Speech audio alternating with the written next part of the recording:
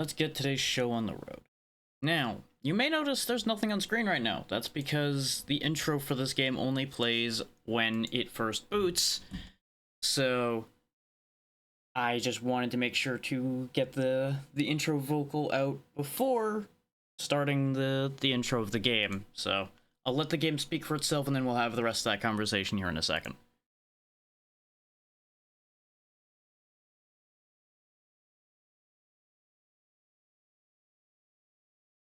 You know, when it decides to appear on screen. Come on. Come on. There you go.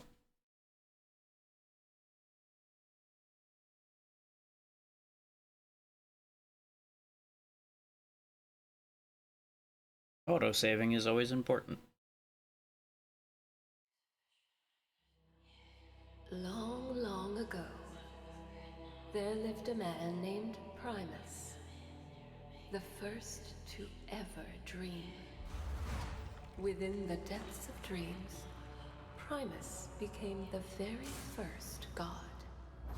But thereafter, the barrier between dreams and reality shattered.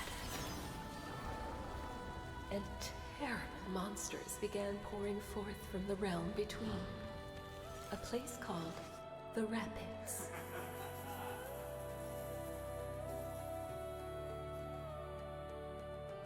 Some saw this as a catastrophe, while others saw it as opportunity.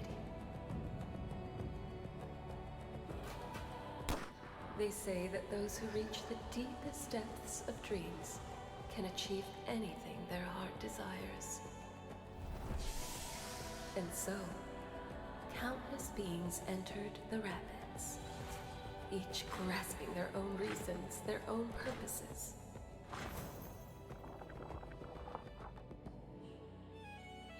But these are their dreams. I wonder, traveler, what is your shape of dreams?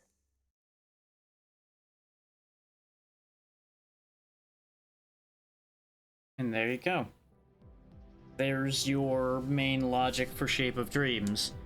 We're all here to fulfill our dreams. And perhaps while we're at it, stop that whole monster problem. I am going to put the flashing light warning on screen, but I did turn down, or in this case more or less off, the main culprit I saw of the flashing, because they did actually, after the demo, give you the ability to reduce the kill screen flash. Basically, every time you killed an enemy, the screen would light up. Thanks to that setting, it doesn't really seem like it has that much flashing anymore, but be advised about it regardless. It is worth being cautious about these things. Now, as mentioned in the posts, this will be a solo job today. I do really want to get to enjoy the co-op with people, but I have not yet succeeded in engaging with that. Our dailies right now are defeat 60 snow wolves, reach the Starry Dream once, play as Ubar twice, and defeat 6 more heroic bosses. The heroic bosses up at the top there isn't the daily one, that's the current, like, time-limited challenge, which will get us something. The rest of these get us meta currency, which I do want. I want as much Stardust as I can get my hands on. And to go through how all of that works right quick, once we get to this screen, I'll explain. So say I picked Mist here. This constellation over here is what your meta progression is pretty much solely tied to, other than unlocking other characters, which they all require the tasks you see above there. I picked up Vesper by getting to the Starry Dream, but that's another conversation. But if I click into one of these, all of these can be shared amongst all of your characters, and they come in 3 flavors: Destruction, Life, and Imagination. I don't know why the M's a little messed up there. Oh, there's also flexible ones that can be placed anywhere, but they don't really have a category, per se. So we'll get to those in a minute. But as you can see, there are corresponding slots. You can put them in other spots, but they will have decreased effectiveness in spots that are not their own type. Except flexible slots. Flexible slots, as you see there, can hold anything, and they'll work just as well. You gain more slots by leveling up the character by playing with the character more. Not really a complicated concept. And if you have played the demo, your mastery can carry over, but you actually get to pick how it carries over, which is really neat. You can actually assign however much of it you want. I kept mine relatively close to how my mastery laid out from the demo. As in, predominantly it went to Lacerda, I put a bit of it to Mist, and then a very small amount to Yubar. Because we had done reasonably well on the one Mist run we had done. I had played with Lacerda more than once, and we'd only played with Yubar once. So I kept that relatively consistent. As you can see, they're all laid out with the stars I've purchased, some of which being character unique ones like Premium Gunpowder for Lacerda here, which increases their attack power by 10. That is not reflected on these numbers here, as far as I'm able to tell. Because I checked directly after slotting things in, and it did not change these numbers. So your numbers will be further increased compared to what this says here. And I believe the +1s and such are from your mastery level, I do believe? Like, I think all of these statistic increases are as a result of... It's either your mastery or these star counts here. I'm not sure which. And they all have their independent stories in case you're interested in learning that. That's their motivations and such for being here in the Rapids, seeking the end of the path here to get their wish. Like, Lacerda wants to find his wife. Mist wants to help her sister. Vesper looks to be...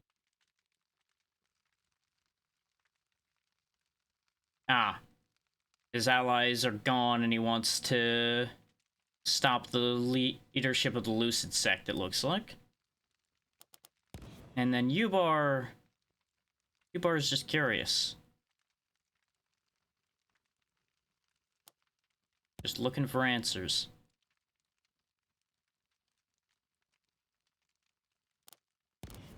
As to who will play as first, I've not played Vesper at all, because I only unlocked Vesper at the end of the last run I was doing, so I think we'll start with Vesper.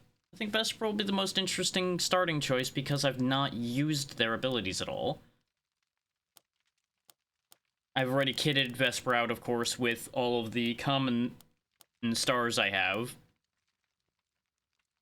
including one extra one of his own, considering he had a very big max health increasing one, and his main shtick seems to be durability, considering he's got the melee tank tag.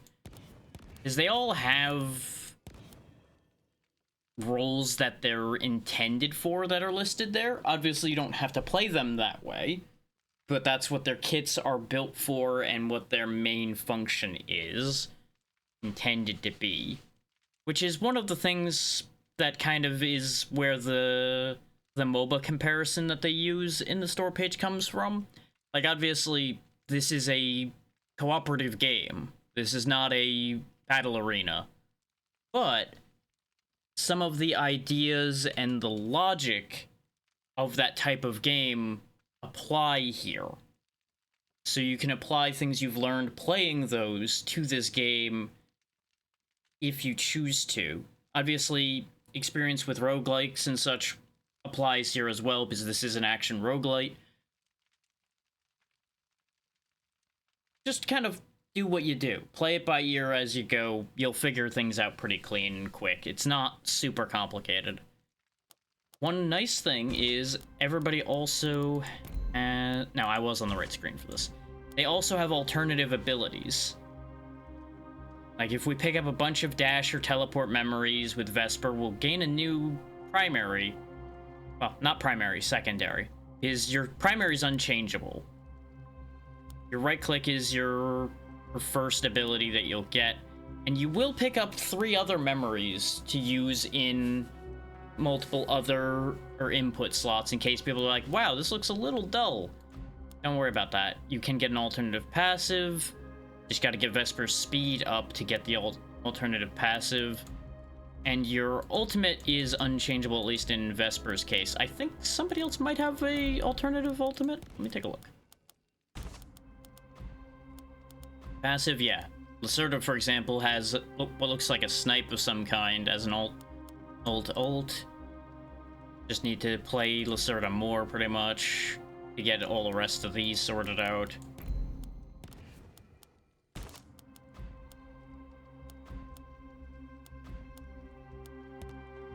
It looks like Vesper might be the only one without a different ultimate at the moment. But I presume that'll be added as things go. This was not listed as being in early access, so it is technically a full release, as we are at patch 1.05.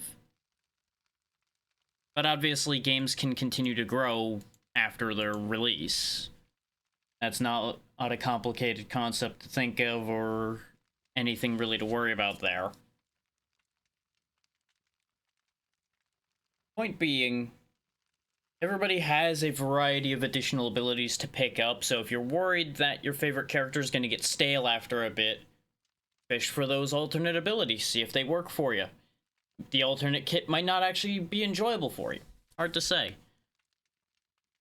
The only way to find out is to try it. And you can spin them around, but you'll notice they do, like, auto-reset, so you can't stare at them from that angle for too long. You can spin them. Whee! And you do have a bunch of presets you can use for your stars. I anticipate that being a concept that I'll worry about far in the future. You do have emotes you can get as well.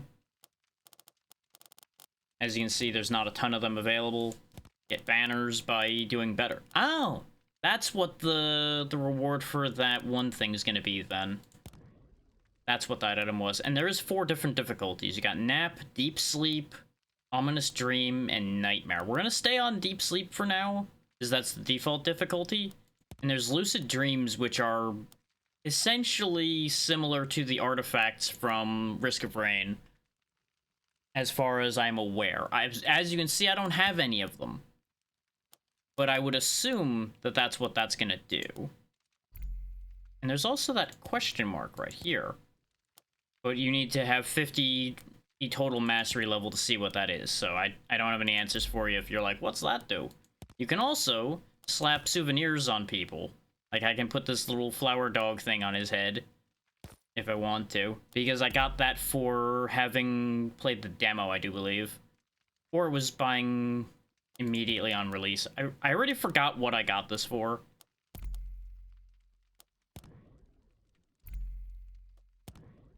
But it was something involving being an early player. But with all that rambling out of the way, let's go ahead and get this gameplay started, shall we? And I'm gonna go ahead and throw that save away, because that was me just audio testing a few minutes ago. There is a chance that the audio's gonna be a little off still, because obviously I didn't test every ability. Some abilities may have louder sound effects than others. I did lower it a little more than I thought I needed to account for that, but there's no guarantees. Okay, so we got a bonk. Got a big bonk. And I'm not gonna just press my ultimate. Ultimates are charged by attacking and being attacked, I do believe. I know attacking charges it. I don't know if being attacked charges it is the only question mark. Good amount of AoE on Vesper's attacks here, so that'll be good. And let's see, we gain just 80 more max health. Every 4th attack becomes a critical strike, knocking back enemies and stunning them for 1 second. When Resolve hits an enemy, restore 3% of max health.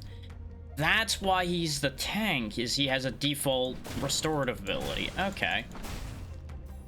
I do appreciate that both the melee heroes in this game so far have a means of self-sustaining. Because Mist has a shield generating ability that she starts with as well, which is pretty potent. Great way of getting the fighting for a lot of enemies at low health achievement if you're interested in that, because I got that completely accidentally in my first Mist run and of the main game.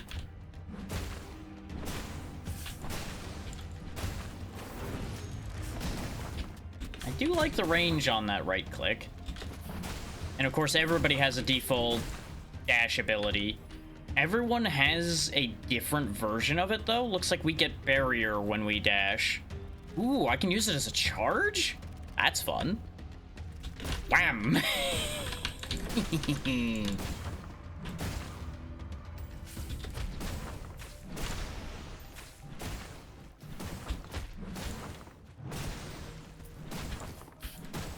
Crush the spiders, crush the spiders, crush the spiders into pudding.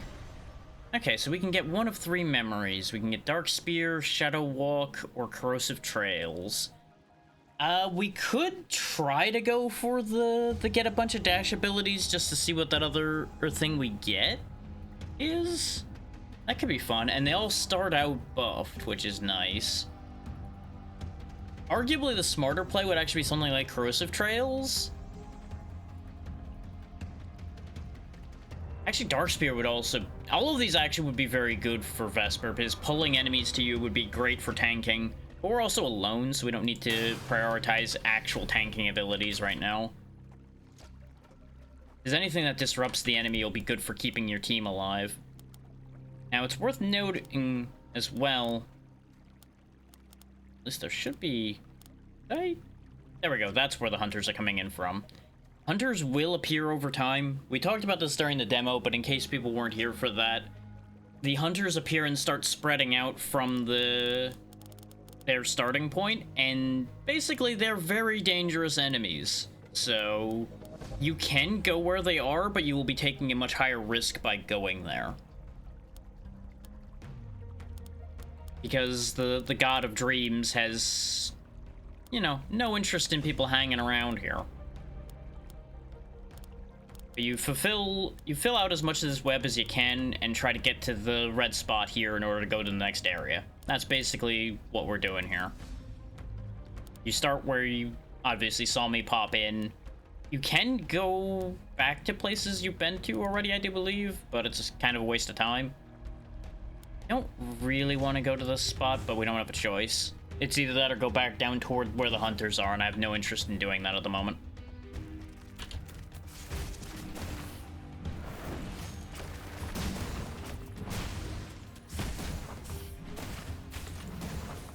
Hey, Anxiety. I have had a good time with it before. Obviously, you were there when I was playing the demo. I have high expectations for this holding up. But based on the little bit I've played, it's definitely held up so far. Hopefully you're having a good time with it as well.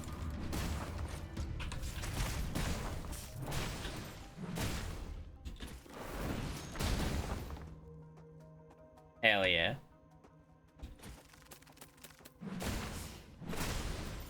Just keep crushing all the spiders with my giant hammer. Do do do do do do do do do do. I have a very mixed relationship with tank characters in MOBAs and basically anything really. Usually I find them not that interesting. So far Vesper's not super resonating with me, but he's not bad either. Like, he's aggressive enough that I'm not bored, which is usually the problem with a tank, is tanks are just usually a lot of stand there as far as the ones I don't like. Like, sure, you have durability for days, but your whole function is to survive, not to actually do much to participate. And I just don't find that interesting. Okay.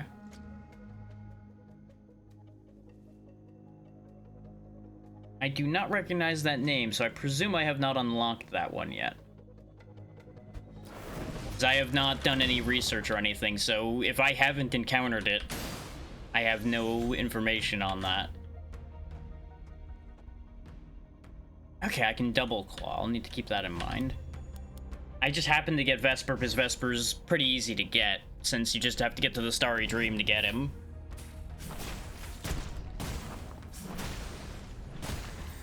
As far as this version goes, compared to the demo, this is, I think, my third run at all? Might be only... No, it's only the third run technically because of the testing I did earlier. Even though this has been out for a fair few days, I didn't have a ton of time, and I was also kind of stubbornly trying to wait till I could get people to pick the game up. And then I decided I didn't want to wait anymore. Is basically where I ended up.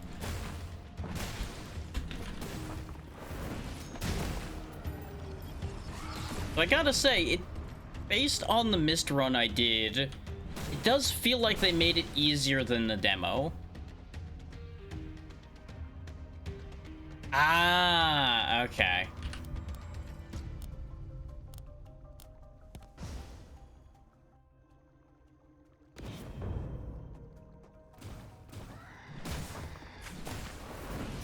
Yeah, I had only used the default set out of Lacerda, Mist, and Ubar when I'd played before.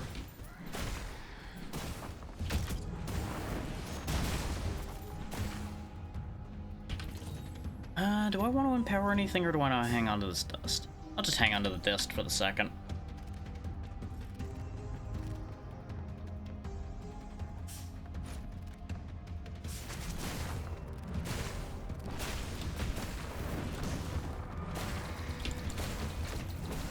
Yep, they've sent a buffed up Leafhound my way. That's fine. He's not really a threat. He'll just be an inconvenience at most. So he is chipping me a fair bit. He's definitely the most damage I've taken from anything so far. There we go. Problem solved. And from the chaos, we can receive a benefit. We would get another one of his ult abilities if I just boost his attack speed, because it said it was, I think, 6 attacks in a quick bit of time was the unlock requirement, so I may as well go for it. Flame Jet. No, not really something I'm gonna want with Vesper here. I don't think Vesper's ability power is that high.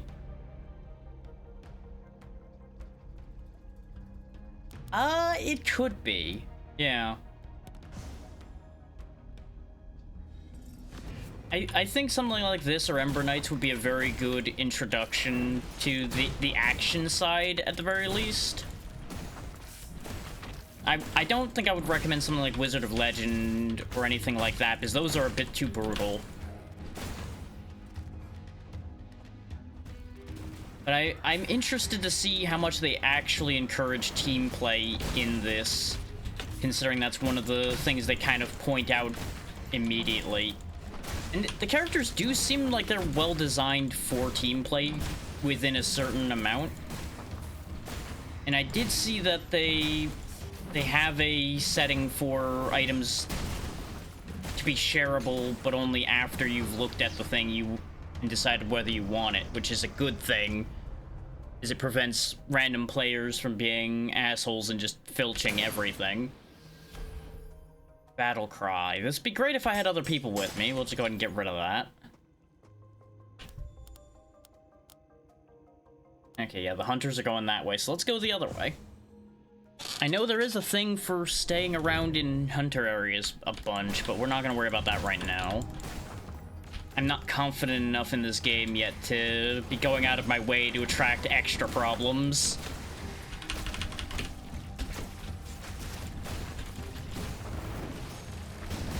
Maybe if I was using Lacerda or Mist, who I've already played as before, I would be more willing to risk things. For all that Vesper seems real powerful, I don't have the flow yet, so I'm not going to take unnecessary risks. Keep pushing that attack speed. Yeah, that's not a surprise. There's always going to be issues with public multiplayer in any of these kind of games, unfortunately. And it may not even be a case of, like, people intentionally trying to cause harm, especially with something like an AFK problem like that. But there are situations that they probably should have accounted for.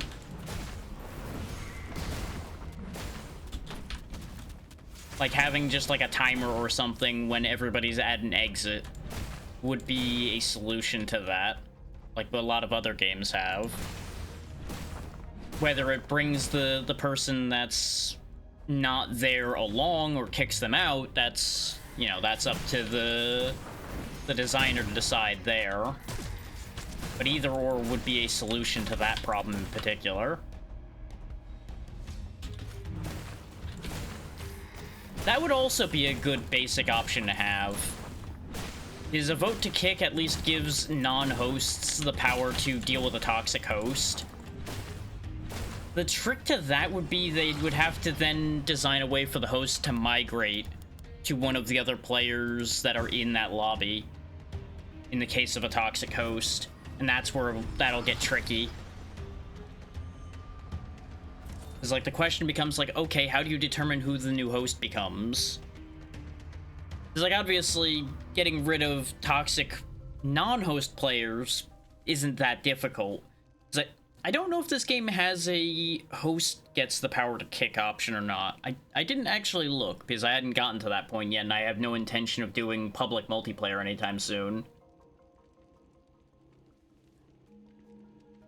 The most I would do once I was comfortable with the game enough would probably be playing with y'all. And that's going to be a little bit, because I would rather be comfortable and confident with the game before I start opening up that much.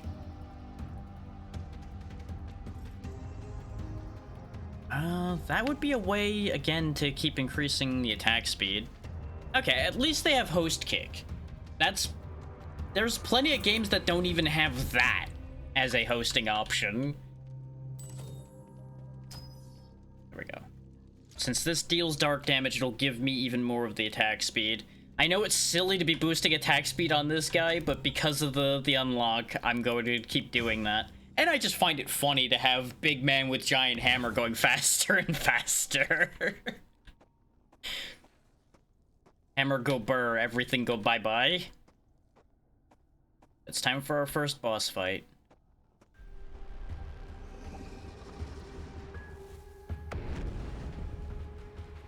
Elphamet.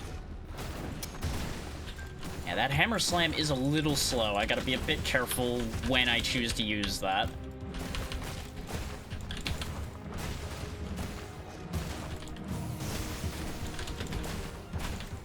Dance with me, fool, dance with me. There we go, there's the 9 basic attacks. The unlock. I do like that they have the unlocks pop up so I don't have to question whether I did it or not. So now I don't need to focus attack speed anymore. The goal has been achieved. That was actually easier to get than I expected it to be. I thought his attack speed was going to be lower enough that was actually going to take some work to get. Then again, we did put 2 attack speed upgrades in terms of the base stats in, and then we did get the buff from our dash. So I guess it wasn't a minimal amount of work, but it wasn't a ton of work either. I can just sit here and soak this and you will lose. There we go. I took more damage than I needed to, but I also didn't want to work too hard on that one. Let's empower our ultimate ability, because that does seem like it's gonna be real powerful. Clean up our Stardust. And we already almost recharged our ultimate, which is nice. And onward we go to the land of Prana. We'll go ahead and throw some money down to get our health back. More often than not, when I was playing the Mist run, I was actually just skipping the guidance entirely because I had a bunch of passive healing bonuses scattered around, so I was just recharging on my own. Armor is very nice. Bear in mind, Vesper's base health is also a lot higher than most, and I've put multiple passive health increases on as well. So I have a lot of health. 820 is nothing to sneeze at.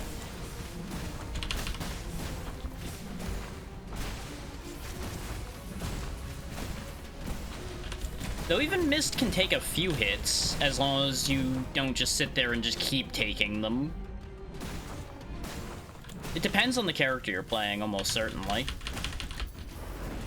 Because there is a fairly significant gulf between in health values from what I saw.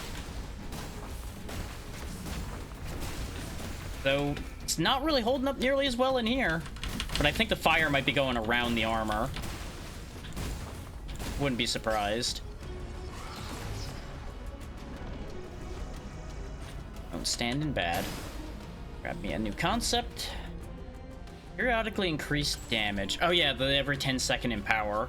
That'll work well on the big hammer slam, actually. At least it should.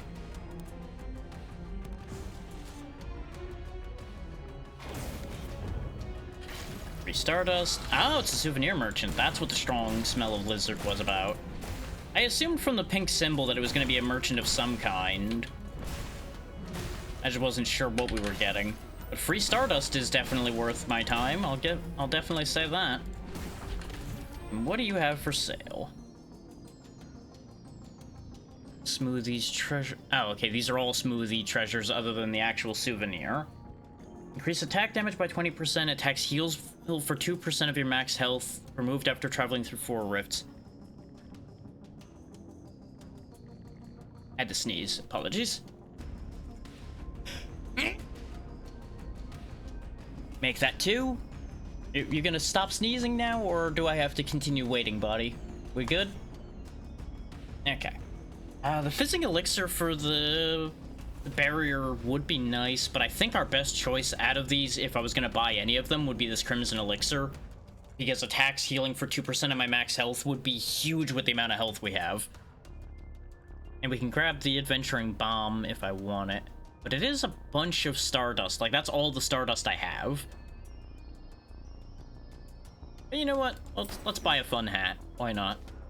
And I'll go ahead and grab the Crimson Elixir, because we are actually getting hurt pretty bad here. Means this merchant's useless to us now, but that's fine.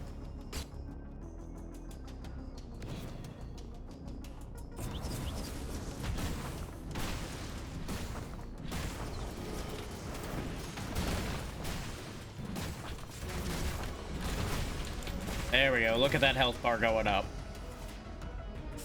That'll solve some problems. Not that we had that many major problems to begin with, but it never hurts to hedge your bets in a roguelike.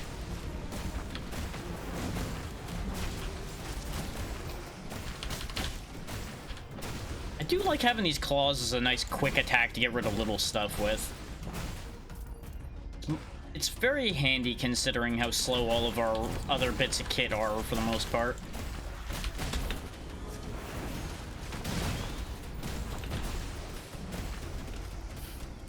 Watch out for these glowing ones. They are immune to CC.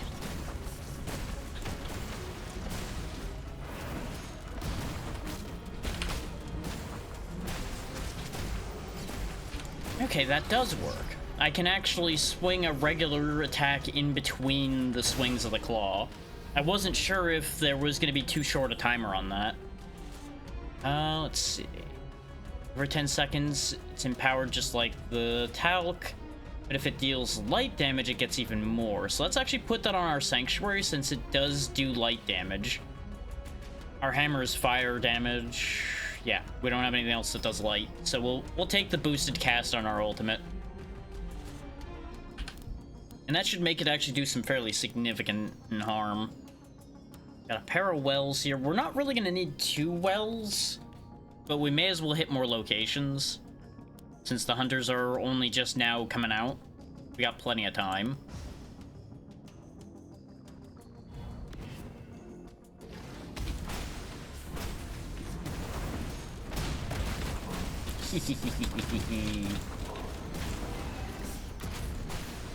That big slam will never stop being satisfying. Especially with how well the enemies just kind of line up for it.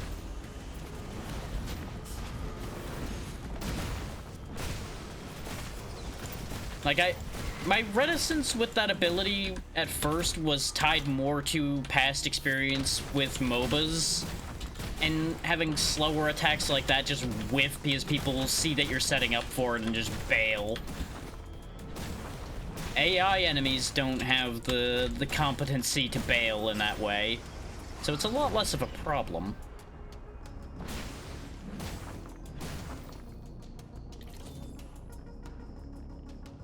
Based on the way this is going, though, let's take a couple hits of Resolve up, because not only is that going to put us over 1,000 health, but this also makes our healing go higher. We will go ahead and snag an upgrade for that, and that. I'm not going to start upgrading any of the ones I grabbed yet, because I'm not committed to keeping them quite yet. You can also upgrade your essences, which is a very important trick to remember, is some of the essences can actually be incredibly powerful to upgrade.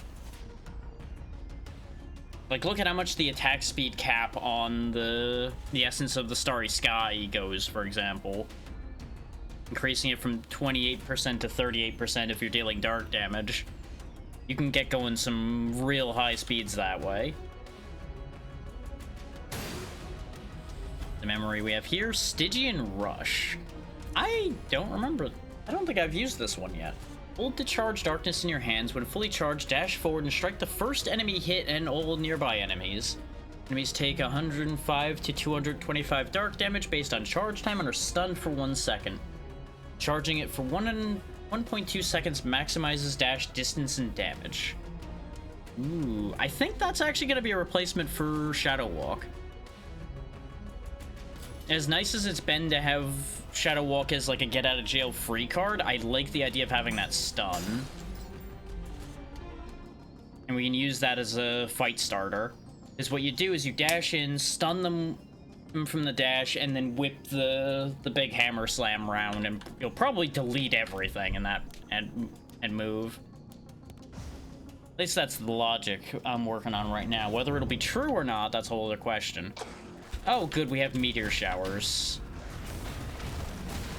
Okay, it is cancelable, though. I got canceled out of it by getting hit, so I need to keep that in mind. Okay, these meteors really suck. For how slow we are, these meteors are a nightmare.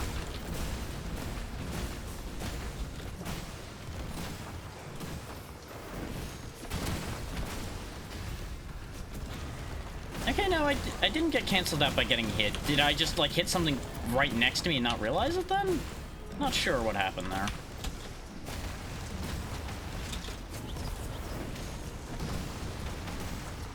It's either that or I reflexively dodged and didn't realize I did that. Wouldn't be the first time. Oh, no, I think I know what happened. Okay. It seems like if you let go without clicking, Stygian Rush just cancels. You have to click at the end of it for it to actually activate.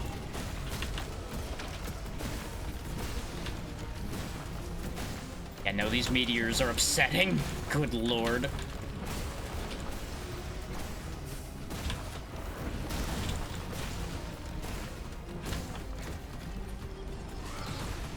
Okay, do the meteors stop now that the fight's over? Yes, okay, good. No, nope, they don't. They're still going. Well, I don't have any reason to go to a well right now anyway.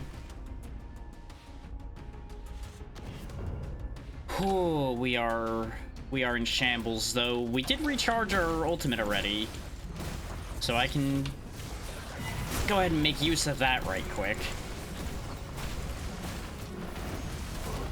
Because while we're protected, I can definitely get a lot of work done to clean up this mess. Get some health back while the shield's in play. There we go.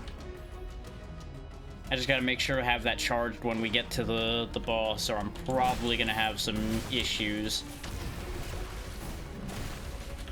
Yeah, no, it's very easy to end up miscasting that Stygian Rush I'm seeing.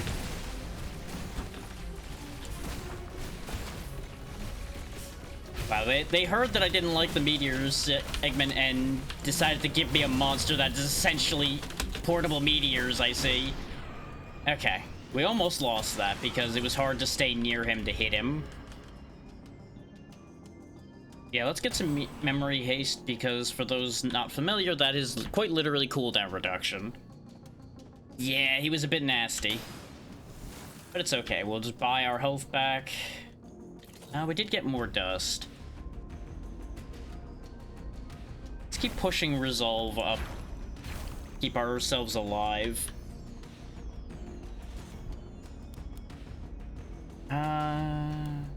Could go to the Shrine of Dismantling. Because we have a lot of health we can spend. And especially since there's a Shrine of Guidance there, we might be able to do some trickery here, depending on how the fight goes. Come on. Yeah, walk into the hammer.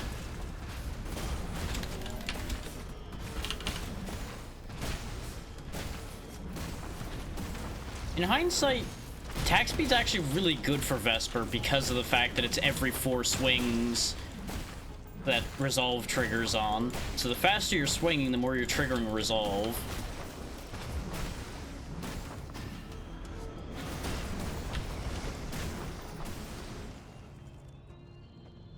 One of those, I probably did that without thinking about it, and then the logic caught up with me afterward.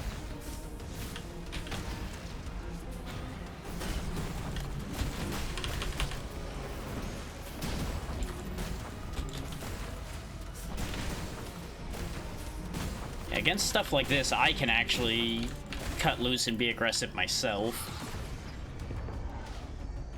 Yeah, Shrines of Dismantling take health and give you money. So we got about 46. We would turn a profit if I healed, but I also don't even need to heal with the amount of damage we soaked there. So we'll just carry on.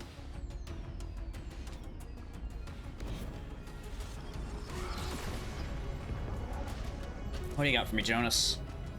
The Essence of Aftershock would be really nice, because it would be another stun. Because what you would do is probably put it on the Ice Claw, swing in, use that to stun them, use the stun time to charge another stun, and then finally slam them with the hammer at the end. Just basically load everything you have down with stuns. Alternatively, I could go for Lightning Dance instead of the Claw. Welcome in, Charcuterie Cat. How you doing? Yeah, Lightning Dance is really good. It makes you invincible for a little bit. The Claw already has a stun built into it. So far, so good. Yeah, this only helps allies, so it doesn't really help us. Actually, no. It does help us, but for half the value, and that's not enough to be spending money on. Next attack will explode. Yeah. Let's grab that. We'll slap that on our claw. Because the idea is it may allow me to trigger the explosion twice. Because in theory, each attack of the claw is a separate cast because it is activated twice. Let's go ahead and fight the powerful forces that are up here, and then we'll go fight the boss.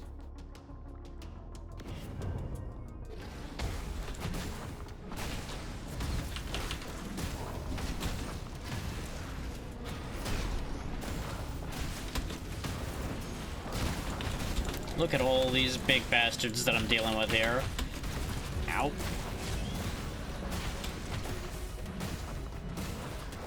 Just mildly delusional, it's fine. Just buying my own hype for the moment, it's okay.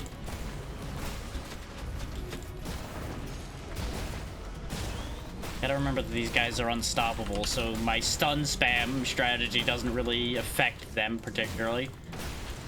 But thankfully, none of them are strong enough to be a big problem, so we're actually gaining health out of this scenario here. Okay, Transcendence. What do I want to transcend? I don't remember what Transcend does. I think it... yeah, it replaces it with random rare memory, which is why you can't do it with any of your starting kit. We could replace one of our essences with a rare essence, though. And I think it'll be this Talc, because it's not that good. It's now a Essence of Composure. Extra critical strike chance, but you lose it when you get damaged.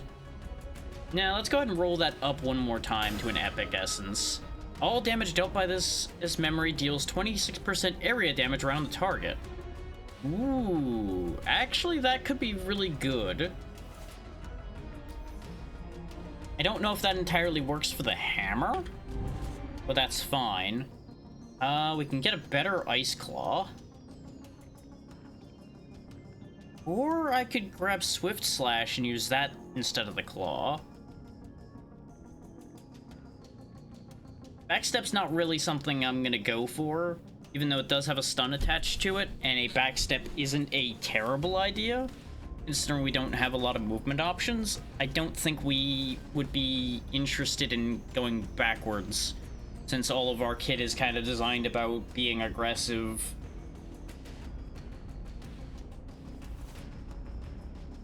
We would put ourselves at a disadvantage if we're not continuously attacking.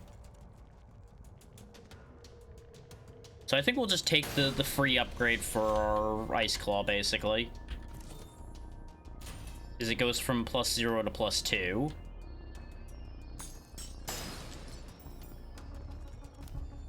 Alright. Area 2 boss now. Let's see what the Land of Prana boss looks like. Because I'm assuming each area probably has a different boss. Don't need the healing, and we're also too poor to heal anyway. Oh yeah, it's a big fire boy.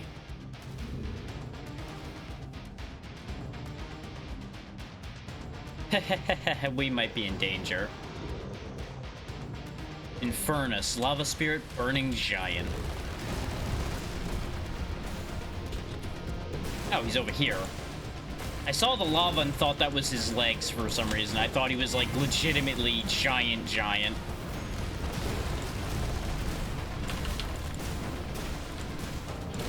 Use the Sanctuary to shield ourselves in the early fight.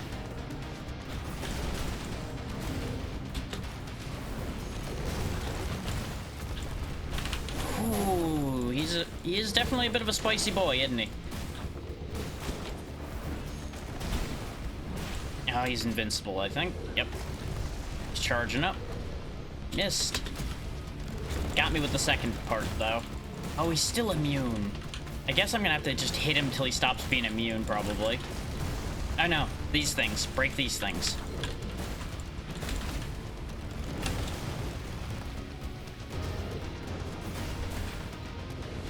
That's mean placement, by the way, having it behind that wall there.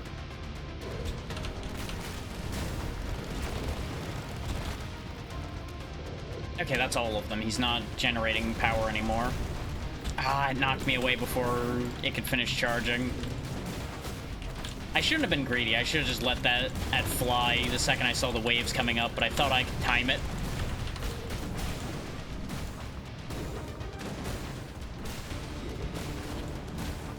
Yeah, this self-heal we have is so strong.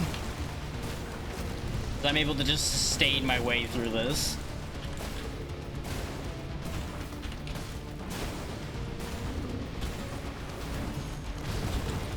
Our damage may be kind of mid, but if we can't die, we can't lose. Oh, that's bad timing. Because we can't take advantage of our Sanctuary, since we have to go break these. That's actually really, really nasty that he can just become invincible for a while till you break these. It's not so bad probably if you have other people around, like at least one ranged attacker or at least somebody who can move fast to kind of pull up the slack for somebody like me that's real slow.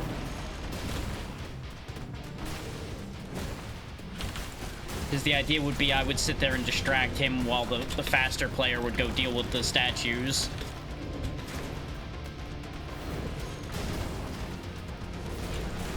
I took a risk there. Don't think the risk paid off. Oh, spicy. Oh, roasty toasty. I think we're gonna burn to death. Nope, we healed enough. We're not out of this yet. We are out now, though. Yeah, I was afraid I wasn't gonna be able to maintain that. I made just one or two mistakes, and that was enough to turn that fight against me, unfortunately. Vesper's fun, though. I had a good time with that. And that fight is actually fairly reasonable.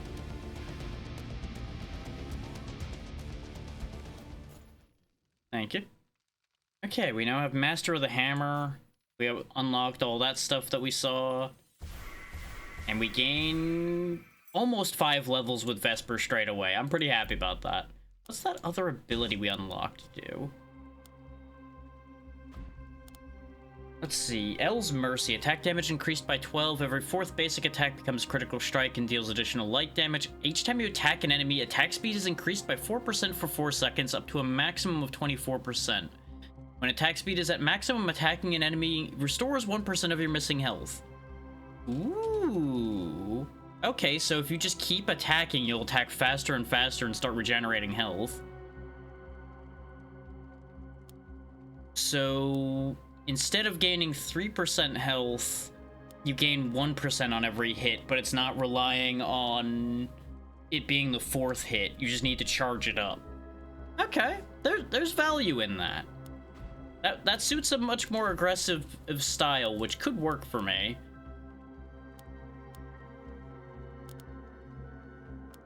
We won't keep on with Vesper at the second, because I do want to keep it varied what we're doing in here. But that is a nice thing to have unlocked. Since we did melee first, we'll do either Lacerda or U-Bar. I do usually play Lacerda, so we'll do U-Bar first. What are your unlock conditions for your other ones again? 140 ability power, deal 400,000 light damage, and 55 attack damage. Okay, none of those are too bad to get. That should be entirely doable. And unfortunately, I did spend all of our Stardust on a hat, so... Oop. We have that on our head now. That's just our life now. We have a weird little eyeball thing floating above us.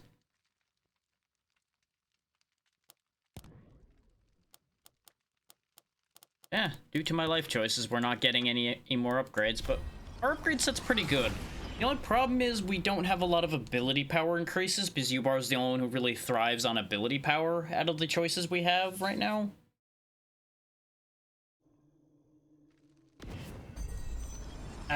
Which missed achievement are you talking about? Because isn't there a few of them? Oh, yeah, that would be difficult. I didn't even see that was a thing, because I hadn't gone and looked at that yet. Okay, hunters start there, so we can loop around this way and still be gone before the hunters get here. Yeah, defeating the boss that fast would be difficult.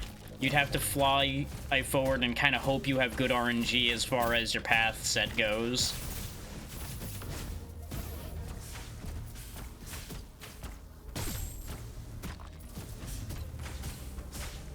Dum-de-dum, cooking you all with lasers. You can't hit me.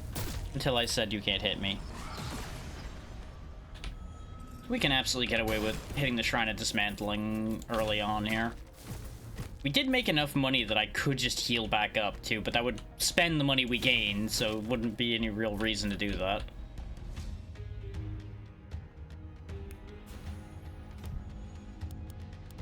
Yeah, I guess you would have to just, like, rush to the boss with just default gear for the most part.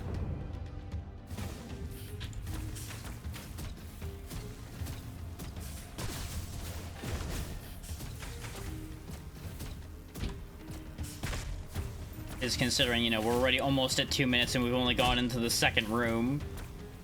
But then again, U-Bar's kill speed early on isn't great outside of either using your ultimate a bit or using your right click.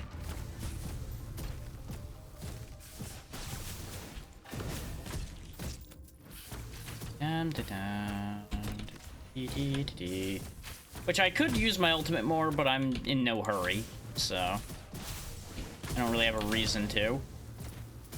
Also taking my time to get a feel for the movement again.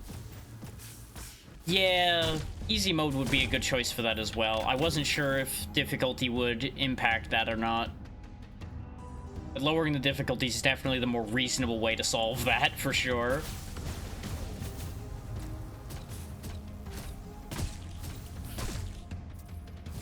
Because I assume all enemies are default less durable and there's less of them, probably. So that just massively decreases your time requirement.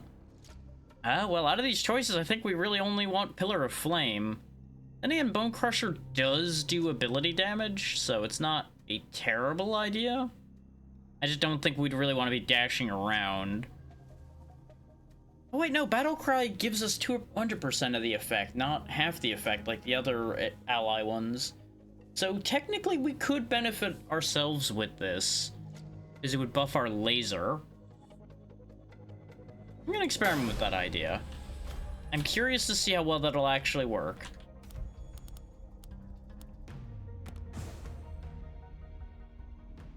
There is a clever logic to that thought.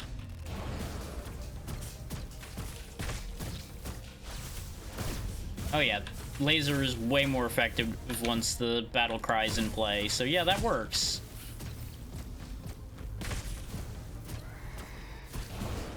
Because not only does it tick more often, but it's doing 14 extra damage per tick. So instead of 36, it does 50. I can live with that.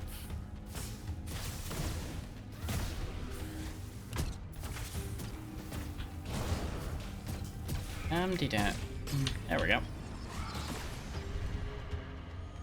We'll go ahead and go with Potent Hatred, take a Potent Curse, and gain good rewards.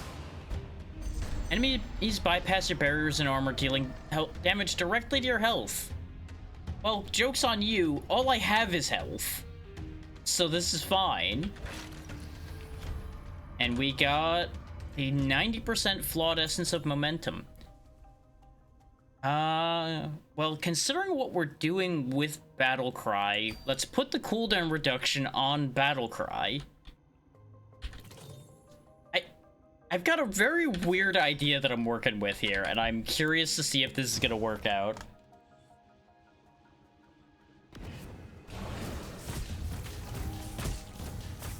Is we make it tick faster, and then every time it ticks, Battle Cry recharges more. Just feeding a loop of being able to laser harder. We haven't quite got it to a point where Battle Cry is continuous, but that's pretty good. I'm kind of down for what I'm doing there. I still can't afford to upgrade it, but I think we really would want to upgrade our basic stuff anyway. So let's go ahead and upgrade our Cataclysm.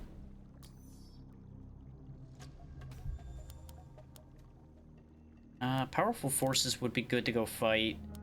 The hunters are going the wrong way to be a direct threat to me as well, so yeah, we'll go this way. Otherwise, I was gonna go up and around, but if they're going in the wrong way to be a threat to me, I don't have much to worry about right now. Because thankfully the hunters don't just beeline towards you.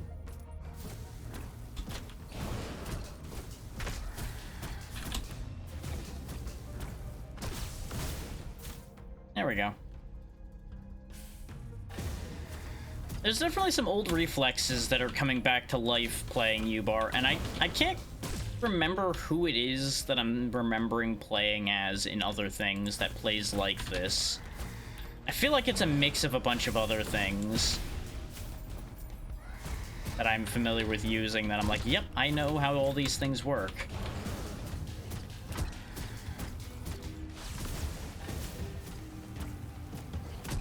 Not that any of what we're doing right now is complicated anyway. It's just timing an explosion and keeping a laser on target. Doomsday Meteor does require standing still. But Blink also would be primarily useful for throwing myself towards the enemy, which is not something you want. Oh, it is treated as an ultimate, though. Does that replace mine when I pick that up? No, I just have a second ultimate now. Okay, sure. That's a choice. Got an ominous presence ahead, which may make life interesting. We'll see.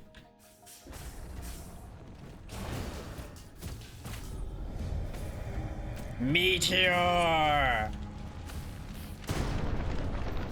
Okay, you know what? That's worth it.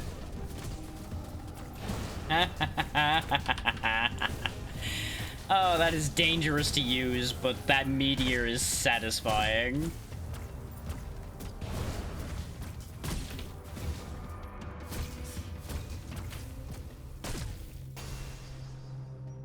Whisper of the Void.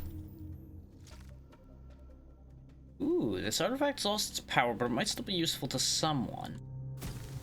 Well, we may or may not ever figure out what to do with that, because I might die before we figure that out, because I am getting myself into danger a little bit here. I'm being greedy at this point.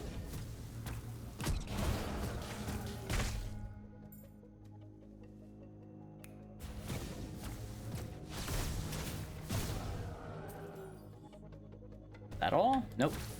There was a spider warrior. Oh. Eep, eep, eep, eep. I'm having to be a little bit too mindful of my positioning to really make too much use of our battle cries right now. There we go. Made it work and came out of that with extra health. Level up our memory would be nice, but ability power makes everything better, so we'll take the ability power. Because it's either make one memory better or make all of my memories better. Because everything we have is based on ability power. Flame Jet is a good one. Flame Jet's a real good one for you, Bar, except for the fact that you do have to... I think you have to stand still for Flame Jet. I don't remember. Let me just replace that for a second. Okay, no, you can move, but you move slow. A wiser man would keep Flame Jet and get rid of the meteors, but the meteor is just so funny. The only thing I gotta remember is it affects allies and enemies, and I do believe that counts myself.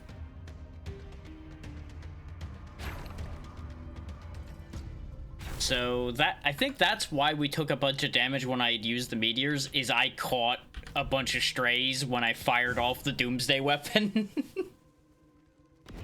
So I fully expect to end up blowing myself up.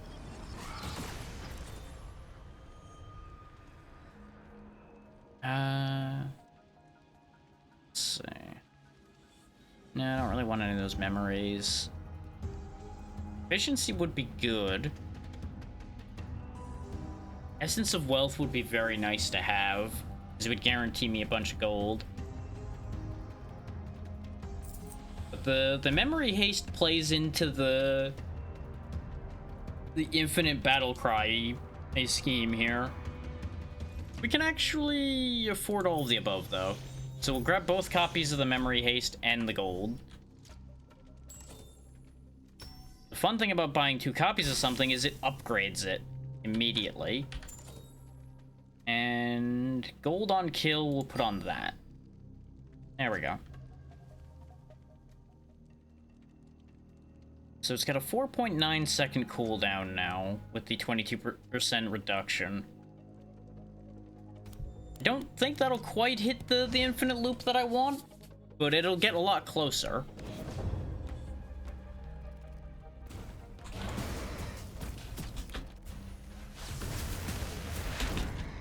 I dodged, but not quite in time. This might actually just be over. Oh no, he was the only thing there. Based on the fact that everything that sneezes on me is nearly killing me, let's get some more health.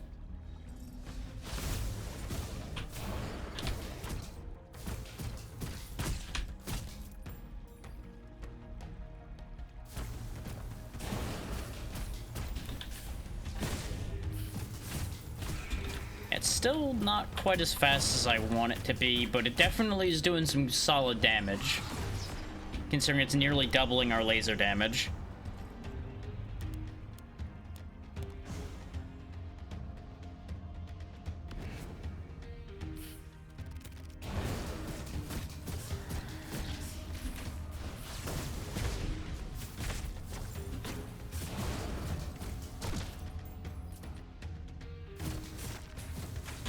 In many ways, it's funny to turn this mage into a potent basic attacker.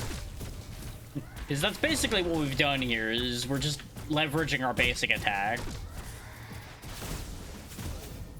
and then supplementing it with the occasional blast. What do we got? Pew, charged fire shot.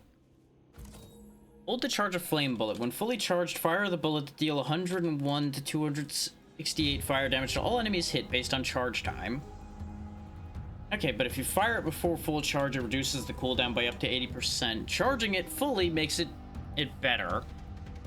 As much as I love the Doomsday Meteor, I think I do need to take the Pew instead.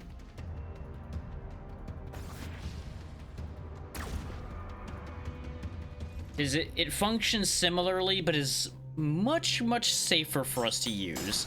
I know people are gonna probably be disappointed by that, but understand that I can only meme so hard right now. Okay, hunters are entering that area right now, so if I jump this way, the hunters move here. And when I jump here, they may... I don't know if they can jump straight to the exit. I'm gonna go ahead and just go to the spot where someone's calling to us, and then go to the boss. We'll just skip the one extra spot. Bunch of free Stardust. I don't know what the Dream Teller's deal is yet, but we'll figure that out in a second. Hello there, I'm the Dream Teller, drawn to you by the power of that artifact you have. That artifact you're holding, even though it's lost its power and looks useless now, it's still someone's treasure. If you give me the artifact, I'll tell you the story inside it. Would you hand it over? Sure, why not? It's not like it's useful to me. Thank you so much. I'm excited to see what story this artifact has. A strange energy. I find it oddly compelling. This formless artifact has some very unusual properties. That familiar feeling, it definitely contains the guide's power, who crosses between dreams and reality, but something's off. When I follow this energy back to where it began, I feel an uncomfortable sensation in my hands. There's something unpleasant mixed inside it. Dreams and reality normally have clear boundaries, only connecting through rare rifts that sometimes appear. The rapids is the bridge between these worlds, but this object has the power to blur those lines. Whispers, this artifact speaks terrors in the guide's voice, but the guide would never create something like this. Someone has deliberately corrupted her power. This worries me. Lately, I've found more and more artifacts whose stories I can't properly read. Someone with twisted intentions is definitely planning something. Be careful in the rapids, traveler. When they were talking a moment ago, I really thought they were about to turn into an enemy because of the artifact we gave them. But hey, we learned a little bit about what's going on. Sort of.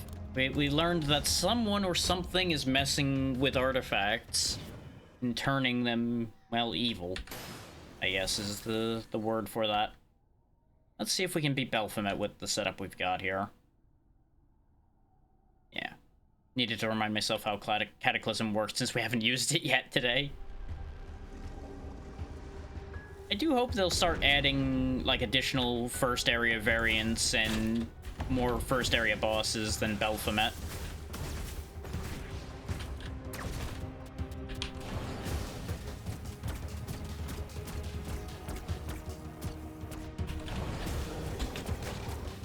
Get melted.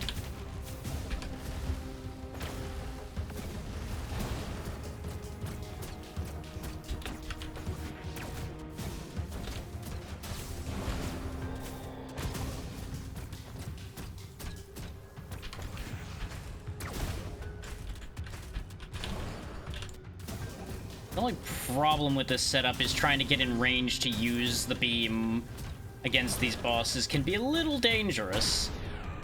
But we came out of that pretty well, I'd say. We almost got all the health we used back.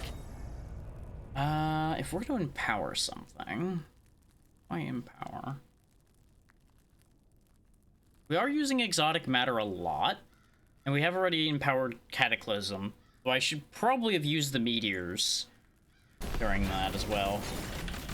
Go ahead and grab all the Stardust. And onward to Area 2 and see if this can go further than the last one. in the Shattered Snowy Mountain instead this time. I think this is where I went in the mist run I did, and I did clear that one, so I think... Was it somewhere else? I don't remember where we were. Well, we'll find out. Depending on the boss I end up dealing with, we will know for sure.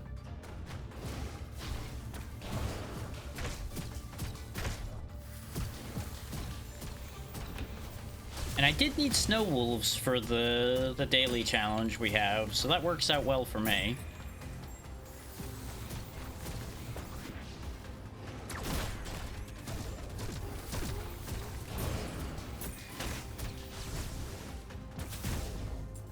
Give me all the free money. I'm not going out of my way to leverage the money bonus like I should be doing. I may actually no, because it needs to damage an enemy, and Battlecry doesn't directly damage. Unless it counts the additional damage of Battlecry for the money, which it might. Lightning Strike. Nah. I've used Lightning Strike before. I think that was actually one of the things we had in the U-Bar run we had done in the demo. I don't remember. I feel like that's true, though. Just buff the hell out of Battlecry. Yeah!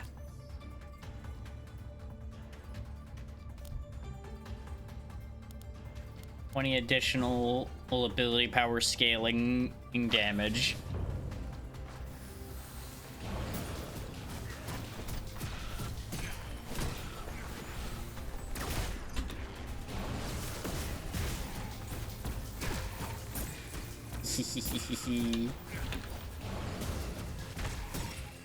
Yeah, no, we are actually getting real powerful. Not as powerful as we could be, but definitely potent in our own right.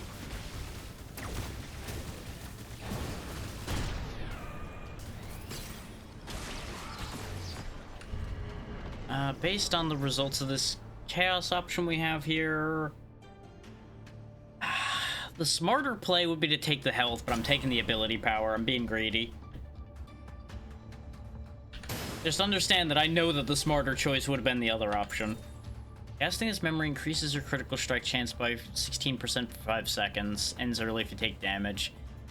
It's not going to be great for us, but I'll go ahead and put it on Battlecry because at the very least it works well with the increased attack speed. It's probably the only synergy I'll be able to get out of the stuff we have there. So critical strike chance just doesn't really benefit us in particular that much anyway. Don't really need a well that badly. Don't have information on anywhere we're going here, but we'll hit more nodes if we go down south. So we'll go down south. Rid of this notification so it doesn't distract me. Okay.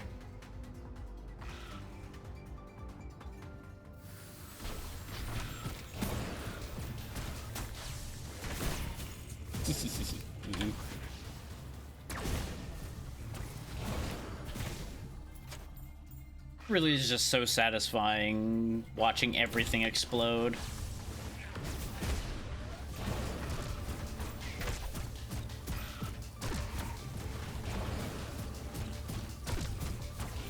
Yeah, that increased critical chance really isn't hitting the way I would like it to.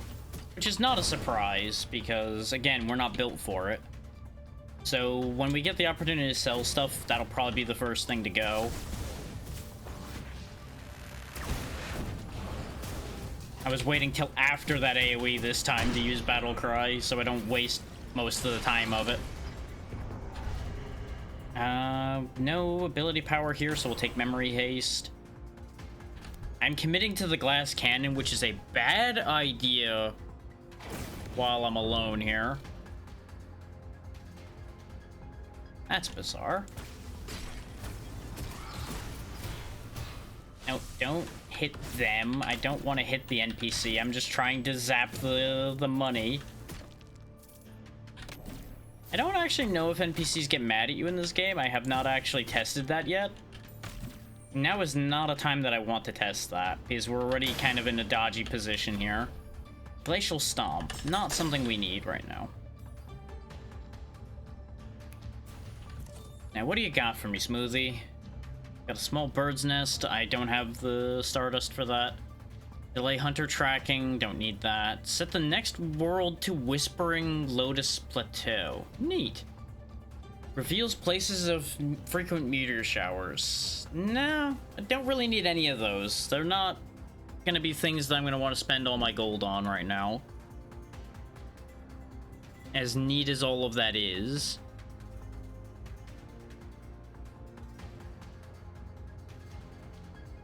Okay. Keeping track of a bunch of things, don't mind me. I know I'm distracted today, but let's be real. How often am I not distracted, right? Right. Either way, onward and upward.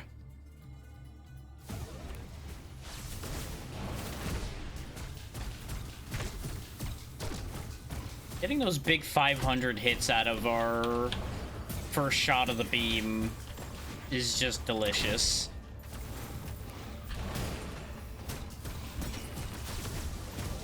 And the better we make exotic matter, the better those hits are gonna be.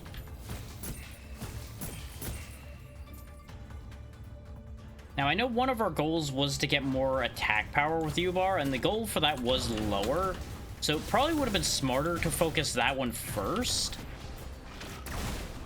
But I'm figuring we'll get more benefit out of the 140 ability power than out of the attack power. Despite the fact that I'm focusing on using the beam, which is attack power based.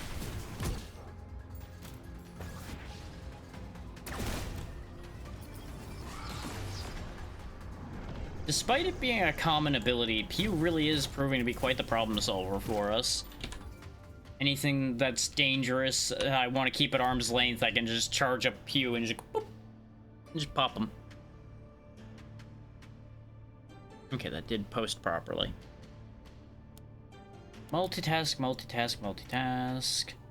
Yeah, the hunters went north. Well, they went both ends, actually.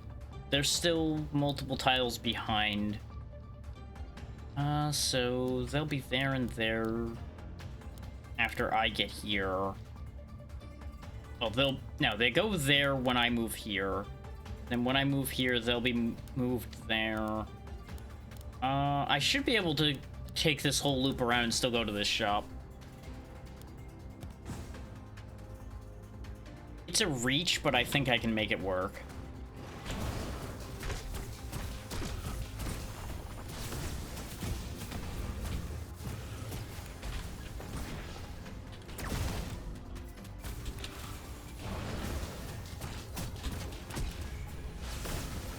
There we go, just clean up.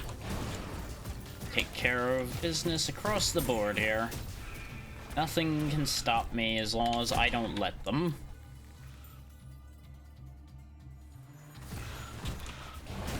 We do have a very significant sustainability problem.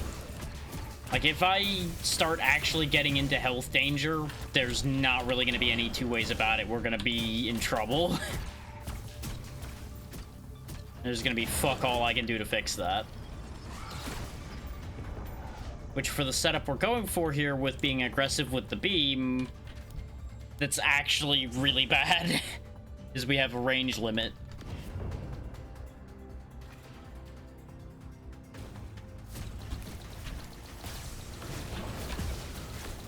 Now we got Arrow Guy. Which is probably, like, the worst option for us right now. Especially combined with an enemy that can stun me actively here. Thankfully, he only has so much durability, so he can't sustain in what I can do for long. Ability power. What's our ability power at? Can I even look? Do I have stats that I can look at? Now, this is all just information. No, I don't think I can actually look at what my ability power value is right now, can I? Oh, there we go. Control is the button for it. we got a ways to go. We only have 93 ability power at the moment. So I still need 47 more to get to 140. I really thought our ability power started higher, but I need to remember that I don't actually have any ability power bonuses in my constellations yet.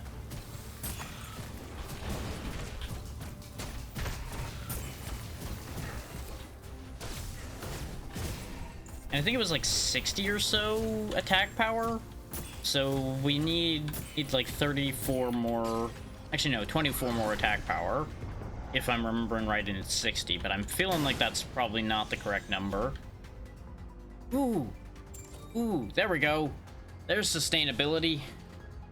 If this memory is cast in combat, restore your health by 32 over 7 seconds.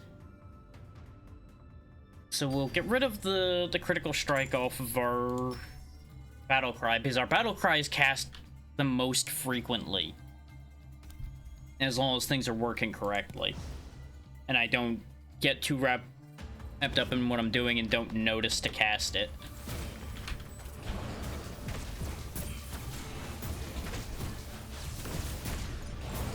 So I can use that to just keep healing over and over and over.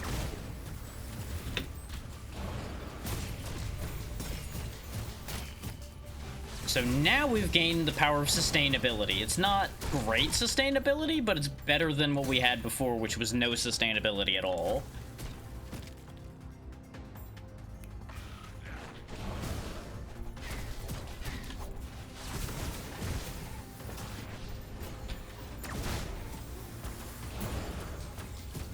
So all that incidental damage we've been taking is no longer a crisis, because we can recharge off of all of that. Essence of Quicksilver. Movement speed up when dealing fire damage. Well, the only thing we have that deals fire damage right now is Pew. So whenever we use Pew, we'll actually gain some move speed, which works out because it'll balance out the speed debuff we give ourselves. We might run into the hunters when we go to the shop, now that I look at the lay of the land there. So I may have made a critical error, but I had to encounter the hunters at some point. I need to show that off anyway.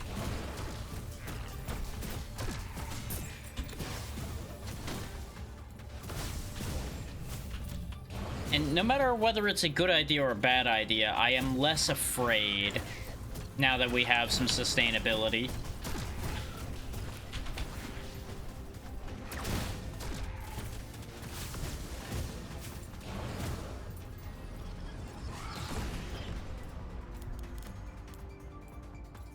Oh yeah, the merchant leaves when the hunters arrive anyway, so I actually threw away my opportunity to go to that shop because I waited too long. I thought I counted right. I didn't. I was off by 1. Well, no point in facing the hunters there then, because we wouldn't gain anything except experience having dealt with hunters, and I have no interest in that right now. Not right next to a boss fight. And this is not the one I had beaten before. This is the one that kept beating us in the demo. Skull, the first challenger. And also a really bad one to be fighting with this setup.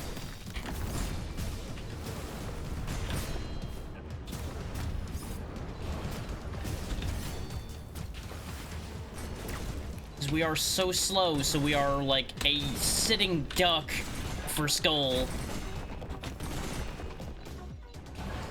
Made all the worse when he hits us with the ice and slows us down.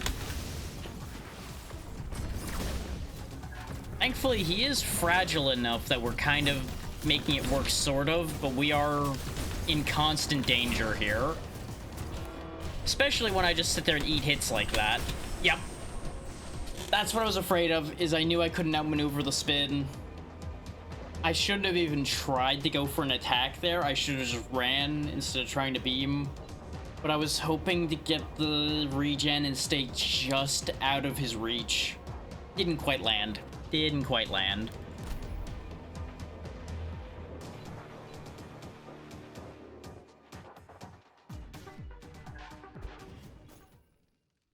But we did find the Whisperers of the Void artifact. We discovered a bunch of stuff, and we did get some levels for Ubar. Didn't do as well as Vesper, but that's not a surprise with a much more fragile character. Now, there's something I want to check here. Is something weird happened over on the other monitor? No? Very, very odd. I'm gonna just assume that Twitch is being weird. I won't call out a name, but there apparently was a recent follow that is not in my activity feed, because I have an email of the follow happening, but I don't have a follow listed in my activity feed. So that's fascinating. Don't you just love Twitch working perfectly and having no issues at all? I know I do. But let's see. We just did the U-bar run. Do I want to go again to fix what we did, since we didn't end up actually getting anything? It was 150, and oh, it was only 55 attack damage, so we easily could have gotten the attack damage one. Well, rip. Considering we actually start with some attack damage boost.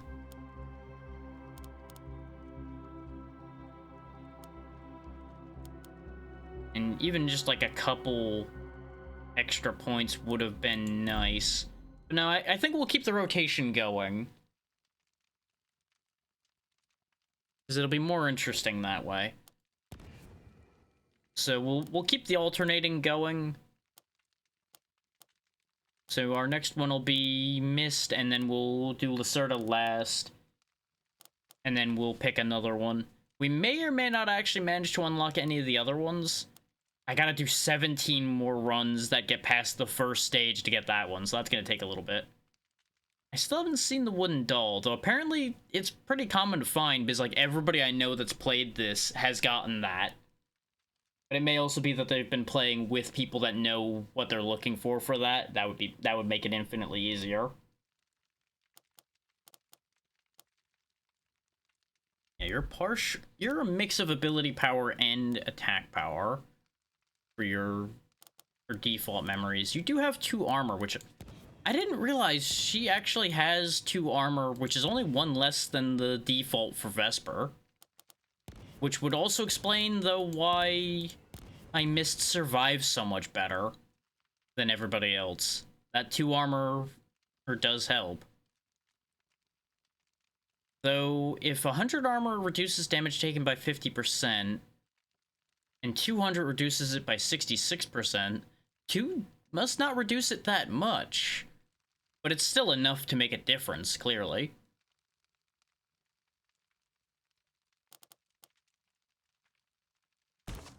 What do I want to spend my stuff on? I probably should finish maxing out the... Well, then again, it's only 20 points of health for 50 Stardust. I don't think it's worth it at that point.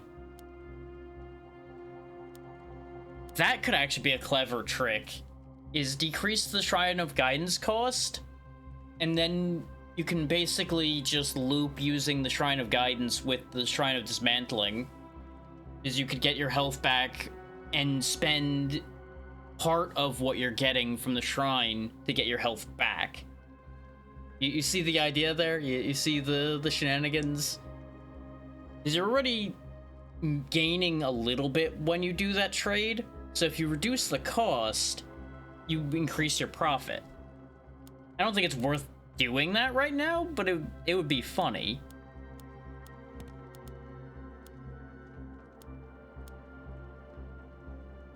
Decreasing merchant prices is also not a bad idea. And of course, a bunch of these are specific memory ones. You'll notice there are ones for the memories we don't have. Ooh, if I had 80 Stardust, this would be pretty much a guaranteed choice right now. His Unbreakable Determination is our ultimate, which is our way of saving our life. So gaining 35% of my missing health when I cast that basically could save a run on cast. Because otherwise you have to hit a lot in order to get a decent amount of health back, because every hit you do while this is active gives you your health. Like, it is really, really important when you are playing Mist to use that properly. And get a flat attack boost. Extra charge speed for the ultimate's also a real good one. Boss damage is good. Like, a lot of these are really nice to have. It's actually a decently difficult choice. The health potion barrier is also really nice, but the health potions are not reliable enough, I would say, right now. If I was gonna do that, I would go for the increased healing potion power first. Or, actually, no, we would go for the increased chance of a health potion to appear. Because that's the part that's unreliable, is the fact that they don't show up consistently enough to be like, yeah, I can rely on getting the barrier bonus from that, as opposed to something that's guaranteed, like the increased armor or any of the other passive effects that are always the case.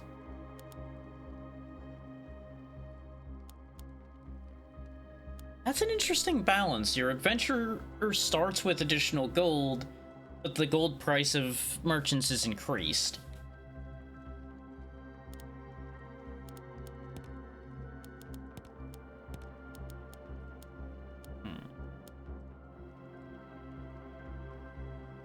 If I had enough money, I would also just grab Second Wind, no questions asked. This was within the Mastery level locked section for us before, I do believe, which is why I didn't take that immediately.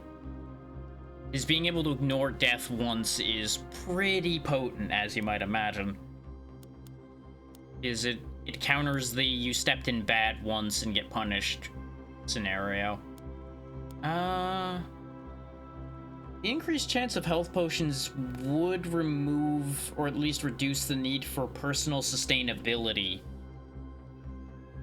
within our ability set, so I think we'll take that.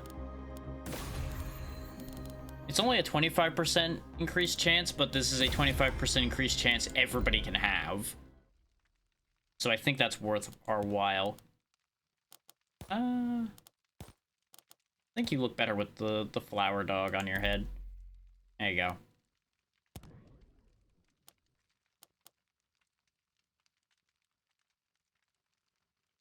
I could try Ominous Dream. Mist is the character I'm the most confident with right now. Mist has been very good to me. It would be either Mist or Lacerda that I would be willing to try Ominous Dream with. And I think I will try it with Mist. This is probably going to go poorly. I'm just going to state that right now. I will probably die a miserable death here. So what we'll probably do is, when this invariably fails, we'll just do another Mist run to actually give you a proper run. But obviously, if this run goes well, we'll just move on to the next character. I also didn't look at what her requirements for her other things were, because I was too busy looking at everything else. So, we'll either get her other moves or we won't. That's just how that's gonna go.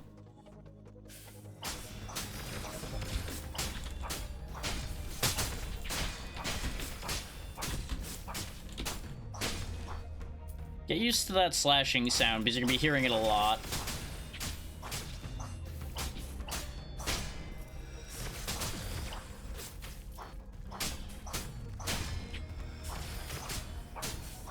Come on. Just accept your fate. Even on higher difficulty, y'all are not any threat to me. We won't go for the second hit of that, I just wanted one hit of it. Especially going into an area with powerful forces.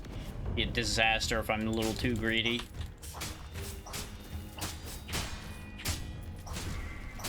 There goes a bot. So far, I'm not really noticing the difficulty increase too much. Spinning Whirlwind is probably the choice. The Channeled Beam is also not a bad choice. Considering this will go faster with attack speed, I have a plan. Now, we didn't take the price decrease, so we're not gonna bother with that right now. Not at the second, anyway.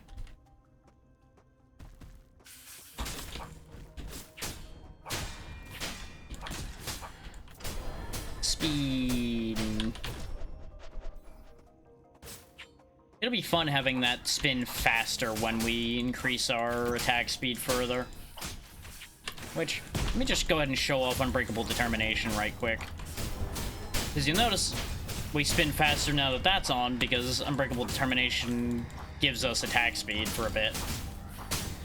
So that's what the idea was to combine that and the Unbreakable Determination. Just spin at speeds of yes. Because you get 12 seconds of being awakened, and this does trigger a quarter of attack effects. So the idea is to get those lightning triggers to happen off of the spin. Purgatory, area damage and restore ally health. Okay. And if it hits a boss, the healing is tripled. Well, that'll help us make more headway toward that 400,000 healing. We're obviously gonna make our... I could make the masterpiece better and get more... for barrier, or I can get more healing off of Unbreakable Determination. Not because it'll directly get more healing, but because it increases the attack speed more. Now, let's just get them more barrier. I couldn't afford both, otherwise I would have just obviously went with both.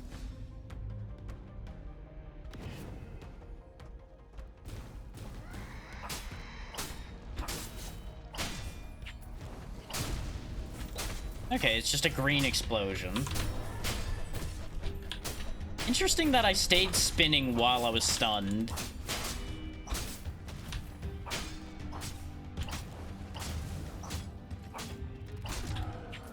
I haven't been missing health at a time when I've been paying attention to see whether that healed me when I used Purgatory or not.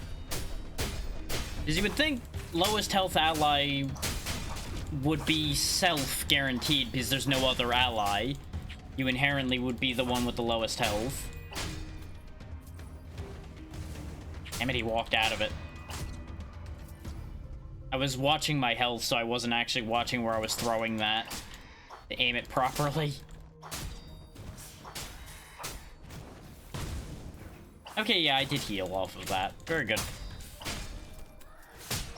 It seems like it would be an obvious thing, but I always check the wording on mechanics just because sometimes they can be funny. If I go here, the hunters will be approaching pretty rapidly, but we will still have room to get away from them. So I should be able to outpace them. So we obviously want to cover maximum amount of ground to get as much benefit as we can. So we're as high a level as we can be before we get to the boss. Not to mention as much money for upgrades and everything as possible. Y'all know how these things work.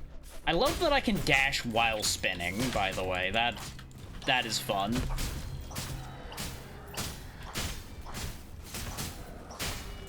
But I have a feeling that the increased difficulty is really going to shine on the boss fight. Because so far, it is definitely a little more difficult, but not like, holy hell, this is a lot harder. Hemorrhage. Empowers next attack to deal damage over time. And it makes the enemy slower, so that's neat. I don't think I want that.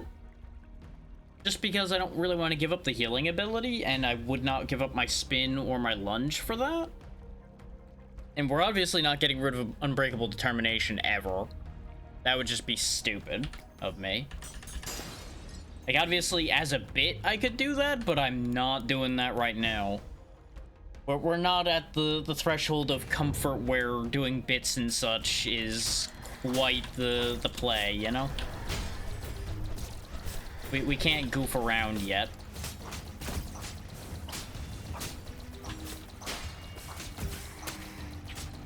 Case in point, how much this Leaf Hound is shredding me.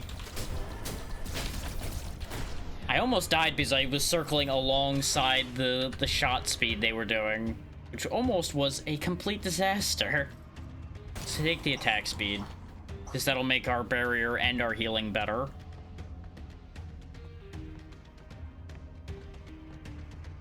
Enemies. There they are.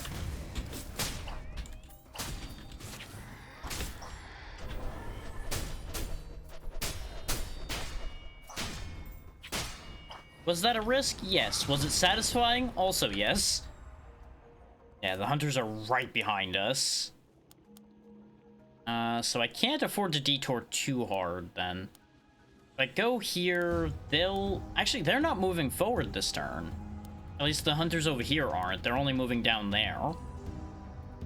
So I can get away with going up here.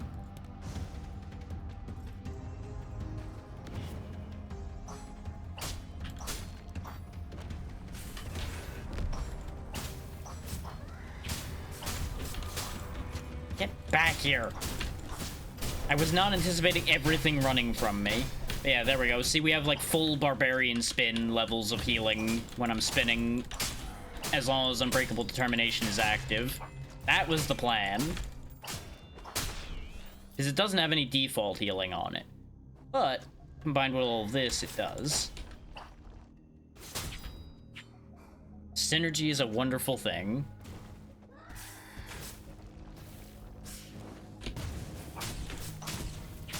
So arguably, I don't really need Purgatory based on that, but it never hurts to have a secondary means of healing yourself in a situation like this.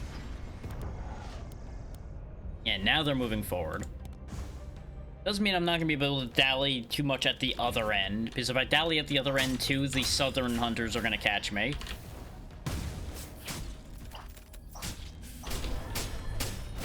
And I don't want to find out what the Dream World version of a bunch of good old boys hunting somebody is like. That seems like a problem.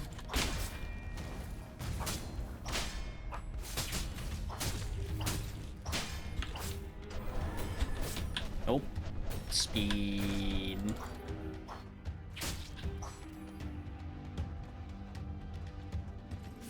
Yeah, if we can manage to win this, we will get a good payoff as far as our Stardust goes.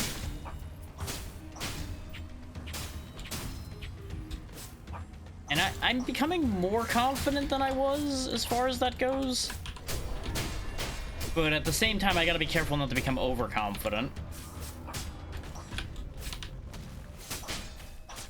Because we've seen what happens when I'm overconfident.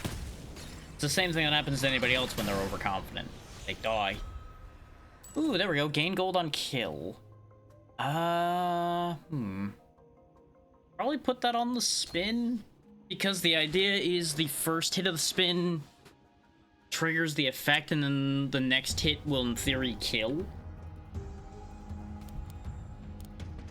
Oh, good. We have a shop we can hit. That may get us what we are actually gonna want.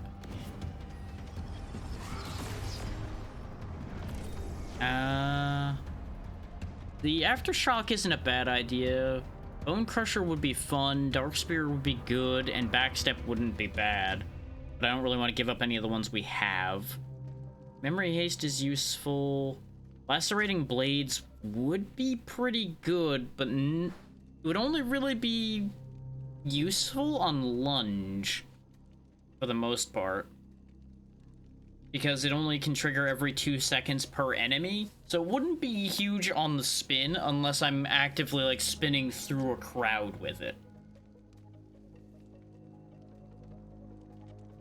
But I think I want the delayed shockwave.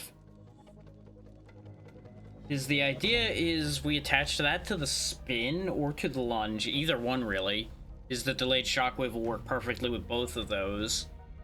And then we get the armor to protect us while we're doing either of the above, really. But since we're always going in with the... Well, we're not always going in with the lunge, but the ideal pattern is we always go in with the lunge. The lunge is the opener, and then everything else follows up.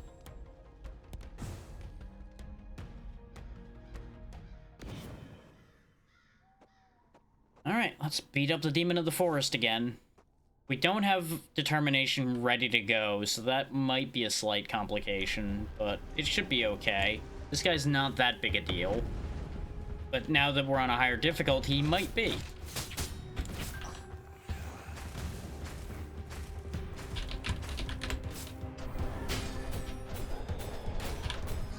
He definitely hits decently hard.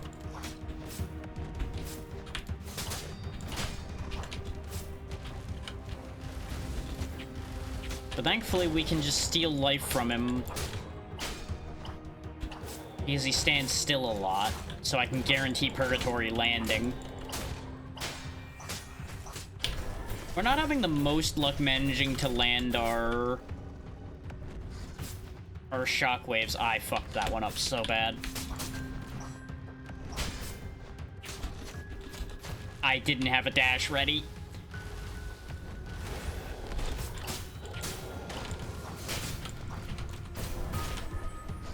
I think being greedy with the spin when he was doing his bullet hell move might actually have ruined this for us.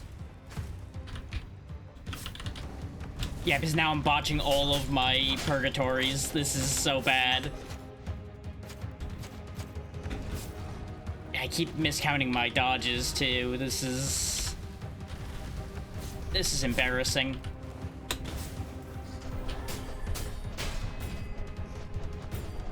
I'm literally waiting for Purgatory at this point.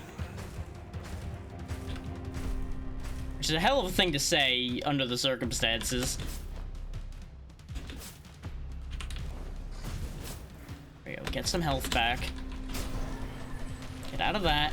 Go in with the spin now that he's done that.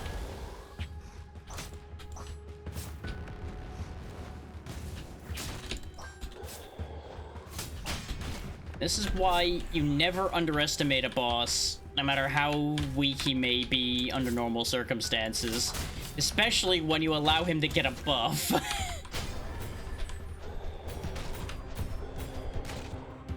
Okay, he was retargeting those way better than I anticipated him doing, too. Eep.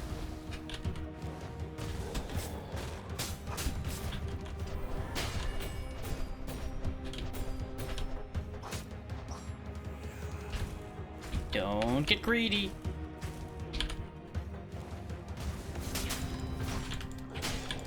Getting greedy is why we almost lost that. Oh, but that's why Belphomet's not that dangerous, is I gave him a very early advantage and I still turned it around just fine.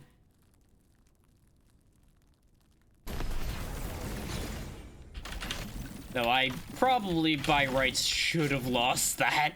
If I didn't have the Purgatory ability, we would have lost that. Because I would not have been able to charge up the Unbreakable Determination enough to save myself there. I would have made too many fumbles along the way. Just because of how many hits it takes to recharge that. Currently, anyway.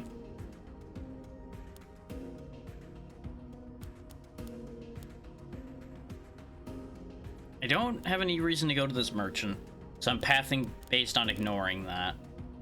I think we just disregard this spot. We go all the way up and around here, and then just ping pong. It's probably the best choice we have. We're hitting maximum amount of targets. Oh, good, the ambush. So how this works is there's an ambush orb further into the stage. Enemies will just keep appearing until you get rid of the orb.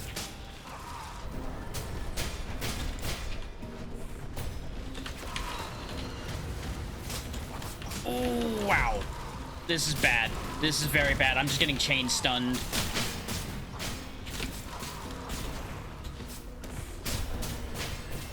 There's the orb. Wow, this is a brutal ambush, though.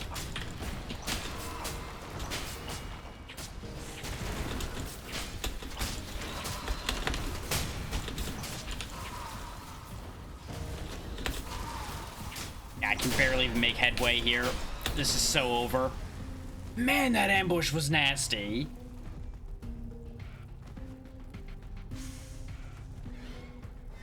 Like, there was just nothing I could really do. Any move I tried to make left me stuck in place long enough that they could just stun me again.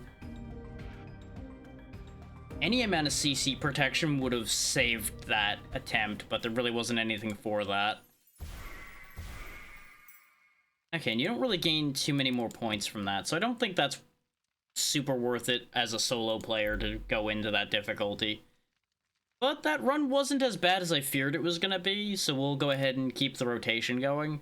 I didn't think we were even gonna get past Belphomet, if I'm honest.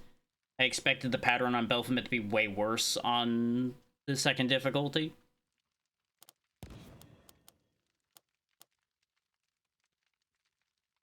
Okay. What were the alternate moves I'm going to need? Defeat elementals. Defeat 70 enemies in a row without taking damage. And, right, the one we were talking about before, get there within 2 minutes, which was never going to happen under the circumstances. Now, yours were 3 more bosses. Stay at high health when a heroic boss dies. And 120 attack damage. Yeah, these are going to be easy. I don't have enough to increase our attack damage to give ourselves an edge on that one right now.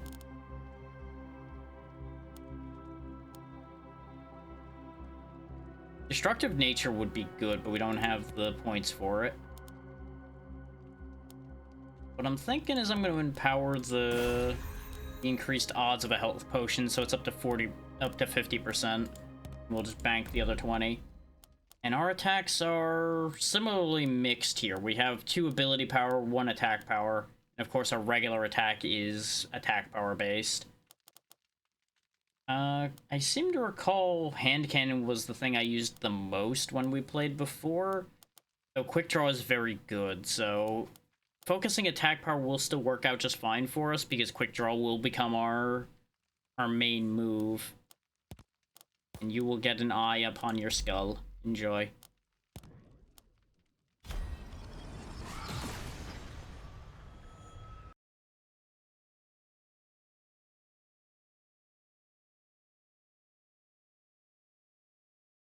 Let's go.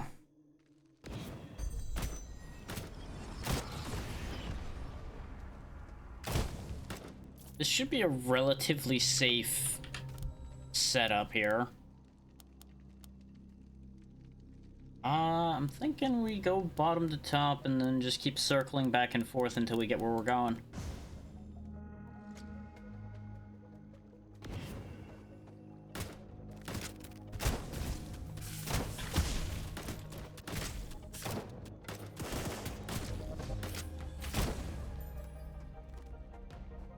You'll notice we don't have an ultimate as such. Like, even Quick Draw is not labeled as an ultimate, even though it is a charge-based move. Actually, no. It has charges. It's not actually charged by being used, by attacks happening. It's a timed recharge, so no. Yeah, he just doesn't have one that works the same as everybody else.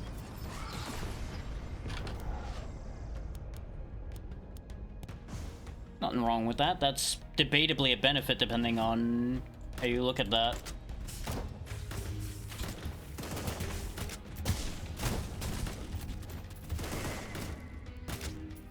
Just keep popping them all like little targets. Nothing to worry about here, because they can't even hit me. Give me a good memory. Not really what I would want. I don't really... Well, then again, no, it pulls them to center, not to me, so that works out fine. We can line them up for everything else.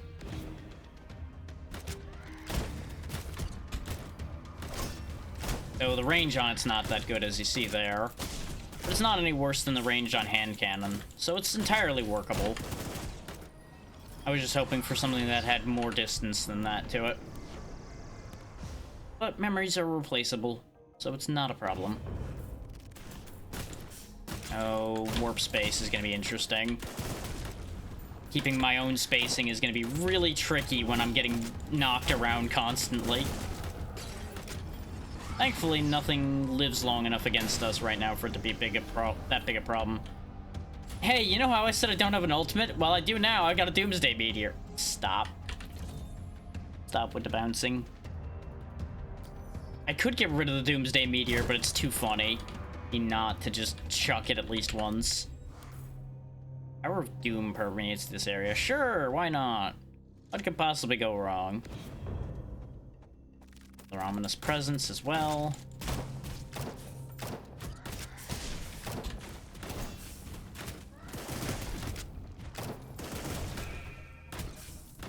First level up, very good.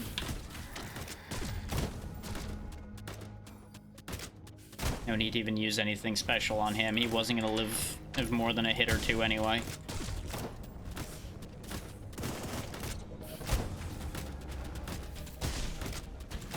When we see the powerful enemy, I'm gonna throw the Doomsday Meteor at him.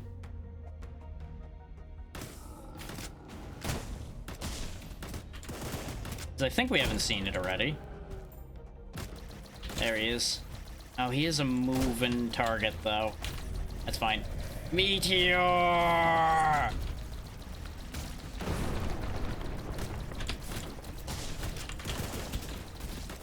So I'll be the first to say that that plan didn't really work. That plan really almost backfired as much as humanly possible. But it was funny.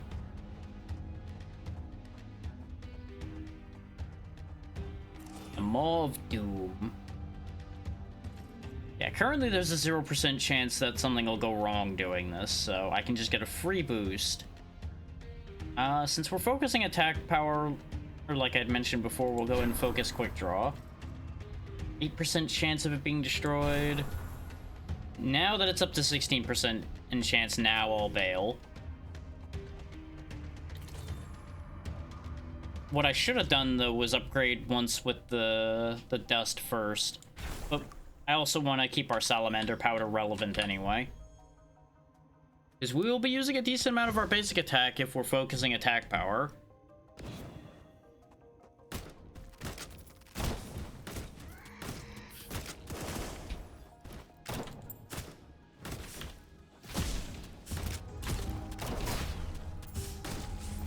Which, that is one bright side to the Dark Spears. At least that's an attack power-based ability as well.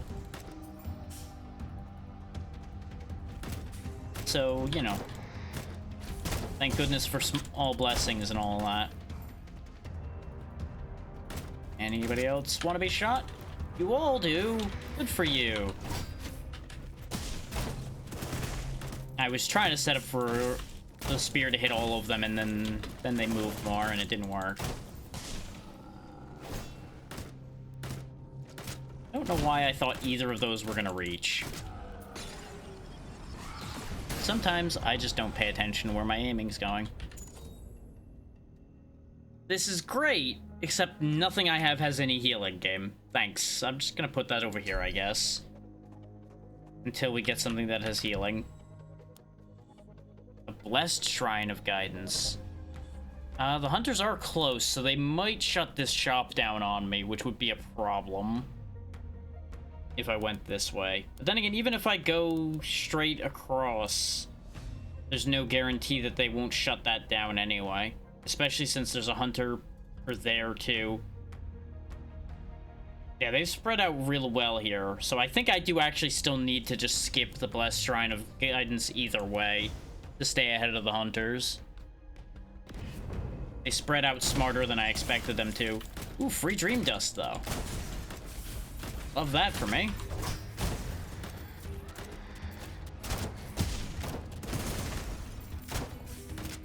There we go. Good, good, great. Okay. Nice and easy.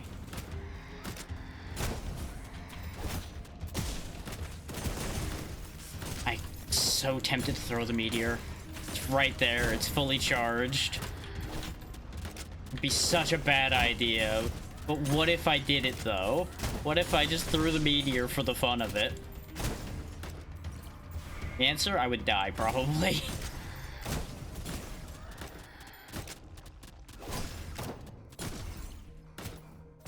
It'd be so much more tempting if that meteor casted faster. But it takes so long to fire the meteor.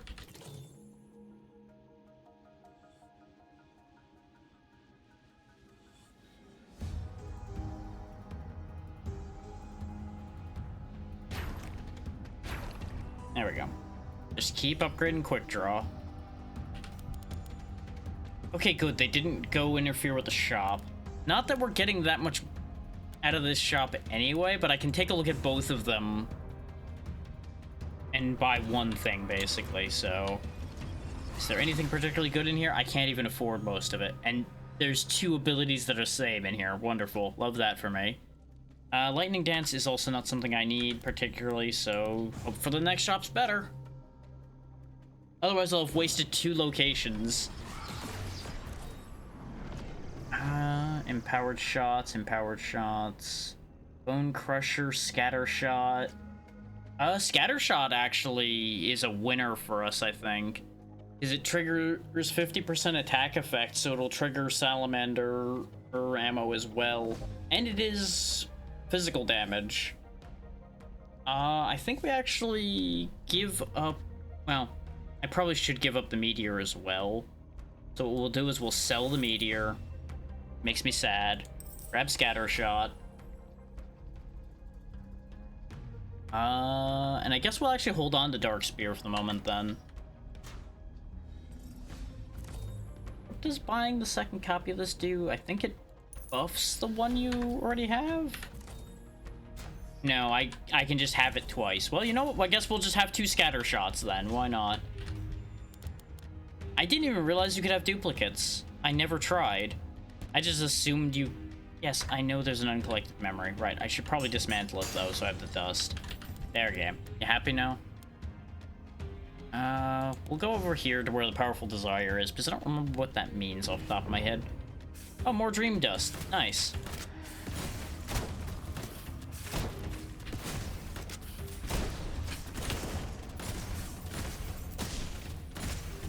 Yeah, we've just got a load of shotguns on us at this point, pretty much.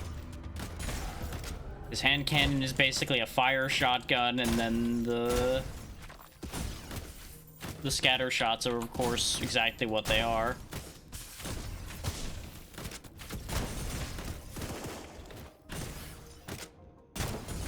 Is this something important? Oh, okay.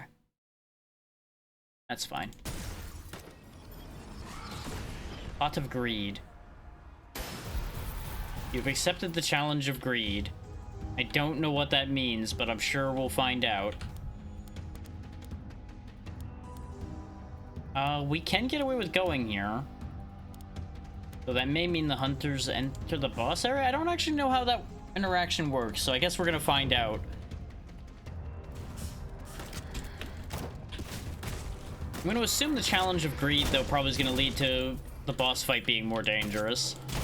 Which, with our current setup, is fine.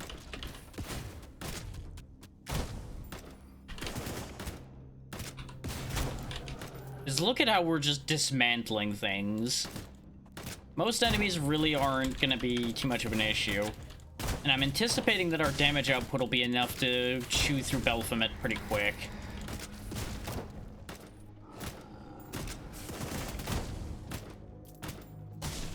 The thing is, we don't even have that many, like, actual buffs to our attack damage or anything yet, either.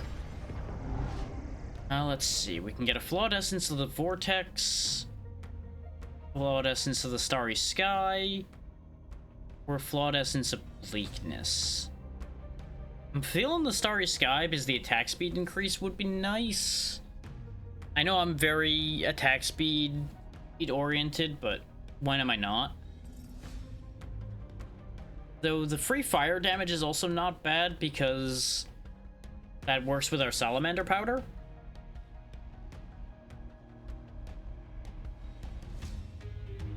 But I'm thinking that's the play here. And we'll go ahead and put that on the hand cannon because I almost always use that. Because it's on my right click, which is the thing I'm most likely to push. You see the simple logic there.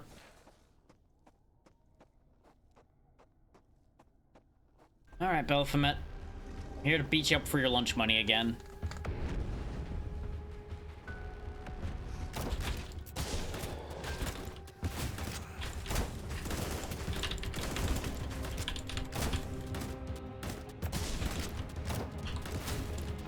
Yeah, standing still definitely was bad for Belphomet at there, huh? Real shame for you, bud. Yeah, it's very easy to avoid all of his attacks when you have range. Consistent range, no less. Yeah, just disposed of. We did take a bit of damage, but the potion sorted that out straight away. Go and upgrade our salamander powder for free. I don't want to overdo it on the quick draw because, you know, it is only one ability. Spreading it out a little bit is a good idea. Especially since our scatter shots do work with the salamander powder.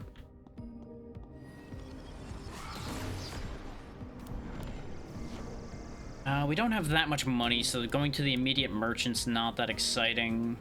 I think we go ahead and clean up the area immediately around us and then go that way. The thing is, that brings us to the boss really fast. I could be crazy, though, and go this way. That's very dangerous as far as the hunters go, but I think I can get away with it. Since we do have the extra 2 turns.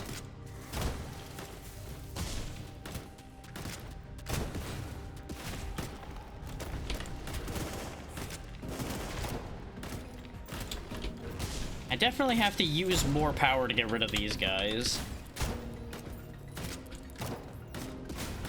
Look at me having to actually do stuff. Shard of Radiance.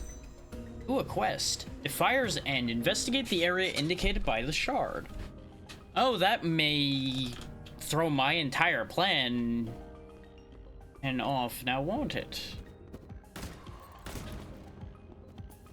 Because it may very well indicate somewhere not on the route I planned in the slightest, and I find that to be the most likely outcome.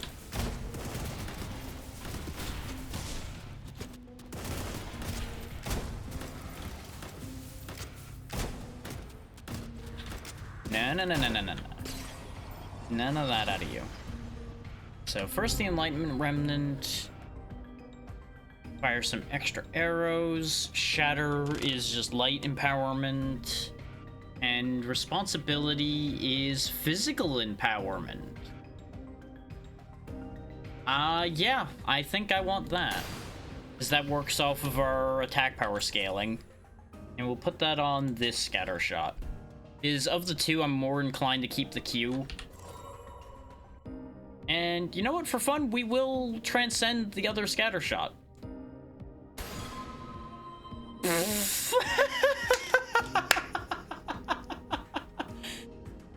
Incredible. It's meant to be. It's fucking meant to be. I transcend something that replaced Doomsday Meteor, and now I have Doomsday Meteor back.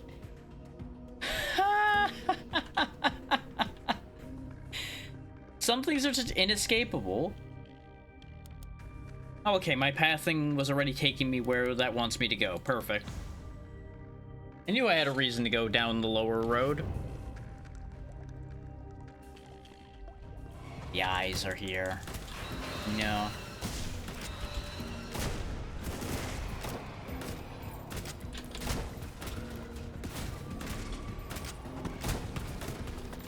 Yeah, the reason why I'm using the scatter shot with the empowerment, by the way, is the fact that it'll hit multiple things. So the empowerment will have more targets to hit. Which does mean the damage will be divided, but that's fine. Because if the initial cast kills a bunch of the targets, then it'll be focused on whatever's left anyway. It's kind of going to be like a cleanup move is the thing. At least that's the theory I'm currently operating under. Whether it'll work the way I want it to, we'll see. I started casting the Doomsday Meteor because I forgot that it was there again.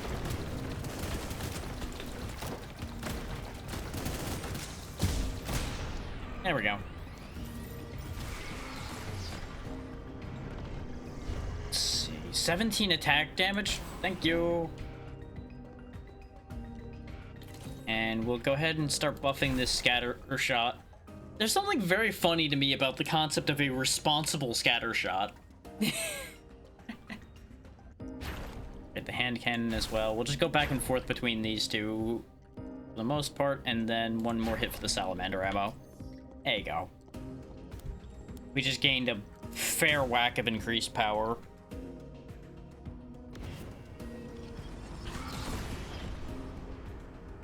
Increased attack speed. We could keep increasing our attack speed whenever we use hand cannon, but nah. The charcoal shards would actually be pretty good for us, since they work off of things that are burning.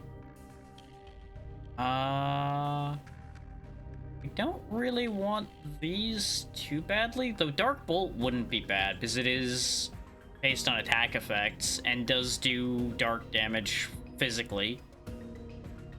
I know Doomsday Meteor keeps coming back, but I'm gonna keep resisting the temptation. People can call me a coward all they want. I'm trying to succeed here.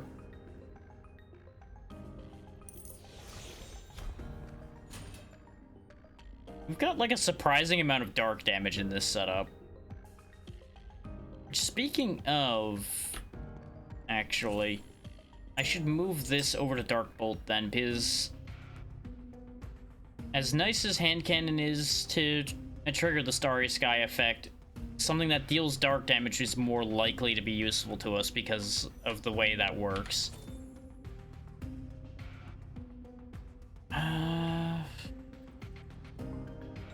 There's no guarantee this will cause burning, but it might work out.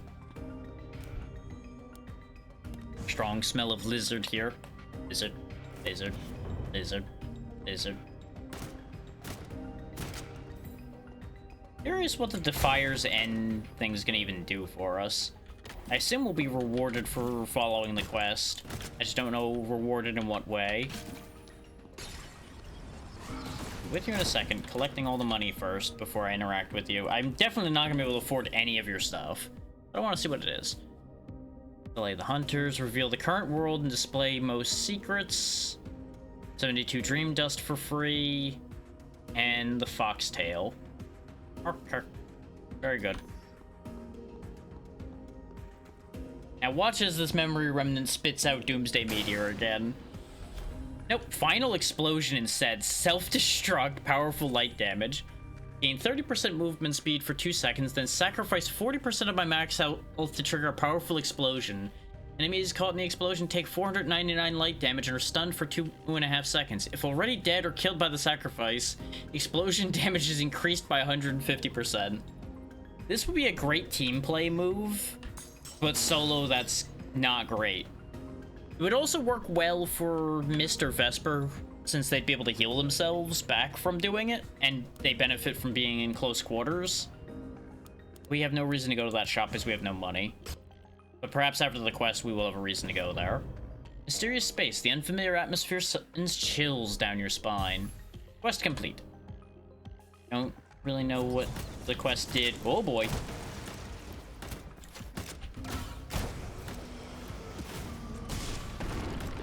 I guess this area just has like a variety of different enemies in it.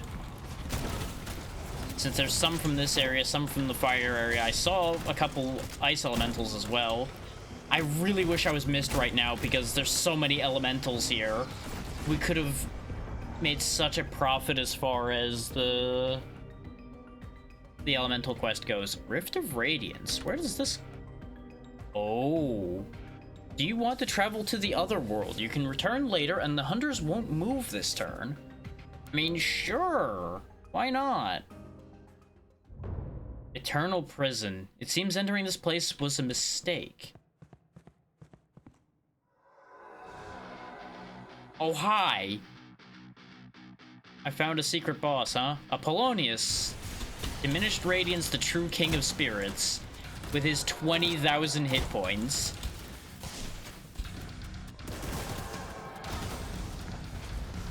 You think I'm scared of you just because you're big? Got news for you, that just makes you a big target. And I have to be a lot faster than that to scare me.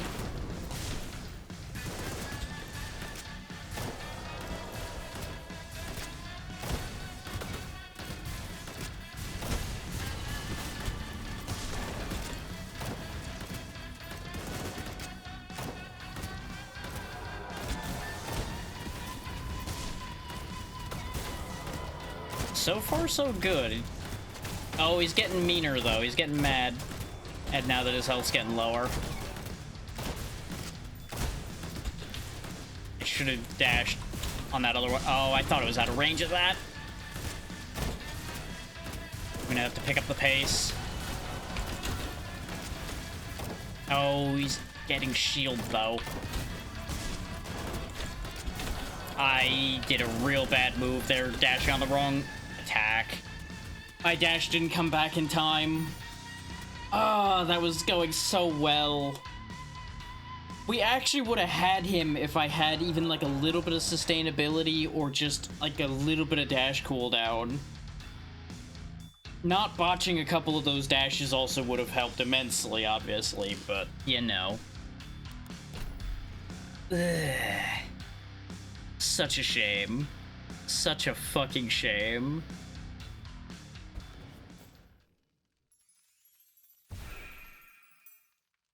And unfortunately, we didn't unlock anybody yet.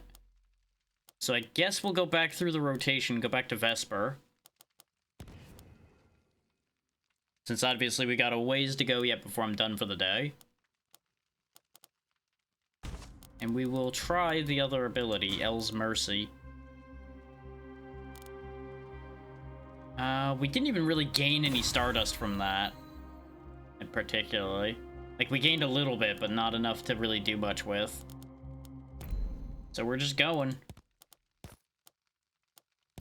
Our new hat on. And off to battle we go.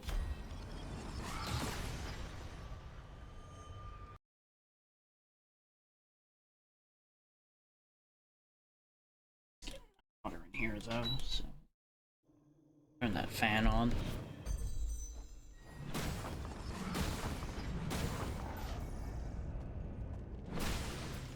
I had originally had intentions of having 2 games today, but I didn't end up picking up the other one yet.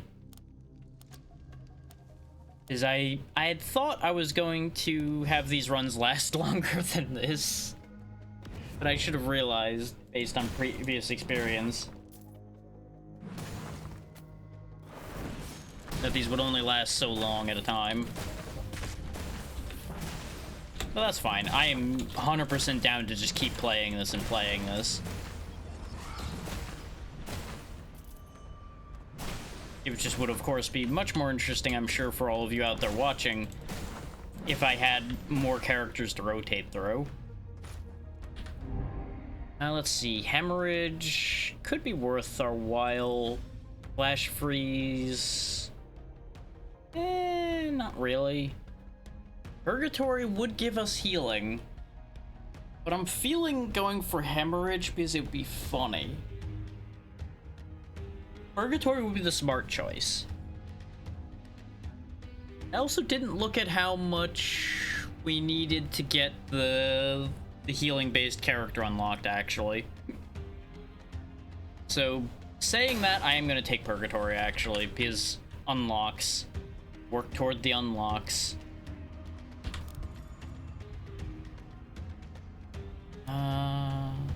Probably should have went there instead. It's fine. Off we go. Hindsight will be 20/20 about a lot of things, so no sense in stressing over hindsight.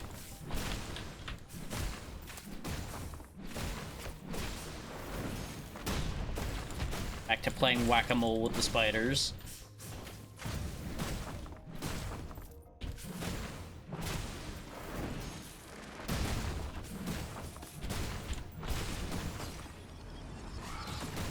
They really gave a very good impact sound for this hammer.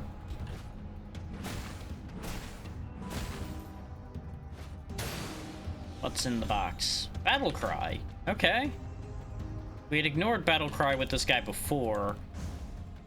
But now that we understand Battle Cry a little bit more, it's actually a little bit more of a relevant move for us. Not really the move I wanted, but take what you can get and all that when randomness is involved.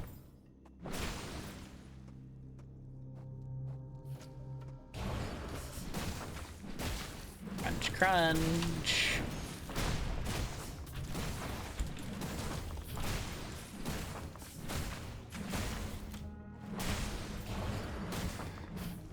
really should switch Battle Cry and Purgatory, because I keep hitting Battle Cry trying to use Purgatory. Because we had Purgatory in the other spot in a different run. There we go, I'll just flip them now. I like that you can swap those however you want. Actually, can I? I can. Interesting. So if I have a move that I'd rather have over my right click, I guess I could actually move that. Huh. Like an ability you're expecting to spam or something.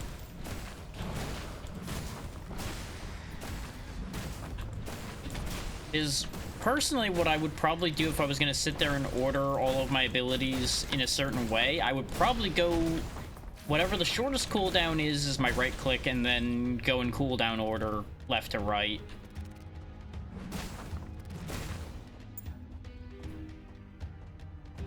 Basically, whatever I reach for the most should be the slots with the shortest cooldown, so it's easier for me to consistently rotate those abilities as often as possible. I never bothered to actually do a setup like that, but if I was going to, that would be the way I would do it.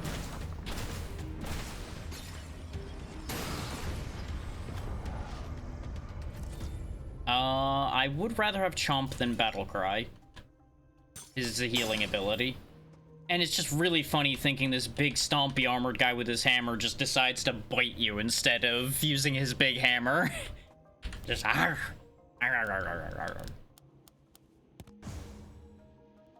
It would also just be horrifying seeing that helmet like morph into a giant teethy mouth. Just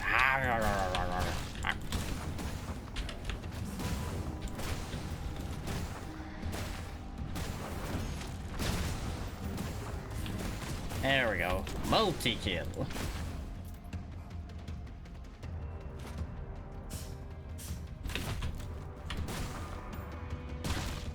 I forgot how slightly janky that the Chomp is.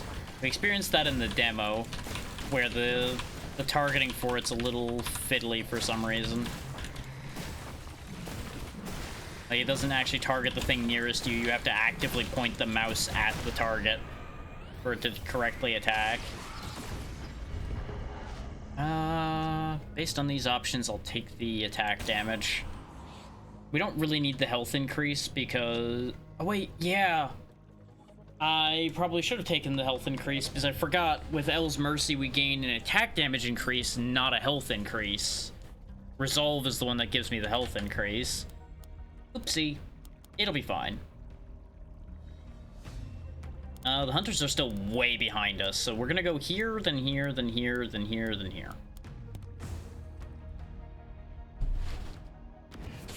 That seems like the way around to go.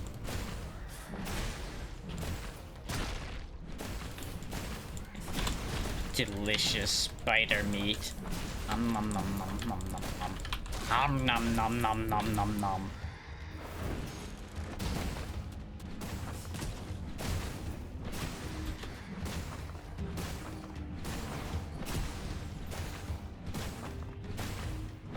I'm liking the setup we've got here. The sustainability is definitely high.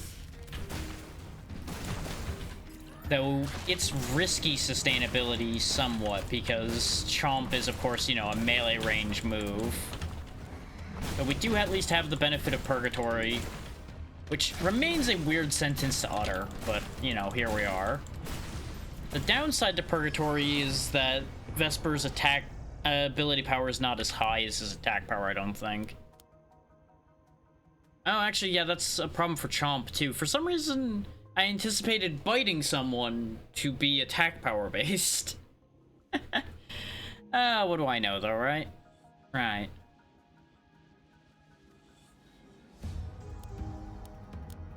Anyway, carry on. So what is Vesper's? Yeah, Vesper's ability powers. You. Well, that immediately makes this play a less fun, but we'll make it work. Is the idea behind having both those isn't necessarily power, it's sustainability anyway. Hulk, we'll stick to the usual with that.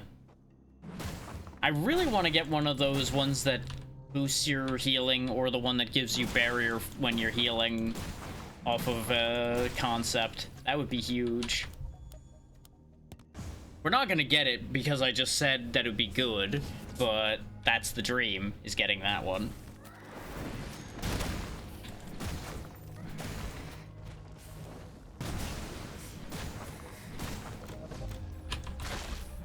Chomp chomp. Chomp chomp stomp stomp.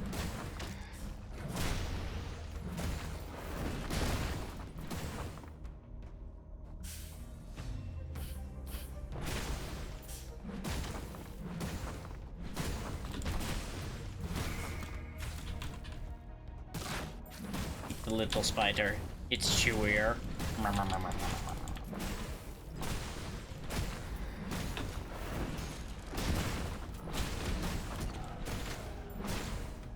Okay. Anybody else want some?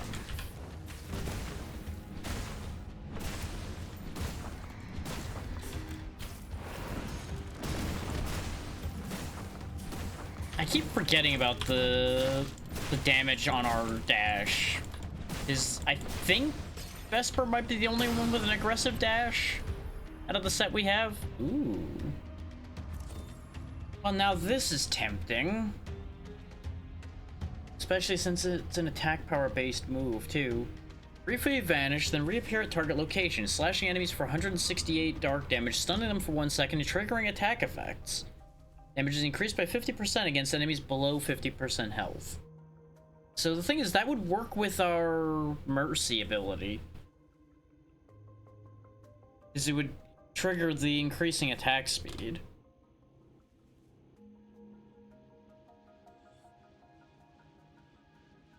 But what would I replace with it? I guess probably Chomp, as fun as Chomp is.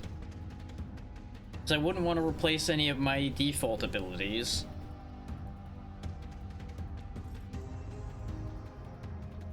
And Purgatory does heal more. Chomp is so funny, though. Just numb. I suppose the other alternative is I just don't take Vile Strike at all. Ugh. I feel like Vile Strike is a good idea.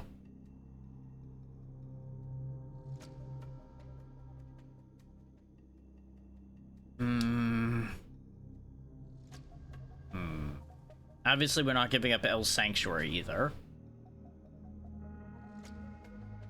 Like, in terms of keeping the new things, I would be getting rid of Purgatory and replacing it with Vile Strike.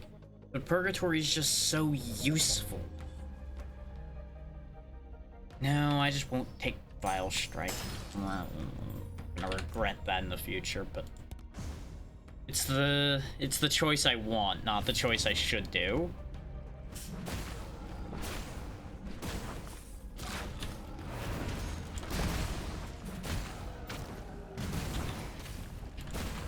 Because having two healing abilities really is just too smart on our part right now.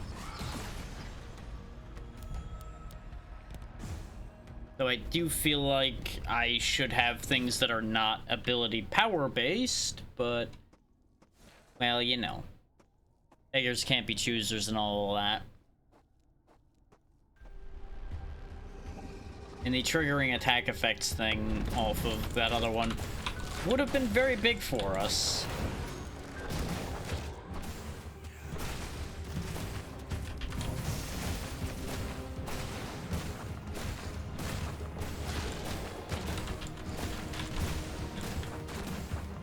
El Sanctuary, nah nah nah nah nah. Whoop. Don't want to be in that though.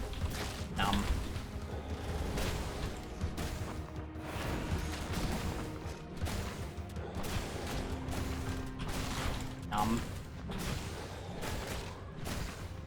waiting for him to stand still so I get in with Purgatory that time. Be a little bit smarter about how I use it, so I stop missing all the time.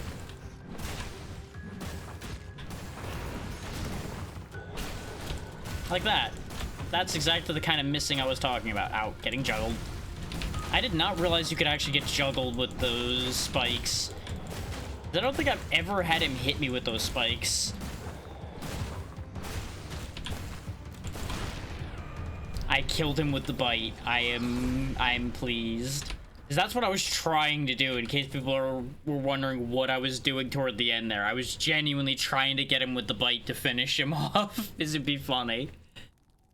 And I succeeded in getting what I wanted.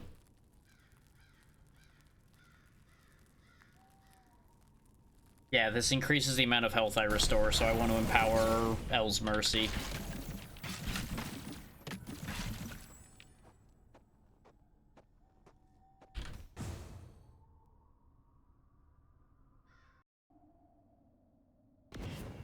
Is despite the fact that both these abilities have heals attached to them, we are still, I think, gaining more healing from our Mercy ability instead of from either of the actual attack heals we have.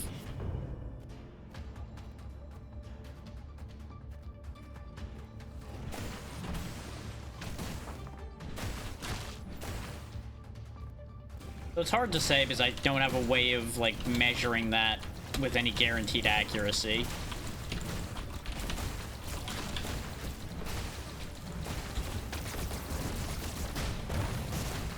I'm actually going to use the Sanctuary here just because of how much damage we take from those arrows. It may seem silly, but we'll recharge it just fine anyway. Guess I'll take the attack speed, though. Ability power wouldn't have been a bad idea considering the half of our kit that uses it right now. And a bunch of our stuff otherwise does scale with ability power too, so it's not like ability power is useless to us. So swinging the hammer faster makes us generate everything else faster too, so it kind of works. Shadow Overdrive. Channel for 0.7 seconds to increase movement speed by 38%. After channeling, launch 5 homing missiles that deal 66 dark damage to random enemies and grants you a 20% increased attack speed for 3 seconds. If I wasn't so happy with what I have, this would have been very good, but unfortunately, no. Actually, yeah, because the extra light damage is ability power based, and of course the barrier from El Sanctuary is ability power based, so really should be focusing getting more ability power. Huh.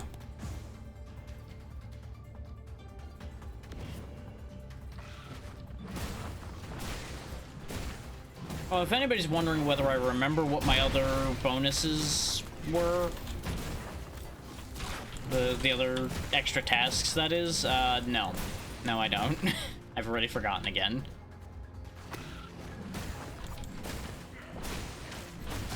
I'm really bad about being able to keep those in memory.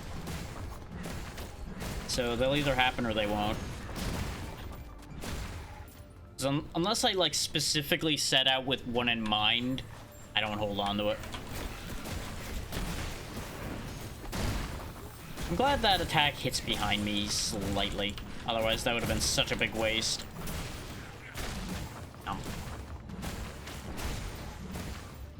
Delicious, delicious enemies turned into healing snacks for me.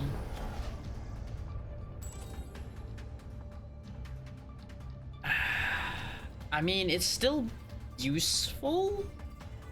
It's just not super useful. We'll go ahead and put it on our purgatory. It's now lovely purgatory. Isn't that nice?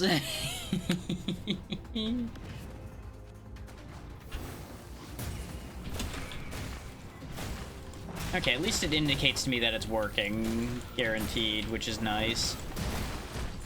I like it when I have information in front of me that guarantees the thing that I'm doing is actually a thing that works. Even though it makes it clear in the text that it would work. Hedging bets and all that, you know?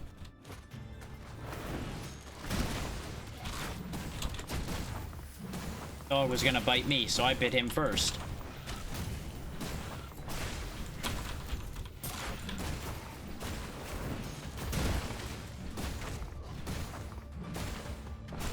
There we go. Really wasn't much reason to be here, but we had to go here in order to make progress. There's a lizard there, but we'll go up to this spot next door first and then go in. Because the hunters are taking their sweet time right now.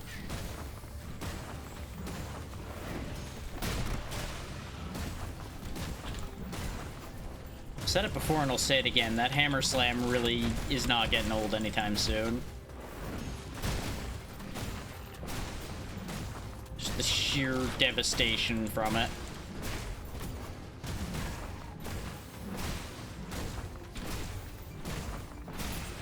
We really are just, like, immovable object at this point. Bosses are still going to be a threat, absolutely. But regular enemies, unless they can keep me stunned like that guy just stunned me, they really don't have much of a chance. Because our sustainability is just getting stupid.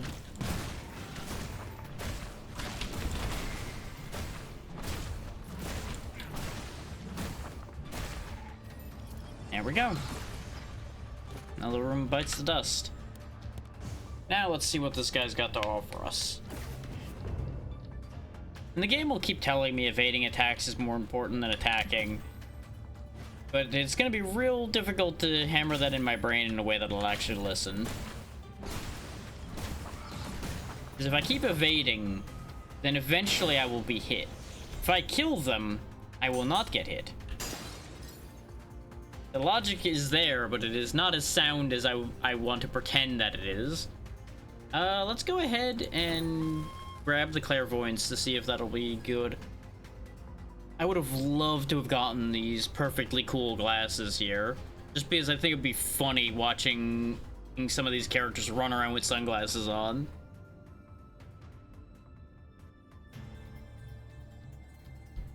But unfortunately, that is not meant to be, because we don't have the Stardust for it. The Stardust economy really hasn't recovered since I spent that 200 to buy the silly hat.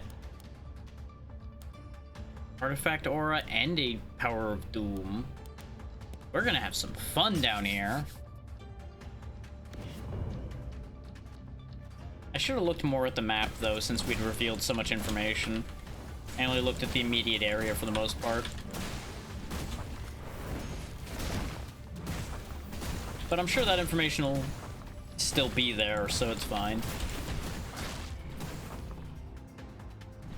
Token of Servitude. This artifact has lost its power. Okay, so we can take that to the Dream Teller as well and learn about it, I'm assuming.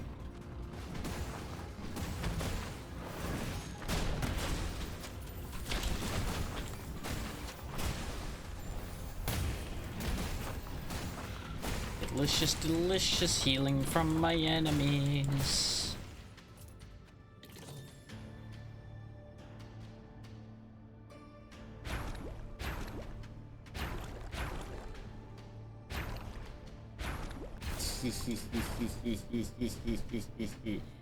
Heal for more and more. Almost instant killed him with that bite.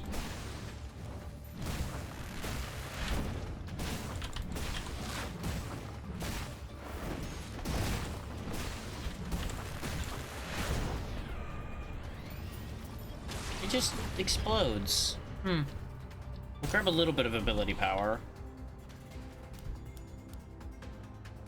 Okay, so someone's calling out to us over there. I'm assuming that's gonna be where the Dream Teller is, because I think that's the Dream Teller symbol. Doesn't look like too many interesting secrets were revealed here. Like, we know every detail about every spot, but there's nothing, like, super remarkable happening from any of that.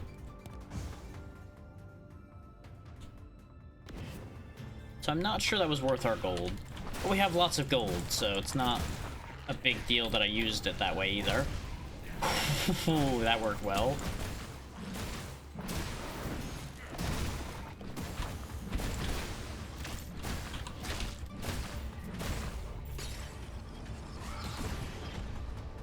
Okay, the Maw of... We really haven't upgraded our Sanctuary, like, at all. I was terrified that the 8% was gonna kick in and eat the ultimate. It would have been very funny, but also so bad if that had gotten devoured. And we're just not gonna risk the 16%. I know 16%'s not that high, But remember, this is a live stream, so the second I take a risk like that, the universe is going to punish me because funny. Remember, the rule of funny is in play almost all the time.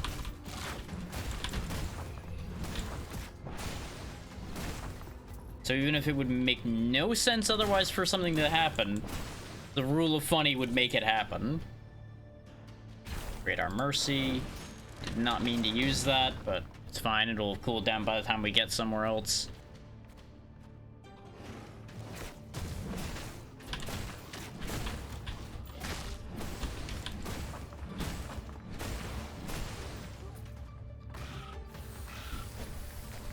Everybody gather around. It's hammer time.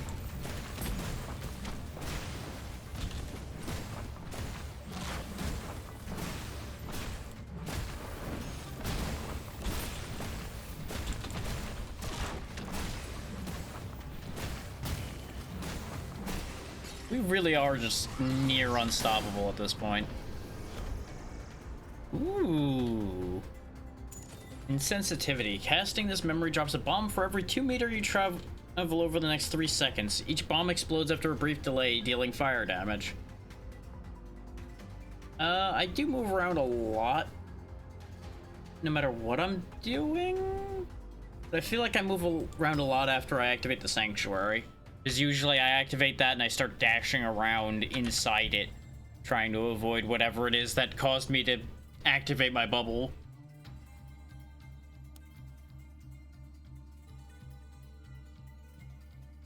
I feel like that just makes sense. We can get to this shop before the hunters get there, so let's go ahead and hit that because we may be able to use this 400 gold I have for something useful. Wild concept, I know. Spending money. Lacerating blades. Ooh, the cooldown reduction. Give.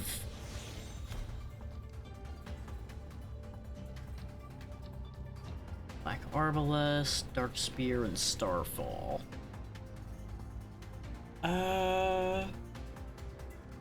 These would all be actually fairly nice to have, but none of them are gonna replace what we have right now. Apologies for the yawning. Last night was not kind. I was overdue for a bad night in some regards, considering I've actually been sleeping well for a while.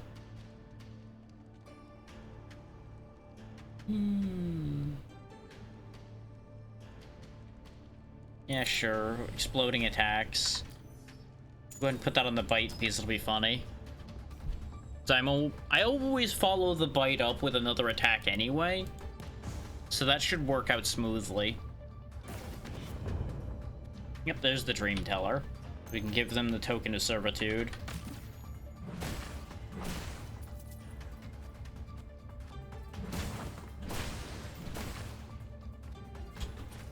Not to mention we just get some free Stardust. Hear a faint whisper from that artifact. Want to listen? Would you allow me to read the story of that artifact? Sure. What a special artifact. Thank you. I'm sure it has an interesting story. This aura, is it from Lord Primus himself? Where did you find this? This is one of the tokens Lord Primus forced on those who rebelled against him, a brand for anyone who dared defy fate. Long ago, when Primus declared his dominion and oppression over this world for reasons unknown, someone stood up to him before anyone else dared. His name was Skull, one of the mightiest beings in the Dream Realm. He threw everything he had against Lord Primus. Their battle reshaped mountains and diverted rivers. But in the end, Primus toyed with him before crushing him completely. Afterward, Lord Primus gave these humiliating tokens to rebels, forcing them to swear oaths of servitude. Strange to find one here now. The powerful aura it gives off suggests it's been lying abandoned for ages. I wonder, could someone be planning to rise up against him again? So Skull, the one we keep having problems with whenever we have to fight him, was a very prominent figure once, it seems. And considering their battle with Primus reshaped the face of the landscape, I feel less bad about him killing us all the time. We can hit up this Power of Transcendence and potentially get away with it. Or we might have to fight Hunters and Skull together, which would be, basically the end of the run, probably, no matter how durable we are.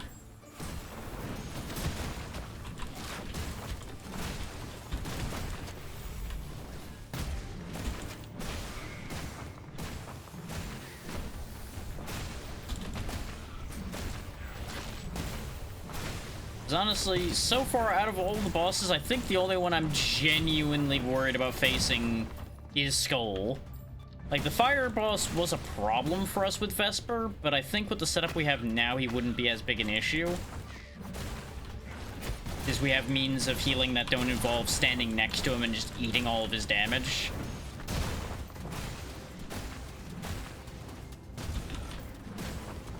We don't exactly have the greatest means of getting rid of his totems, admittedly. But that'd be a whole other problem. Thinking about it, I don't know why I went to the Transcendence thing, because we have no reason to change these abilities. Black Arbalest, Bone Crusher, and Ignite. Bone Crusher is a tempting choice because it does give a bunch of barrier. And it would give me a opening move. But it does only last for a second. So I don't know if I would actually keep that.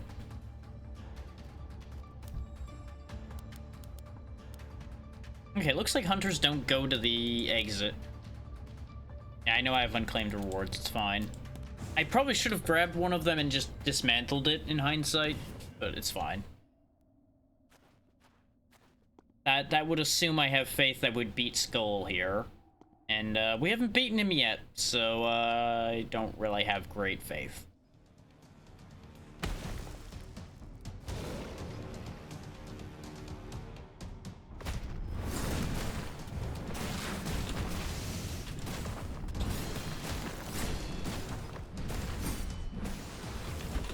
His attacks do have just enough delay to them, though, that we can probably out-sustain him.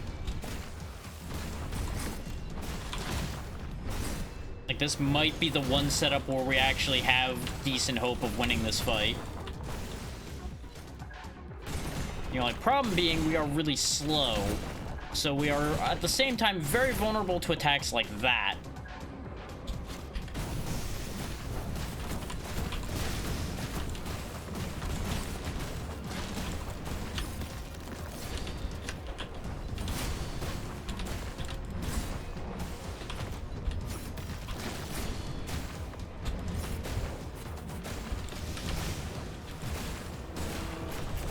Keep out-sustaining him. Ooh, this is a bad time to be standing against him, though. Yeah, now he's keeping spacing. Oh! That's heartbreaking. That fucking sucks. If I had just gotten one more hit in, he would have died before I did. But because of the problem with Chomp, I had multiple misplays involving that. So we died together. It was a fucking trade. Ah, oh.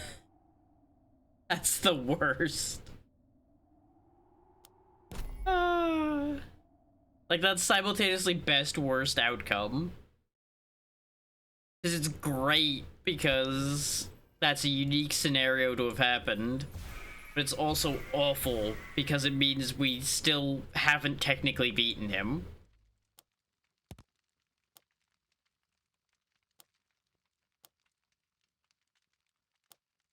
I don't know. Well, yeah, I guess you could do Force to Turbulence without getting hit.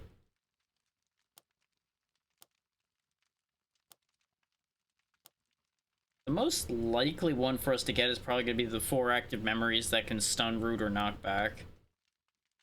Because we haven't even gotten to the Pure White Dream yet, at all.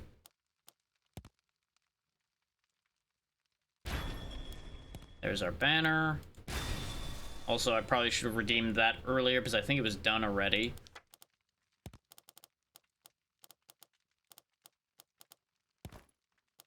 Yay, we have a banner now. We don't have just bland default name anymore.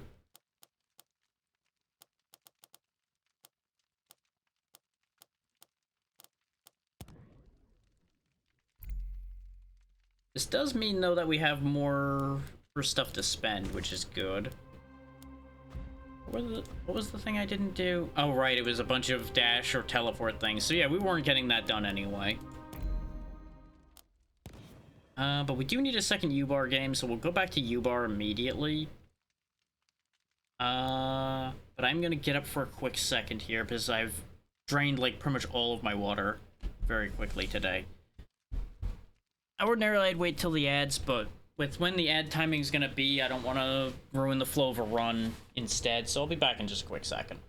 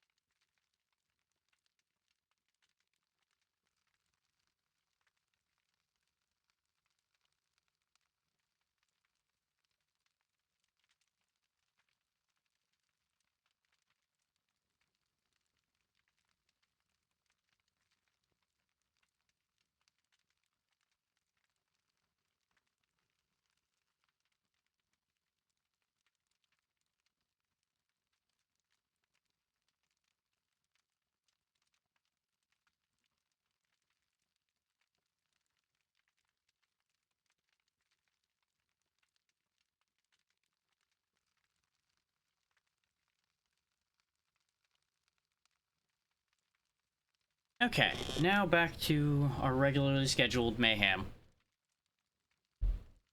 Let's see. So the things we need for U-Bar is ability power, light damage, and attack damage. Now, the hindsight that kicked in partway through the U-Bar run was I should have gone for the 55 attack damage since I was focusing the basic attack at the time. We're gonna try again for the ability power, and we're gonna focus on things that do light damage to try to get both of these. Well, we just won't worry about the attack damage one right now. Alternatively, we could go for destructive nature, because that'll benefit most of... Actually, it'll benefit literally all of our other characters quite a bit. But then again, that is only at levels 5, 10, 15, and 20. That's actually not a lot. For some reason, Brain went, it's 2 attack damage per level. It's like, no, that's not how that works. That's every 5 levels. So that's actually nowhere near as useful.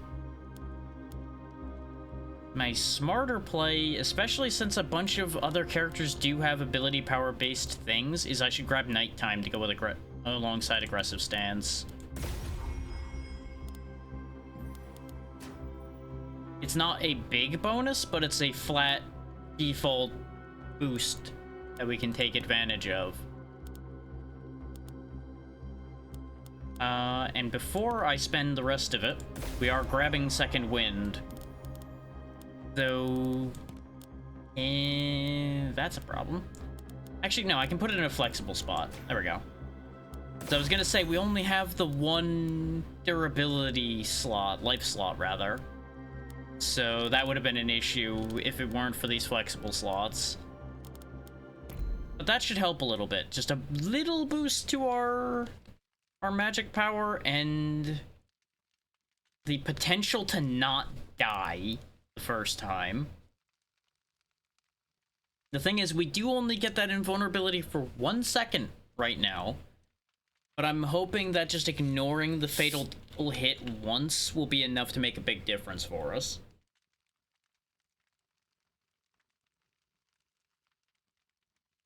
And this time we will not be focusing primarily on using the beam, because that was what got us in trouble. Because the range limit of the beam. We're going to actually instead use our Aether Influence a lot. And then throw like a single tap of the beam out to make the stacks of exotic matter go off is the idea I'm going to be playing off of. Whether we actually end up following suit on that, that's a whole other question.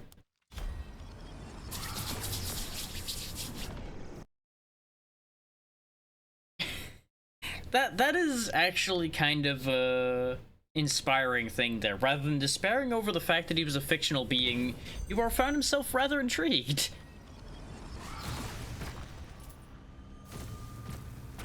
I mean, clearly Yubar is real here. Real enough to fight and die and everything. So worrying about being not actually completely real would be a waste of time anyway.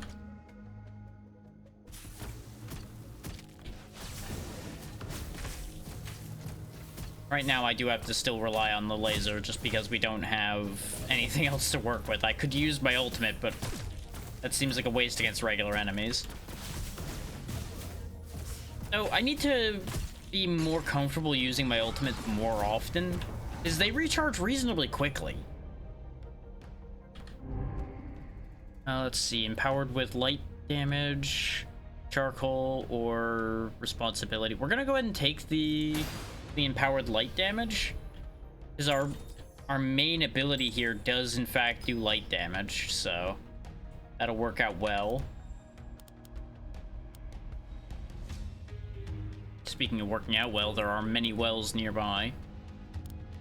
In fact, we'll just go straight to one. Let's see how this works out for us.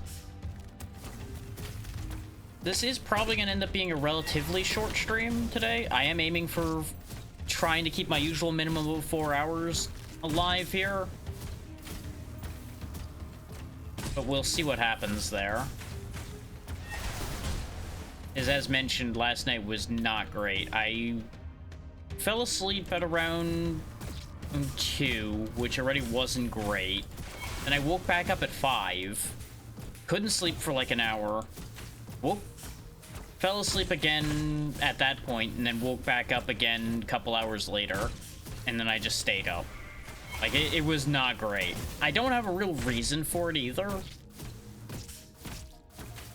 Like, I didn't even overindulge on caffeine or anything the day before or anything, so I have no, like, this is why this happened. I think it was just a bad night, which just happens now and then. They really want me to do the battle cry thing again, because they just handed me that straight away. But I am committing to the plan I've made here. We'll use battle cry till I get something else, but it's not going to become the priority move here. So it is very funny that I just immediately get that again. I can't tell, though, if it's the game mocking me or if they're like, hey, do it again. Do it again. It could be either one with that, really. The hunters are still fairly behind, so I should probably go down here at a minimum and then go back across, because right now the merchants wouldn't be very helpful to us. Alternatively, we go down immediately and we go all the way around. Actually, yeah, that's probably the better call, is we go to at very least these places, and if we make a decent amount of money before we get here, we then cut up to the merchant and then go in. Slash, if the hunters catch up too much, we cut up and then go in. Either way, we have a plan and a backup plan, so I'm happy.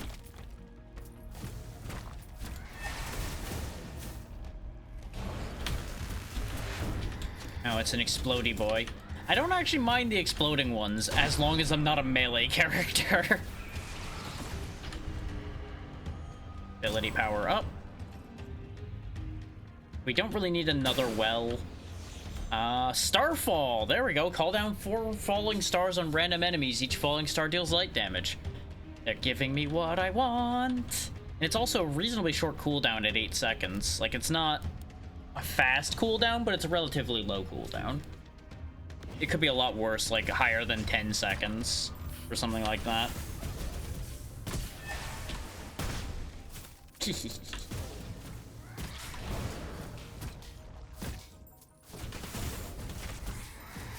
That'll get our light damage up a lot higher, just because we have more than one ability that does that damage type.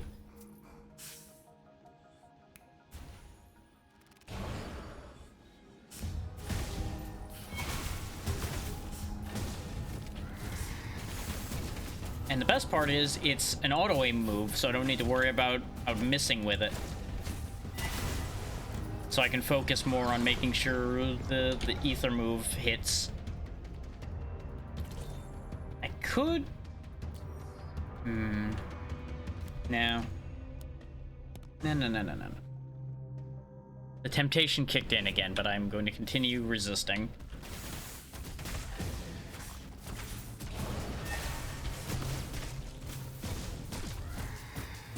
Is that the idea is there to use battle cry more, and it's just like no. Wait, don't repeat the bits. No. You tried it once and it didn't work. Don't do it again. At least not for now.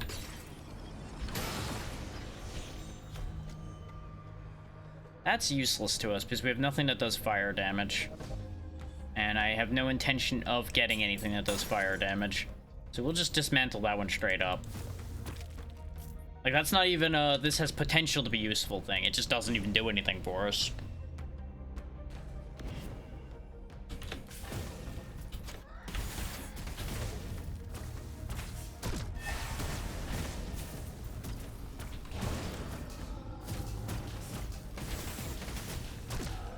There we go. Just focusing on getting as many of those attacks that deal light damage to hit as possible so we can speed that process along.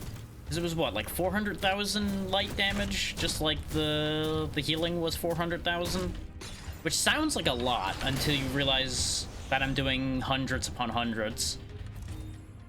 That is typeless damage, but at the very least it's more useful to me than battle cry is. It is unfortunate that we keep having a bunch of memory repetition now, but such is the way of things. The pool will sometimes just give you the same thing again. I could try buying something different from the merchant, but I think I'd be better served by running around down here and then going to the boss, instead of just beelining the merchant in this particular case.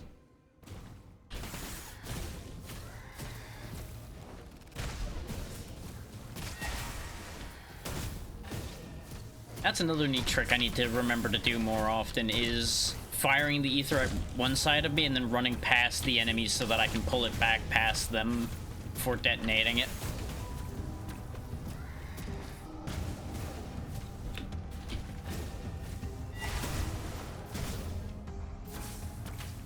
It's much like using a boomerang attack. You gotta make sure to drag it to where you want it to go. Based on where he's at right now, I'm gonna go here, I think. It's probably my best call. I gotta keep an eye on both the high and the low hunters, though. So I may be making a mistake by committing to the extra bit of pathing. We shall find out.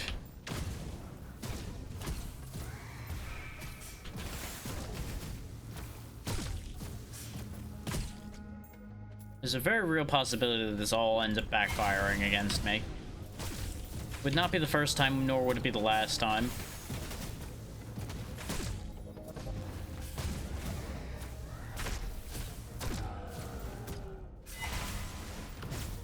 definitely been more effective just using nothing but ability power spells instead of trying to use the beam.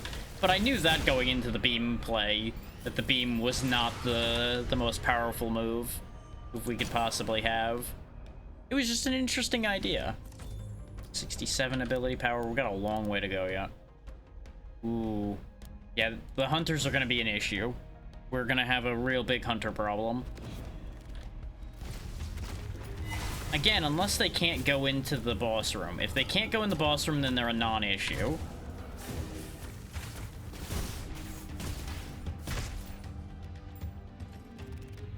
Keep getting stuck on that weird corner there. Which thankfully hasn't happened in combat yet. If it ever happens in combat, that's going to be upsetting.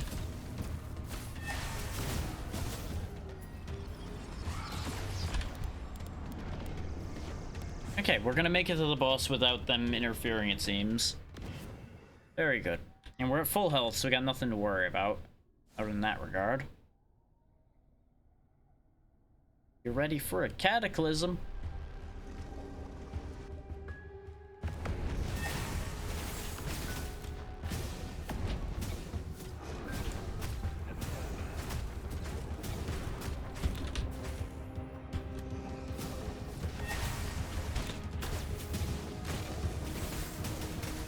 I was hoping to at least, like, do this fight damage list to show off, but I should have known that that wasn't gonna happen. Because our burst is great, but he has too much health for us to burst him down right now. We don't have that much power. But we can definitely take him down pretty fast.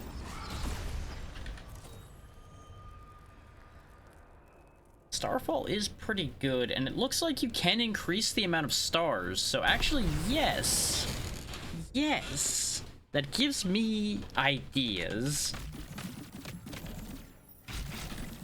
Because if I can increase that enough to have it just, like, send, like, 15 stars down, that's gonna start having some real impact. We're still at full health, so I have no reason to use the statue. There's not a lot of great angles to take here. But I think, since we have a lot of money, let's go to this spot here where the powerful forces are, then go to the shop. And then I'll make a final decision as to which direction to go from there. Also, can I stop having to fight Skull, please? Can I humbly request not having to fight that bastard anymore? I did not mean to Cataclysm, but I guess we've done that now.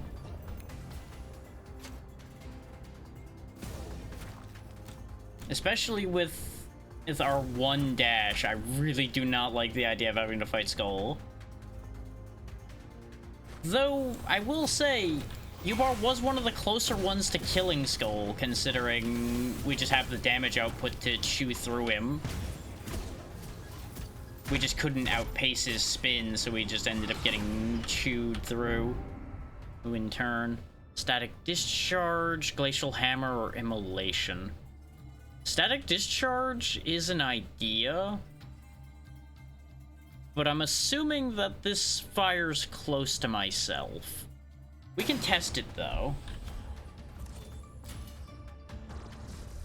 Yeah, it is a enemies nearby me move, so no, we're not taking that. That will unfortunately get dismantled. If I were fighting some of the other bosses, I wouldn't mind being close to them. Skull is a bad idea to be near, as we've seen time and again. None of these are particularly useful to us either. I could put the Essence of Love on again, but attack speed's not really going to be a thing for us. In fact, this shop is, like, nearly completely useless to us. Sad. I guess we're just hanging on to our money right now. There's a well, though, so that'll help at least.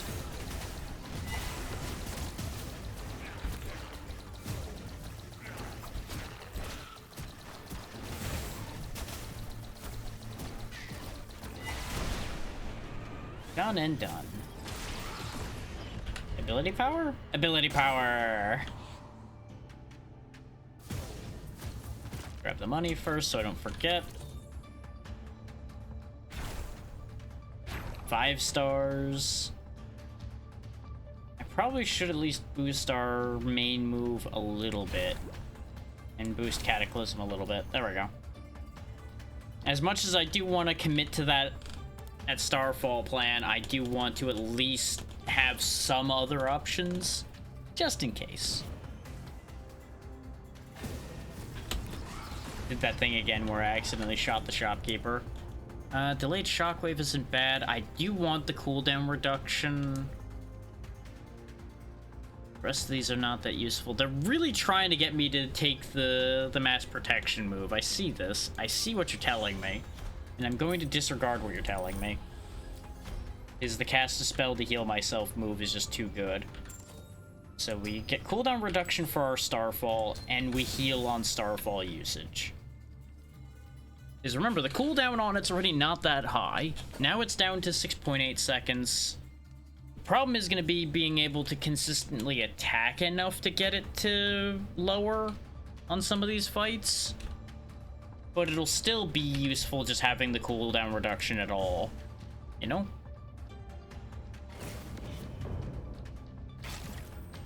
At least we'll get some more free Stardust here. The amount of places where you do just get free Stardust really does encourage me. Ooh. Lifesteal from memory damage. Where have you been all my life? We're gonna put that on our Ether Influence because it does a lot higher damage. I keep accidentally attacking NPCs because the beam just auto attacks. You don't have anything I can afford.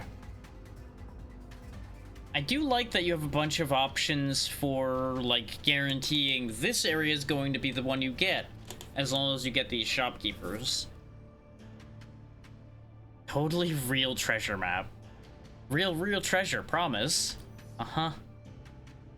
Even if I could afford that, I think I would be suspicious enough of it that I might not buy it anyway. But perhaps that's just me.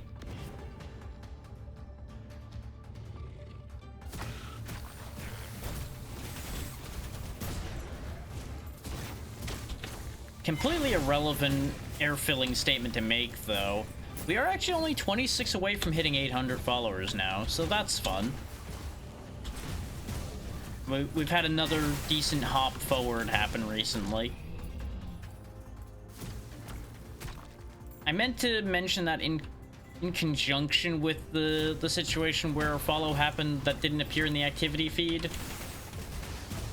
But I kind of got caught up in what we were doing and forgot to follow that thought through completely. So while we had some empty air, figured may as well bring that up. Get that thought processed out properly.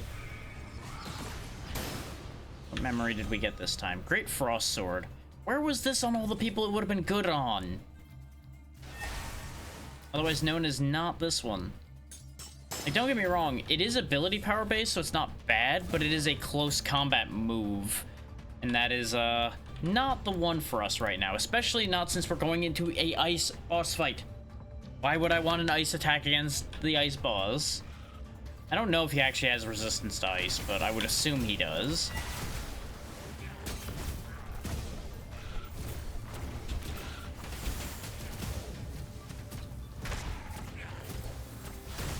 And maybe that's just me making bad assumptions, but it at the very least wouldn't be particularly useful around here where all the ice enemies are. Then again, it wouldn't be the first time I've made an interesting decision like that, to grab the thing that they would all be resistant to just to have it for the future where things wouldn't be resistant to it anymore. Which is a logic that can work, just, you know, you gotta make sure you can handle getting through the area that it's not effective in. Otherwise, what's the point? Bone Crusher again? They really want me to take Bone Crusher with somebody, and I don't disagree, because I want to try Bone Crusher out. It just keeps not fitting into anything I'm doing.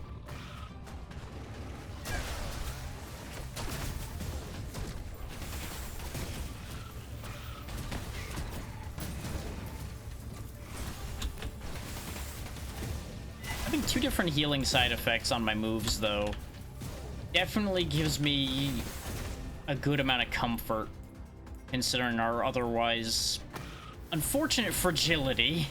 Let's put it that way. And it does mean I probably don't need to keep Purgatory. Keeping Purgatory is not a bad idea, but it would be a fine plan to not have it. Is that the wording I want for that thought? Gets the point across well enough. Because we don't need this heal if I have these two heals. Especially with the rate at which I end up missing with my Purgatory blasts. Not having to play around that constantly would free me up to do other things. So the strategy there is sound. Whether it actually would work depends on what we get, really. And I haven't gotten anything so far that's compelling enough to be like, yeah, I'll replace Purgatory with that. Let's see. They're entering there on the move we're about to make. So I've got 2 moves to make before they would be a problem. So I can go here, here, here, and it should be okay. Oh, good. A powerful monster for us to get money from. Everybody gather round. Catch. That's for you. And this is also for you. That one, and this one, and that one, this one. Enjoy your time in the microwave. There we go. Oh, the scavenger's the buffed up one this time, huh? Real shame about you not having a health bar there, bud. Goodbye.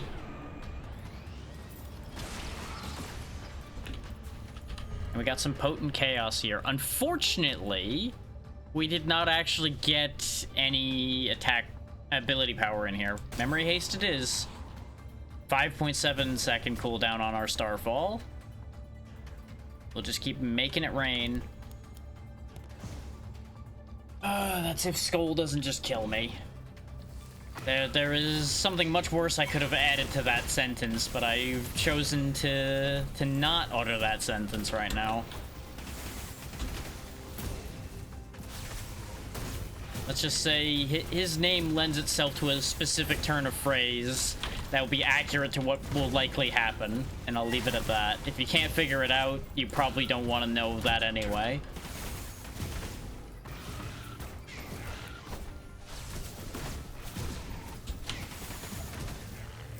Sometimes it's more fun to just tease the idea out and let you guys try to figure out what I was going to say instead of telling you. Char, thank you for the raid. What were you up to today? Hopefully you had a good time.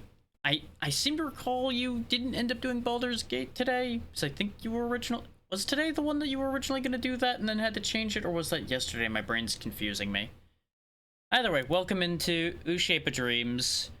I know some of y'all have seen it before, but boy oh boy, is it a lot of fun, even if it is still fairly brutal.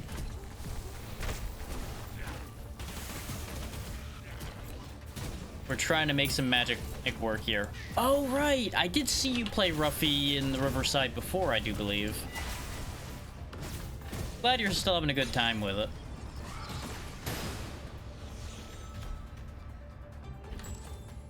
Confidence Gem. That helps against nearby enemies, so most of the things I have are not gonna be great for that, but we'll just put it there. Ooh. I'm gonna assume in a good way.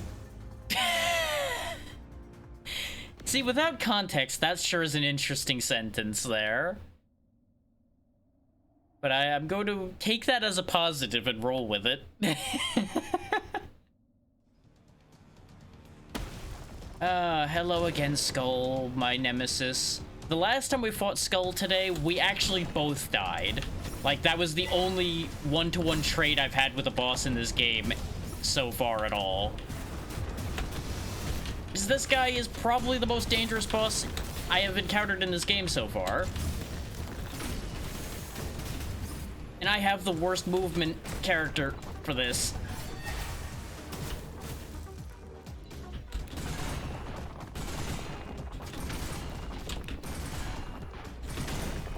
Yeah, I think I might just die straight up here.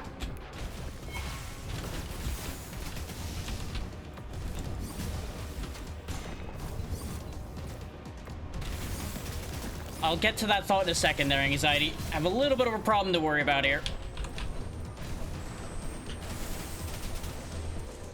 I'm not sure if I can fall off the edge, if I'm honest. I haven't lived long enough to find that out so far.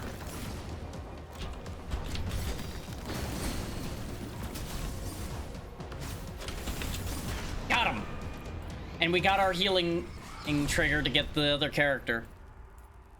I've made it past the second boss fight once so far, and that was about it. Oh, we finally beat Skull. That is the first time I've managed to kill him without also dying with him. I'm still so mad about the double death on the last Vesper run. We all will also get to see a new character after this run's over. Or now that we finally unlocked that one. Ooh, we haven't been here yet either. Very Okami feel here. That's the politest way I can say that. Yeah, and just imagine the way multiplayer would be working for this as well. So absolutely, Char, if you end up picking it up, let me know and we will make a thing happen. 100%. I will head toward the hunters this time.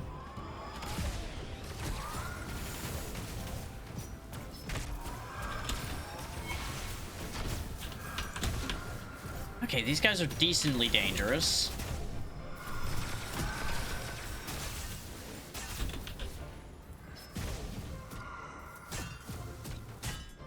Okay, looks like their swords also come to life and try to kill me after they die, so that's a thing. I just realized, did I even use Cataclysm in that last fight? I feel like I forgot to use my ultimate in that fight. I just realized this. The barrier would have made that a lot less tense. Oh well. We won anyway, so, you know, bonus points, I guess. Flexing on him by not using my ultimate move.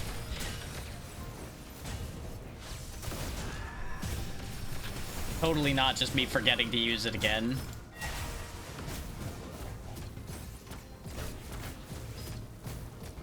Hell yeah.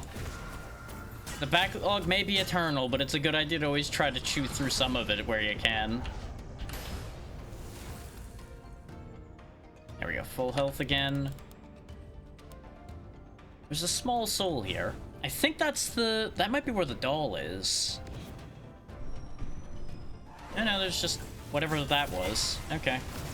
I'm still trying to figure out where that doll that unlocks another character is. I'm not asking for that answer to be given to me, but it is a thing I'm pondering.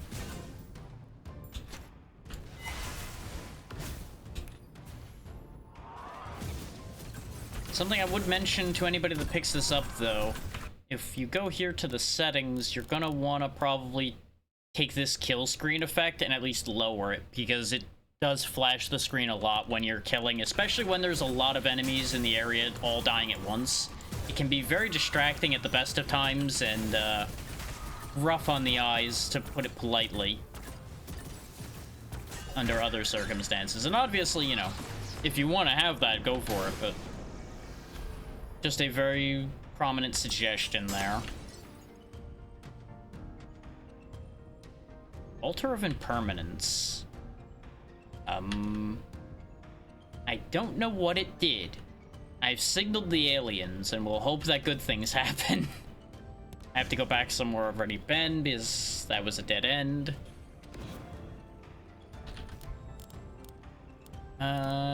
We still don't have to worry about the hunters too much. No, we'll just go straight here. I was debating taking the long way around, but let's not get too greedy. That was an interesting stutter. Yeah, that checks. There are some things that just aren't gonna be immediately obvious. And unless you just happen to hit the right set of circumstances, it just will never make sense what it did. This would be great. Actually, no, it's casting it at all that'll give the move speed, so that's not terrible.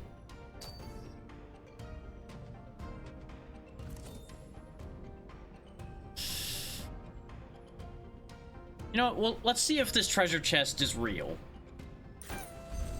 The possible treasure chest. The suspicious treasure map, I love that. And for me. So... it's all the way over there. Okay, well, I'm gonna beeline there because I want to know. And we'll just see if it works out for us or not. Ooh, the Pot of Greed. We can trigger the greed challenge again that I'm still not sure what the downside of it was.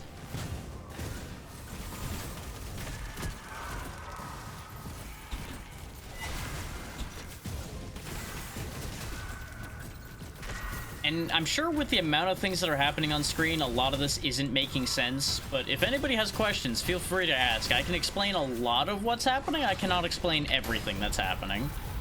We will accept the challenge of greed in exchange for lots of money. I still don't know what the challenge of greed actually does. Do I feel bold? The answer is, after beating Skull, I feel incredibly bold and foolish. So let's take the harshest curse for the best rewards. Ooh. When your health is below 40%, taking damage from an enemy will execute you. So, we basically only have half a health bar now. If we go below half, we're going to die. And I have to kill 40 enemies before that triggers to not die. Wonderful. And we got a Chaos out of that, which gives us 12 ability power. Yeah, probably the 12 ability power. 18 memory haste is also good. Yeah, no, that's a bad one, but it was a substantial curse. I knew what I was getting into with that. The greed is real right now. Oh, there's the challenge of greed kicking in too. So this could be the end of this run, like right now.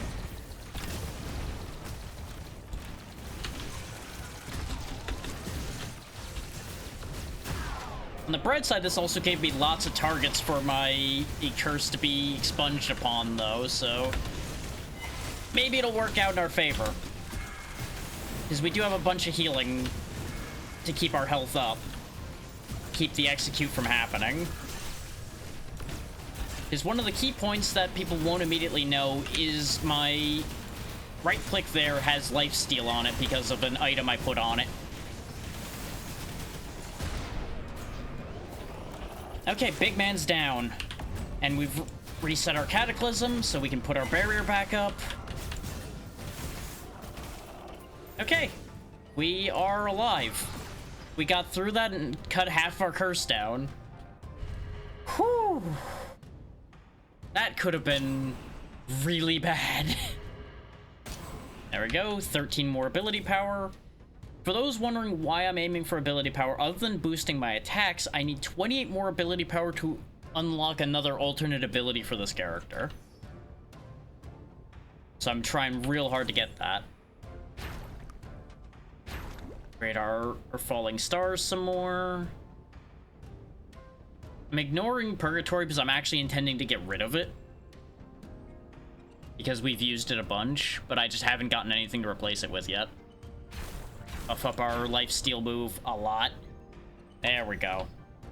We hit really hard now. We just need to not die. And then we can enjoy our increased power.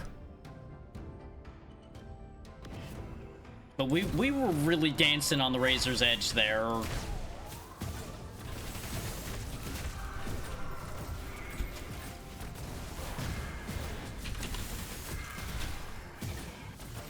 Not that this situation is that much better, if I'm honest, with all the swords everywhere. The swords all count as targets to kill for the curse removal, I think. They sure do. So that's actually great for me. 2 more to go, and then I won't have to worry about getting executed. And we've survived the bad curse. Look at that. The power of magic saves the day. And, you know, copious amounts of honestly nonsense that I've got working for me right now. This might be actually our longest lived run. And I have now cursed it by saying that, but, you know. I think technically it already is, because I think the last time we got to Area 3, we died pretty quick in Area 3. So, there's that. There's the treasure map right there. Let's hit this merchant and then hit the treasure map. I know I said I was beelining it and then I got sidetracked. Drop a bomb. We could upgrade a thing. None of these are that good. And I wish I could reroll this shop. Yeah, if this was a different ice move, I would probably take it. As it stands, though, the barrier from that could actually be huge. So I think I'll take it anyway. We'll sell Little Purgatory, which remains an odd sentence to utter out loud. Now, anything I say involving Purgatory ends up sounding weird.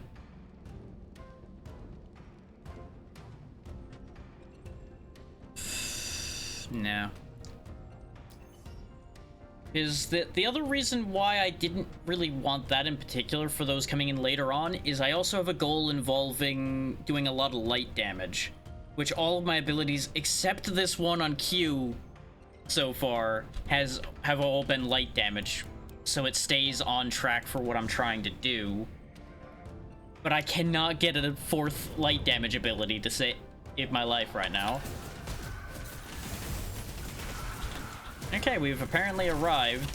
We'll find out soon if there's actually treasure here or if it's just a trap. Currently, I am really feeling the idea of it being a trap. No, there it is. There's the treasure. But we gotta finish the enemies in the area off first. Oh, he's an exploding enemy. These high power enemies all have a variety of elite effects. They can explode, they can just be shooting arrows out of them constantly. They could have artillery fire of magic bullets coming off constantly. All kinds of nasty things like that. What's in the box? Ooh, we got Novice Treasure Hunter, which unlocked a new essence, and we got a bunch of essences. So we upgrade our momentum, so our Starfall cooldowns push down more. Summon Lightning on cast.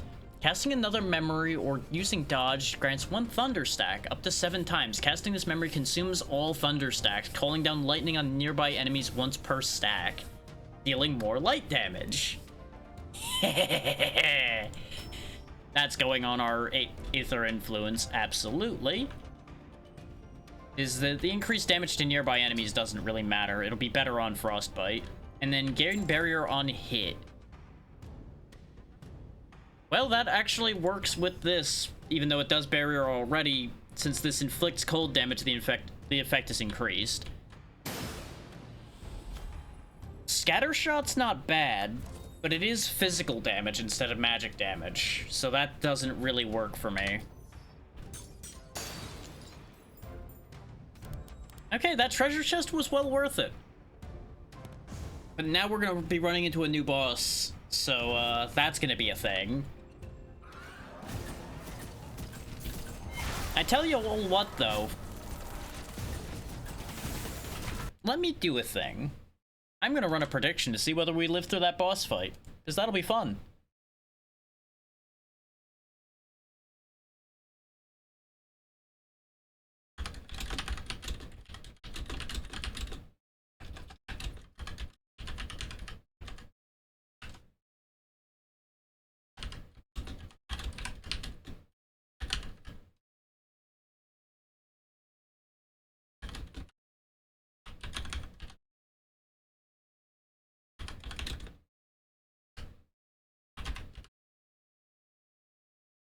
And I'll give y'all 2 minutes. There you go. Make your predictions now. Because this seems like a good time for a bit of gamble.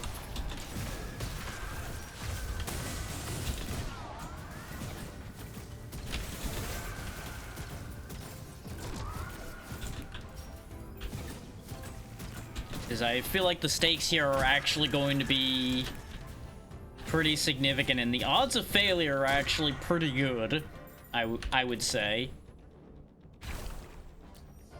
Like, we are powerful, but we don't know what we're getting into. So that's going to be what's going to make this really interesting. And it seems like people are real up for this one based on the numbers I just saw. And people got some faith. I saw a big amount put down on, no, you got this. So far, it's looking like 2K on you will die and 250,000 on no, you will live. So, if I die, the non-believers stand to make a big payout. That is a really sharp shift between the two.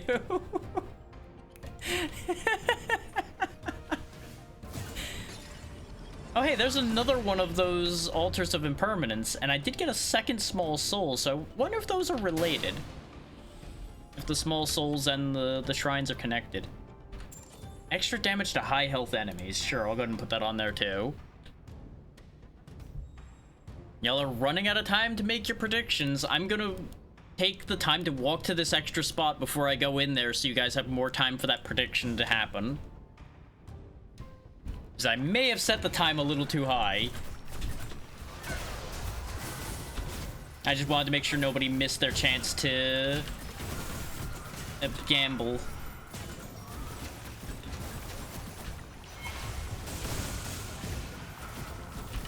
Is like, we are shredding these guys, but remember, the bosses and the regular enemies are fairly hefty gulfs of power apart sometimes. So this genuinely is a very either-or scenario here. But I gotta say, this is definitely the most powerful I've felt in this game so far. Okay, we're going into the boss fight. So you'll have a little bit of the early part of the fight to decide if you want to make a prediction for those who haven't yet.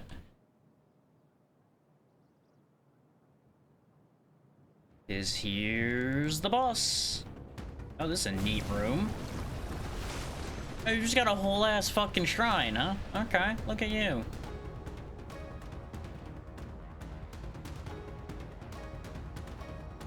White Knight, Guardian of Impermanence, Harmonizer of Discord. Wow, that hurt.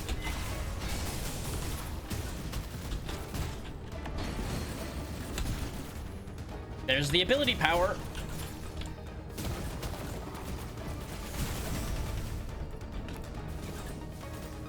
That's not a good sign. Okay, going in that circle hurts me. Okay. Oh, I'm gonna assume I want to stand in here. Yep. Okay. Just gonna just keep standing in the safety bubbles. I'm gonna assume this just goes on for a little bit. Okay, there's the bubble. I really thought there was just not gonna be any bubbles nearby.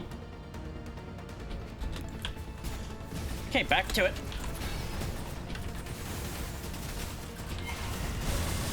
Oh! That was a nasty move. He's gonna explode or something, isn't he? Yep.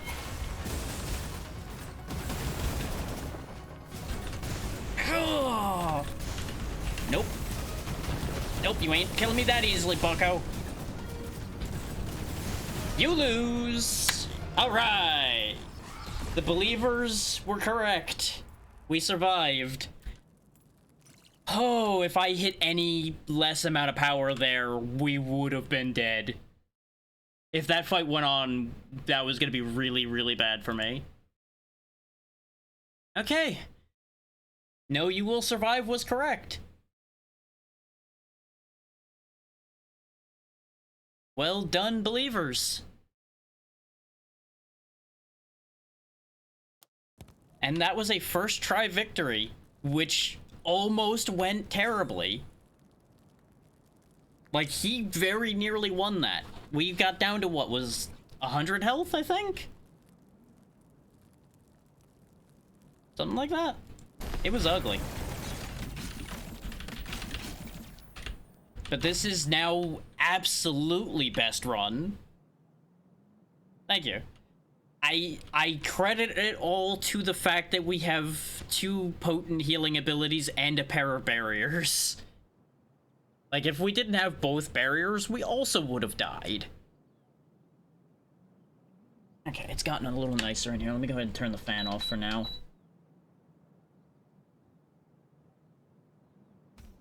Okay. On to Area 4. The Eroded Isle of Despair.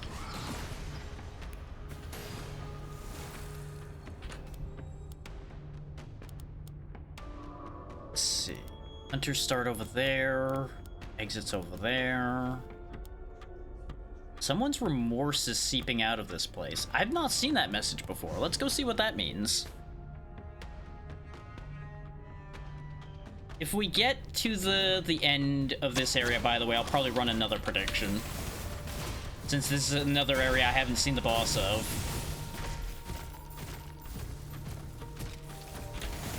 But I want to see just how much danger we're actually in here before I worry about even giving you guys a prediction of the next boss fight.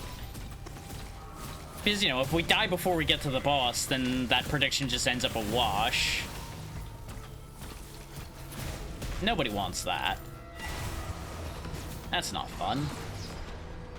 Mirror of Remorse. Oh! Interesting. All memories except identity memories and all essences will be replaced with a random type. The level of replaced memories will increase by 3, and the quality of replaced essences will increase by 190%. So basically, everything I've got set up here will be thrown away except for this move, and this move. So my big bread and butter safety move will be gone. I will lose all of the lifesteal and all of the healing, but all of it will become much more powerful. And I think because of how this run's going, I have to do this. I have to accept the gamble just because this will be exciting. And this could throw the run out the window. But that's the fun part.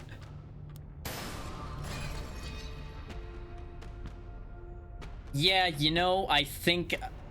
Oh, right. No, it is only this one. All of my actives changed. Oh, that's worse than I thought. Oh, and this is, ooh. This is not a good set either. I've made mistakes. I've made big mistakes. But this is why I wanted to do that, because I knew it was going to do something funny. So we have a teleport, which also explodes. We have hemorrhage, which makes my next attack hit really hard, which is good. Bleak Radiant Explosion. Target an ally or enemy to create a radiant explosion at their location after 1.5 seconds. Which will do nearly 2,000 light damage and stun. But the explosion repeats, which is fun. That is true. It is all ability damage. It could have been worse. It could have been all attack power based stuff, and I would have just started doing like 5 damage and been very sad. Problem is, we have a move that'll teleport me into a bad spot, and Final Explosion also takes a lot of my health. So we gotta get rid of Final Explosion. Like, Final Explosion just isn't an option. We do have a healing ability still, but it's on Hemorrhage, so I might move that.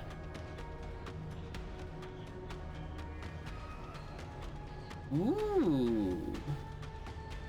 I need to move this stuff around. This setup right now is not great, though plus 11 on the Bleak Radiant Explosion is incredible. I think, though, I put Radiant Explosion on right-click, because it'll work well with the cooldown on kill. Wait, it actually this surprisingly rolled something that was good for burning. Yes. Yeah, I think I'm fine with this as far as the rest of this goes. I just didn't want the blink to be my right click because I was invariably going to teleport myself to a bad spot is I will forget that I don't have my normal right click anymore. Thinking ahead, thinking ahead. So now I know whenever there's bleakness involved, it's gonna be the mirror that shuffles my entire set and does weird. Well, time to see how good this set is. I'll give you a hint, it probably isn't.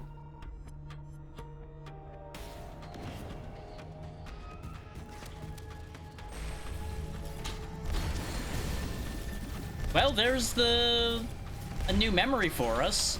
Deal 1,500 or more damage in a single hit. Problem is, I can only make myself explode, it seems, because I tried targeting an enemy and it didn't work, but the recurring explosion was real cool. So this is actually a good move. I was worried it wasn't going to be, but that seems like it's pretty good. Despair Remnant. Oh, that just teleports me around, I guess.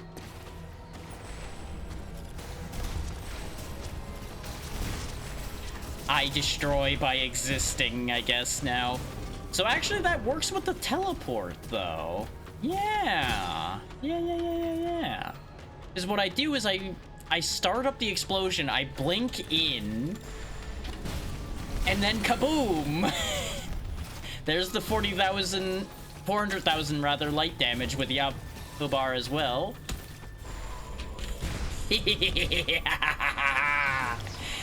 Paradox Remnant. What the? Okay. Do I just get to pick something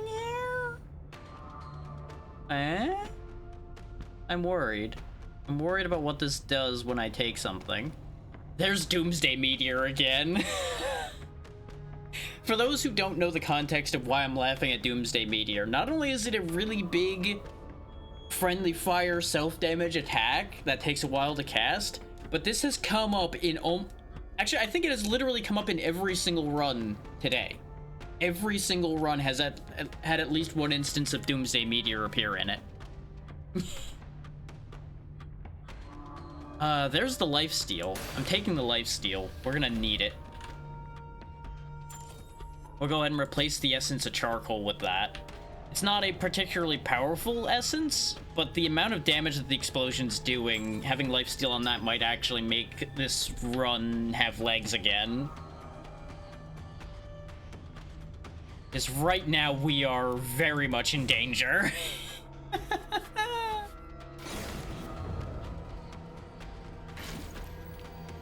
I will absolutely have a look at your goods. Though you seem to not be on the island I'm on, which is fine. That's a neat teleporting effect.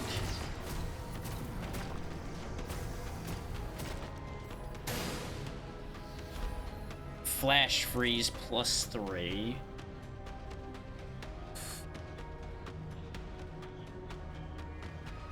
Yeah, it'll still be better than Final Explosion because it won't kill me to use it. Because that's the metric I'm working off of right now. I could get a birthday cake hat, and that's very tempting. We have a lot of money, so I'm at the very least gonna buy the heal just to make sure we're good. 30% more ability power would put us up to 160, I think? So that would be fun, but it is only 4 areas before it wears off, and I don't think we'd reach the boss with 4 jumps. And I think I'd rather save my money for a shop at that point. The heal's good enough. This has been, like, the most profitable run, and this is the first run, I think, where we've unlocked new memories, too. I was wondering about that, because I hadn't looked at any of the unlock requirements for any of those.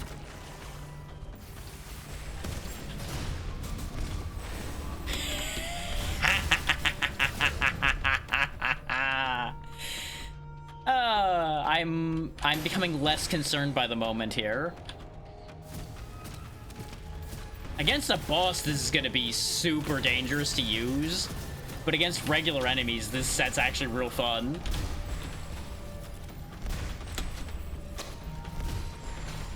Because I'm just a walking nuclear bomb. Another 2.5 second cooldown reduction on kill.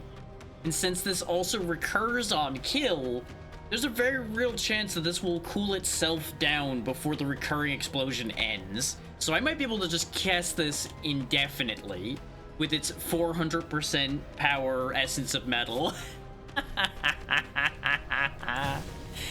This is what we like best. This is the broken shit that makes these games go in a real wild direction.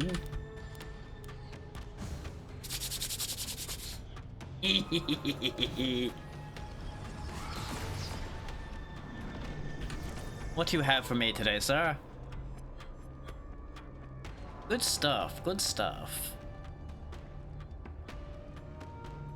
Absolutely buying the regeneration, because that'll boost the one we have further. I'm honestly kind of tempted to go for Pillar of Flame to get rid of the Flash Freeze. I know we just got the Flash Freeze, but I think this would be better.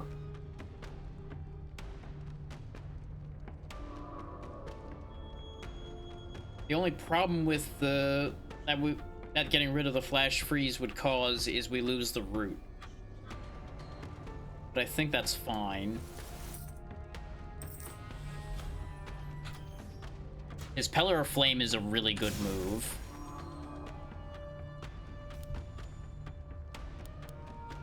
Okay, I think at this point we just beeline the boss and see if we get away with murder.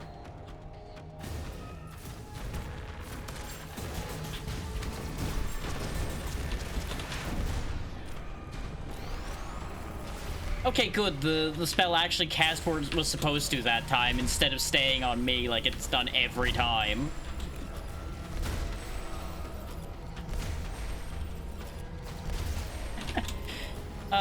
The hunters become the hunted. I just chase after the enemies now. Sure. Increase the quality of an essence by 80%. Increase our life steal. I'm gonna need it.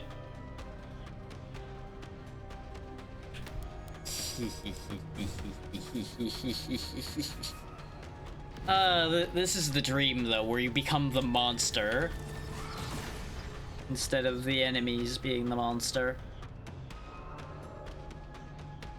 We could bring Purgatory back. Oh, anti-gravity is actually a fun one. Lifts everybody up, and then you slam them to the ground like toys you're disappointed in. So we'll sell Hemorrhage and buy that.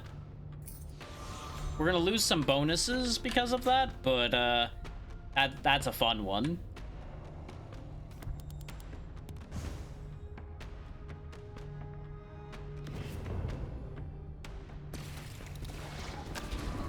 Go forth to the sky, enemies, and be crushed by disappointment.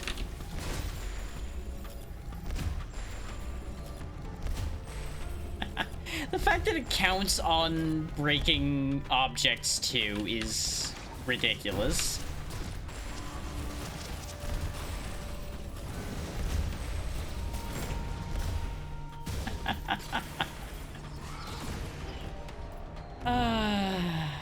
Beam of Light, backstep, pressure point. Beam of Light wouldn't be bad.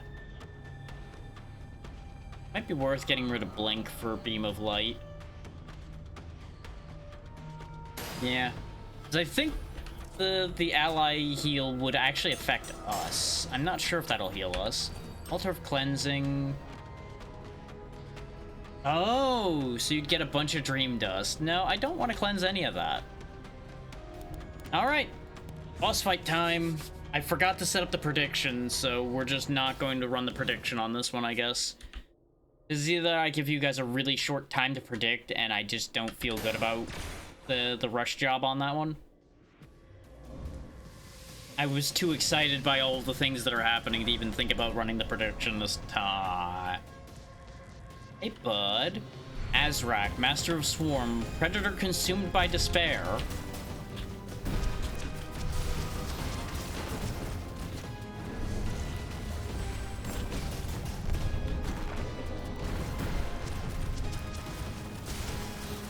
He's gonna be consumed by something, but I'm not sure it's despair.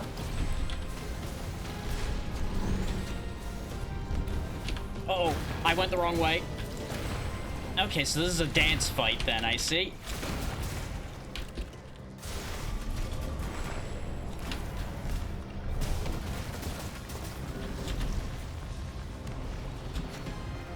Okay, he's gonna just come flying through, it seems. Okay.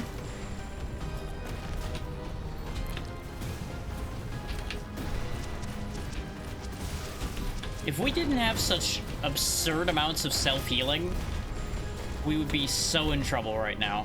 Oh, I think I want him to run into the pillars, not me break the pillars, perhaps. But I can use the pillars to heal myself, so that was still a good idea either way.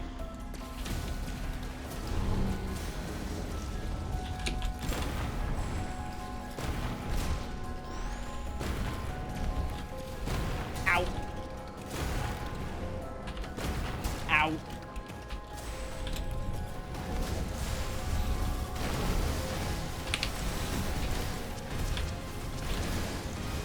This might be over, y'all. It's over. He has too many attacks and I don't have enough movement. If I was a little more confident in the attacks I had, I probably could have kept that alive by just life stealing. But I lacked the confidence in the build to do that. Still, that was an incredible run. That is 100% the longest and farthest trip I've managed to make so far. 3 heroic bosses defeated, 8 mini-bosses defeated. No hunters killed because I didn't go fight them. Max single target damage dealt nearly 4,000, and we almost did 400,000 damage in that run alone.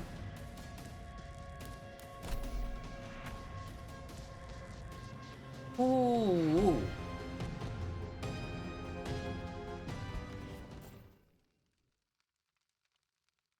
Now we've unlocked a new Traveler, a new Essence. Night of Counting Stars is our new ability for Yubar. We gain some kind of Chain Lightning. Actually, no, it just says Electric type. So I wonder if that's literally just a whole type of memories, perhaps. Geese Amid the Storm. Okay, that's the one you were talking about before. Okay. And we have level 10 Yubar now. Why is my frame rate dropping? That's weird. Let's see what these new abilities look like. We're not going to use them right now. Creates an expanding star at the target location that slows enemies, then channels for up to 3 seconds. You can't attack or use memories while channeling. Reactivate Supernova to detonate the star, dealing 200% light damage to enemies. The explosion becomes more powerful with charge time, increasing damage up to 225% and after 1.3 seconds. And then our other option for our ultimate is Tranquility. Yubar channels for 1 second to regain Tranquility, becoming invulnerable with a 40% increase in move speed and reducing the cooldown of all other memories by 3.5 seconds. A little bit of invulnerability is real fun. Okay, so this is Arena. What do we got here? We have Golden Explosion. Create a Golden Explosion forward that deals 110% light damage to enemies and restores 28% health to allies. When hitting the single target, the explosion's damage or healing is increased by 100%. On casting, gain stacks of Wither for 3.5 seconds and sacrifice 5% of your max health. Each Wither stack increases the explosion damage and healing by 100%, but also increases the health sacrifice by 7% of your max health. Okay, so I'm already starting to see the idea behind this character. Dash forward and power your next basic attack. This basic attack becomes a critical strike, dealing 125% additional damage and knocks back the target. Your current health is below 60% when casting Dangerous Theory. The additional damage increases by 100%, the cooldown reduces by 25%, and you restore 67% health for each enemy hit.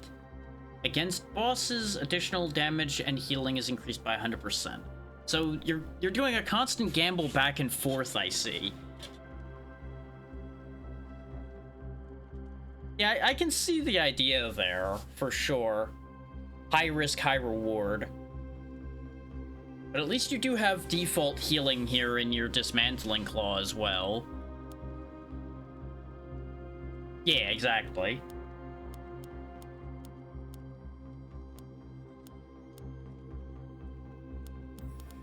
Usually I'm not super into that type, but maybe this one will work out for me. We'll give it a try.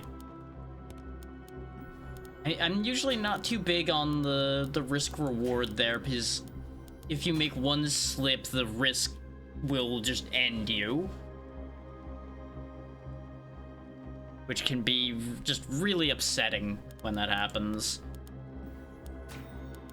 But that's of course the risk you're taking, that you should be knowingly taking.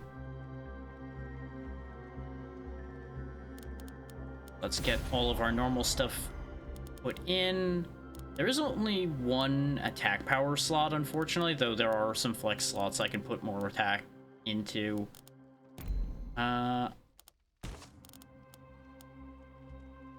You have ability power and attack power. Yeah, it does seem unfortunate to have the shortage of slots there. Especially since they seem like they would thrive with destruction bonuses, but that's probably exactly why, is they would thrive too much. But you do have a lot of flexible spots, so it's not like it's a big deal to not have those 2 slots. You basically would just start filling out all your destruction up here in the flexible slots instead, since they can take anything.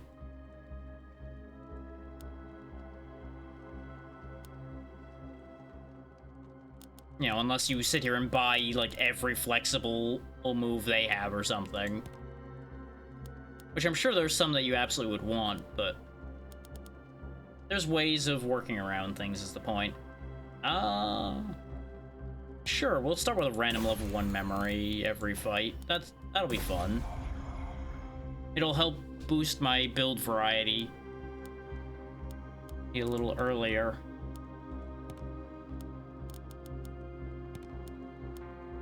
Go ahead and max out the attack damage increaser there, because that is increasing everybody's. Ditto with the health one. I feel like the cost for return there is not actually as good as I would like it to be, but it's fine. Getting money every time you get a healing potion is fun.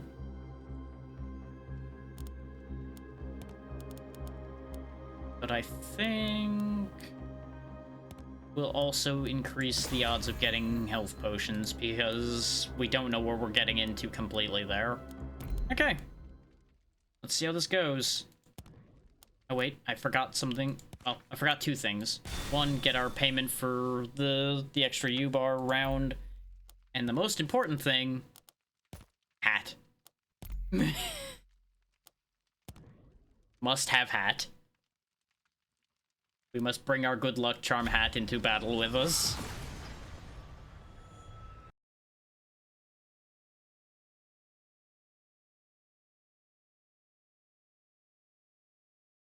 I'm gonna need to get a feel for the ranges and such on these moves as well.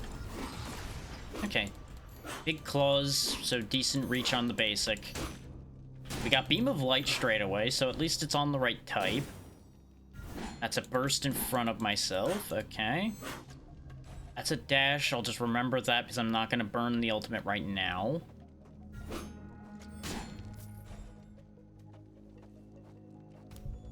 Okay, we'll see how this goes.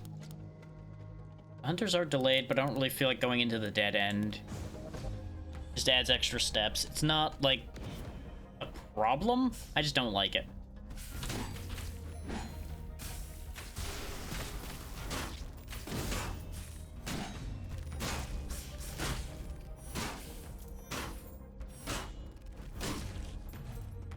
Just gotta remember that I lock up parts of my health bar, it looks like.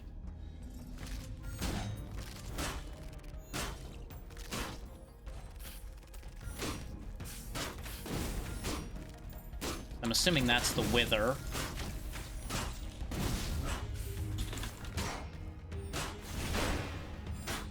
Okay, that's how that mechanic actually works. Okay. Starting to understand. I was kind of figuring that the lifesteal was going to account for this. Then again, yeah, it does say right there it's maximum health.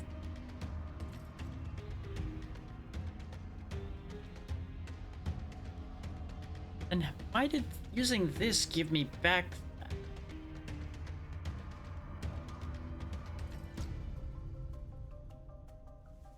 Yeah, I'm not actually sure. Maybe it just conveniently wore off. Ace Claw, sure. That kind of fits.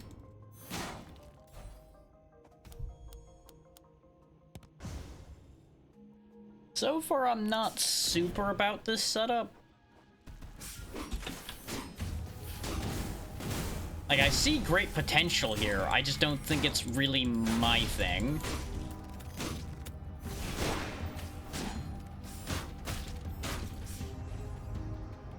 I just do not like I mentioned before, the risk involved here. I will leave this to other bolder people, perhaps. But we'll see how far this goes. I'm obviously not gonna just throw this away.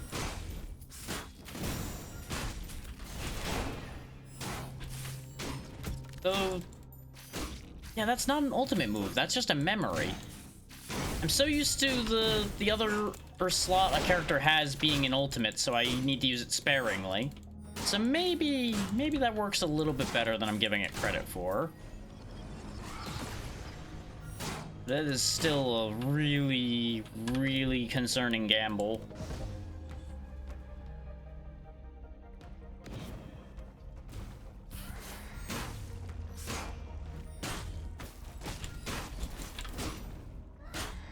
At least you do have 2 dodges with this one.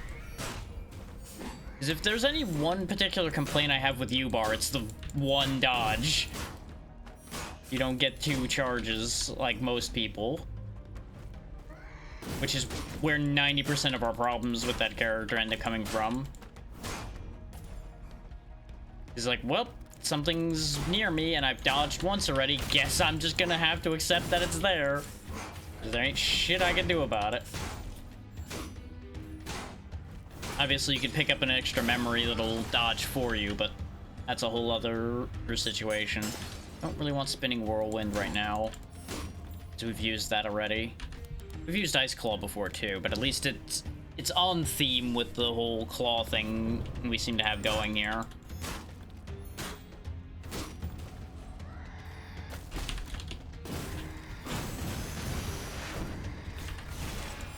I do like that you don't have to wait for cooldown on the right click particularly. You can just spam it. You gotta be kind of careful spamming it, because what just happened to me might happen to you. But it's an interesting idea to be able to just go bam, bam, bam, bam, bam, bam, bam. Gives you a very strong burst power opportunity. Just, you know, also bursting yourself at the same time.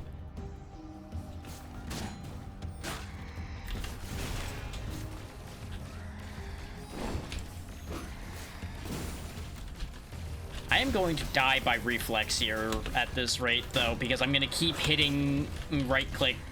Because I'm used to that just being a bread and butter move I can use all the time. And I'm just devastating my own health in a very bad position to be doing that.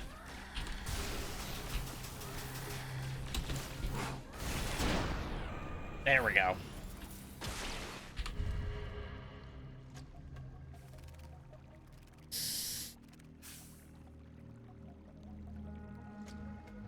A lot more of our stuff is ability power based, but our main lifesteal is attack damage based. So I'm gonna take the attack damage to keep that lifesteal rolling. Because if there's one thing I'm feeling that I need in this setup right now, it's some stability. I do not have the rhythm yet, so stability is going to be required to make sure I don't just botch spontaneously. As we already nearly did. Great Frost Sword will probably be better for us than the Claw, just because it gives me something with a little bit of coverage. And I mean coverage range, not, like, variety coverage. And we're just gonna pump everything into Dismantling Claw right now. Well, that's kind of the thing, yeah. Most everybody gets a lot better after they get through the first boss. This is just my initial impression of the two most important moves of the kit.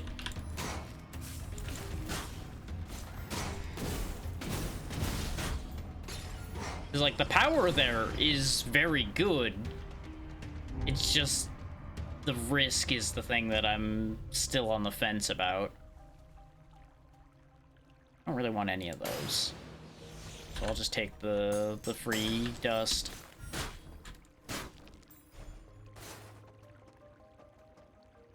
I'm still in that camp of one click too many and I die.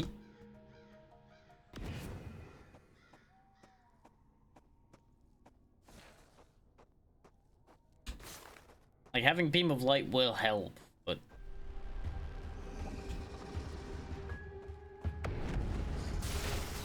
It's an amount of always on that I feel like I need to be with this set that I'm just not really all for.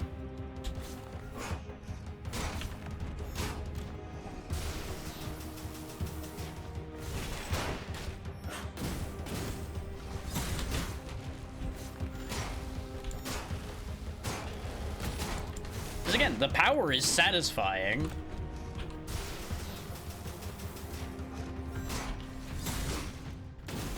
I just also know that I can't cut loose more than X amount or I will just die. I think I would enjoy it probably more in team play.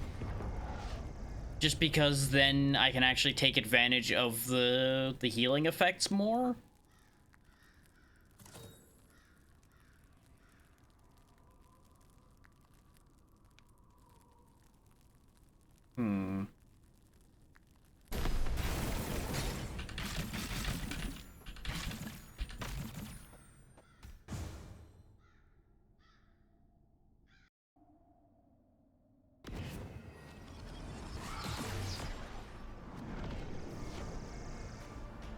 That's what I'm seeing, yeah, because just based on this ability alone, the fact that you could just spam it out against a boss means your health's gonna drop and everybody else's health will balloon. Because it's to allies, it's not just to a ally. So that's healing the entire team with every hit. That healing explosion would be insane, I think. That's assuming it works the way it reads, which there's some float to that.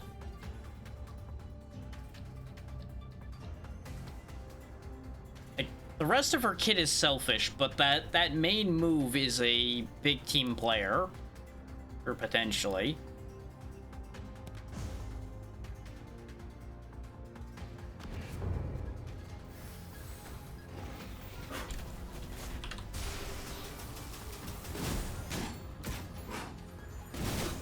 Ordinarily, things that are split in this game would say it's split, but you have the potential to be correct there. There's no guarantee that it isn't split.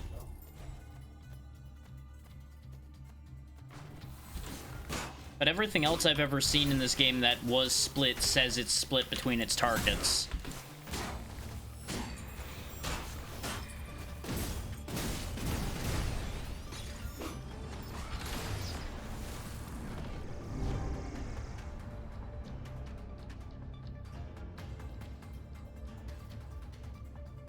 Wait a minute. Increased charges on this memory. Like, I wouldn't want to put it on Golden Explosion because there's already, like, no cooldown on this. But what if I have a second charge of Dangerous Theory?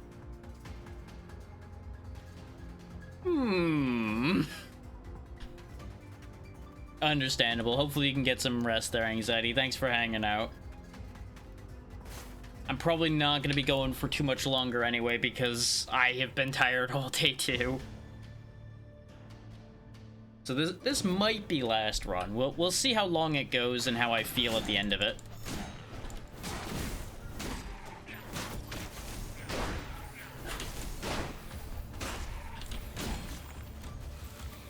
But since we have 2 charges of a guaranteed crit move now, I'm wondering if I can just bullshit a crit build here. Thing is, I can't think of too many things that are like crit reliant in this game so far. That's the only problem with an idea like that. But I see the vision here in terms of power.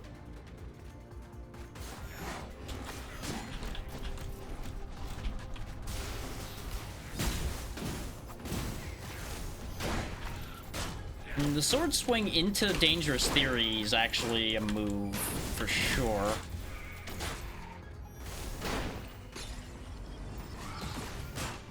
I'm reminded of a very specific character while playing this one here, and I cannot put my finger on who it is that I'm reminded of. Something to do with the big health exchange followed by diving in and clawing something. There's a character from one of the handful of MOBAs I played that plays very similarly to this. And I just cannot remember who it is. You know what? Let's make the beam do fire damage for fun.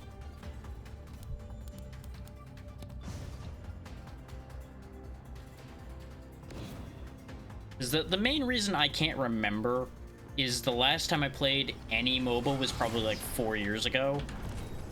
I want to say 4 years is correct for how long it's been since I was regretting life playing Heroes of the Storm. It sounds right in my head, but it may have been 3 years. It was either 3 or 4 years. Boy, that was a time in my life. Chomp would be good to have, and it would fit, but I don't really want to give up Great Frost Sword, and that would be the one I would get rid of out of the set for that.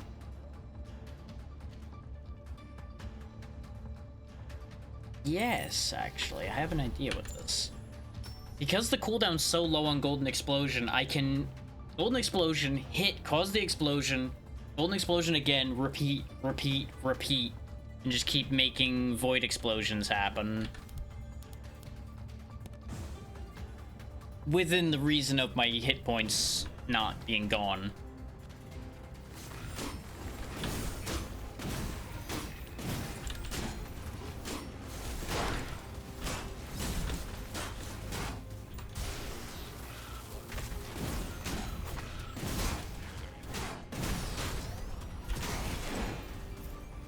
Ooh, that didn't go particularly well. I do appreciate that when their effects would go off correctly, they make the icon glow, so it's like, hey, stupid, use the thing. You are within range to use the thing. Use it. It's great for people like me that are not always paying complete attention to all of his meters and everything. Or for people that don't fully understand what their kit does, it gives them a nudge in the right direction to use their kit correctly.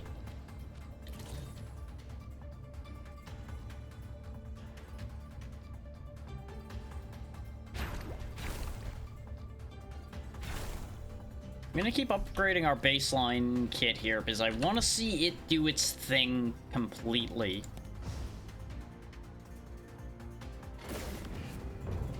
Which obviously, some of this stuff would be way better paired with other memories. These entirely, but these are the memories we have right now.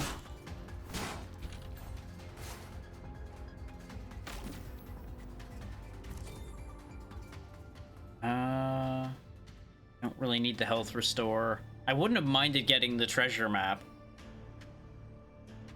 So this isn't the suspicious one. This actually seems to be much more believable, which might mean that this is actually the fake one.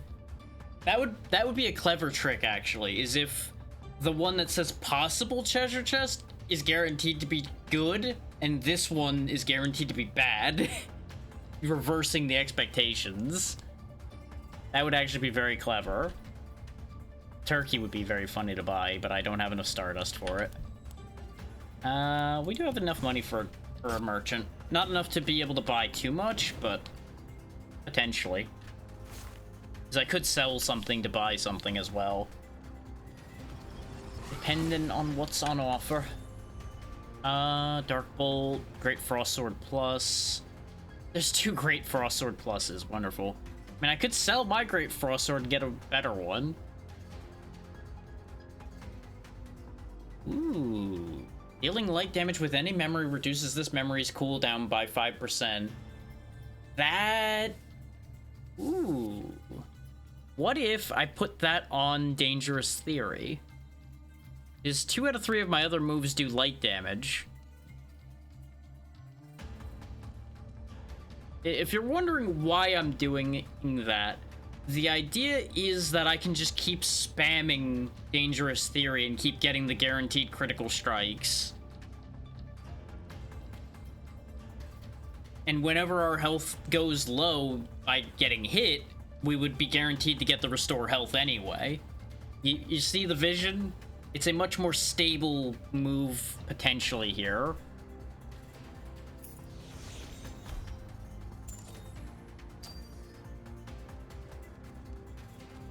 The fact that it already has 2 charges does make the funny trick with the cooldown slightly less relevant. This means I can spam both charges out and then use the rest of our moves. And get those charges back pretty quick.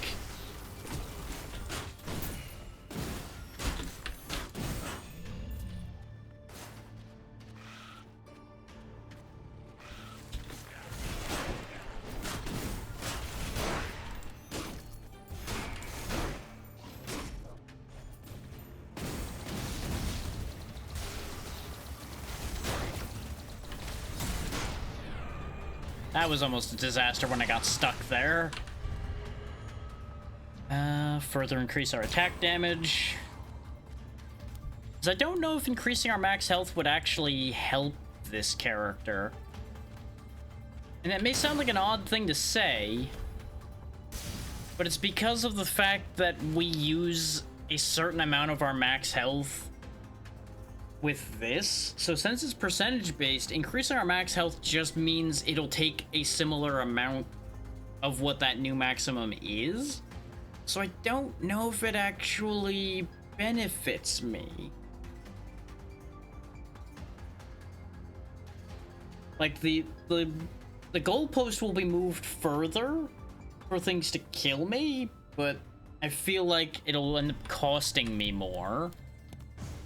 And I'm not sure if the numbers work out in a positive way. I would have to sit there and do the math on that to see whether that actually works out positively or not. And I am not really here to do math right now, as one would expect.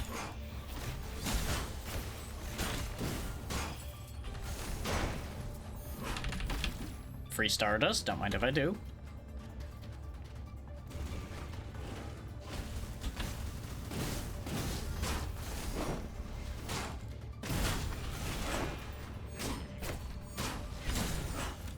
Like, I assume part of the bit for doing this properly would be maintaining the wither stacks in a way that you can benefit from it without dying from it.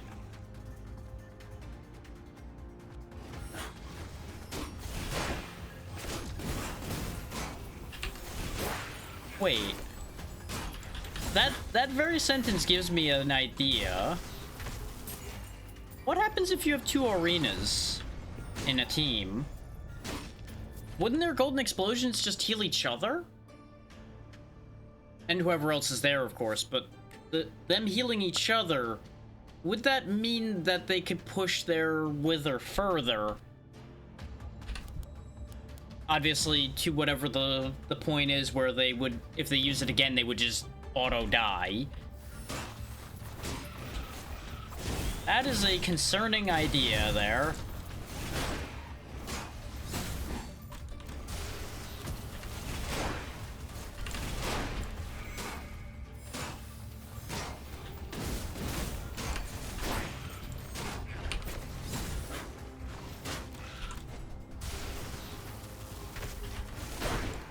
I do think the auto-targeting for certain things could be a bit more coherent.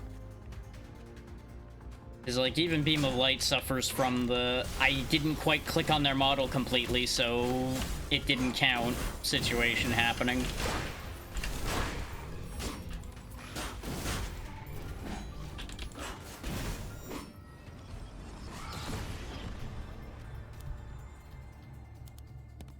Well, here's the true test. Can she beat Skull? The answer is, not looking great, but not looking terrible, to be honest. Like, this is probably gonna be one of the fights where the trade is gonna be real risky. I say as I go ham on it anyway. Because I still had the beam available, so I figured bursting off early would be a good call.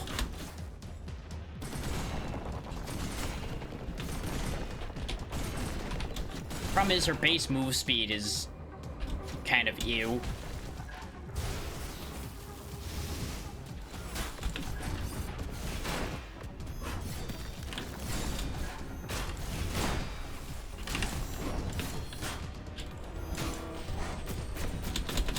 I can't get away from him.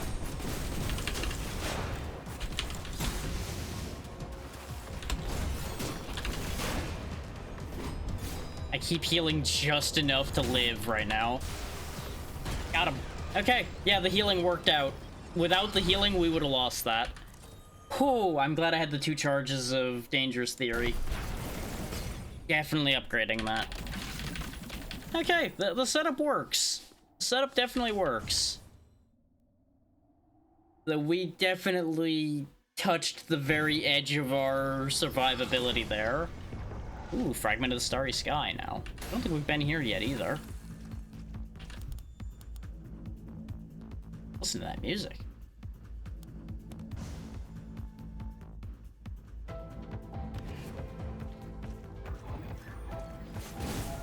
Oh, that's the thing I use as a hat sometimes.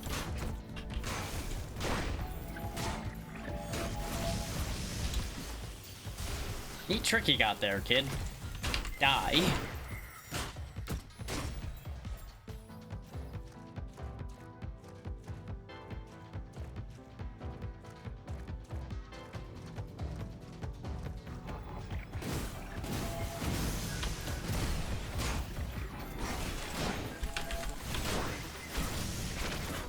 Oh, the stuns in here are gonna be bad for my health. Oh, especially when there's this many of them. Holy hell. Nope, not a fan. Not a fan. Okay, that worked out. That could have gone really badly, really fast. The claw's back, but no. Sword has been proving its worth. This is a good, I'm out of options, push everything away from me option.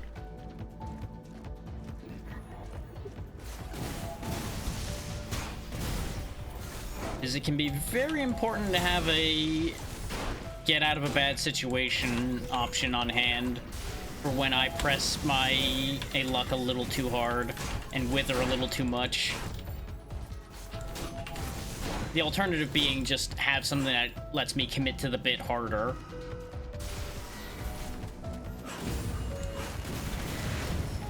Yep, I overdid it. I clicked one too many times. I thought I could kill him before he exploded, so I took the risk, and then I exploded. That plan did not work. That plan most definitely did not work. Arena's fun, for sure, but I think that it might be one that I do save for team play and see how well it works. That is the hardest listed difficulty for a character. I don't think she's as hard as very hard would indicate. I feel like that's more of a... that would be more akin to the difficulty that Mist is.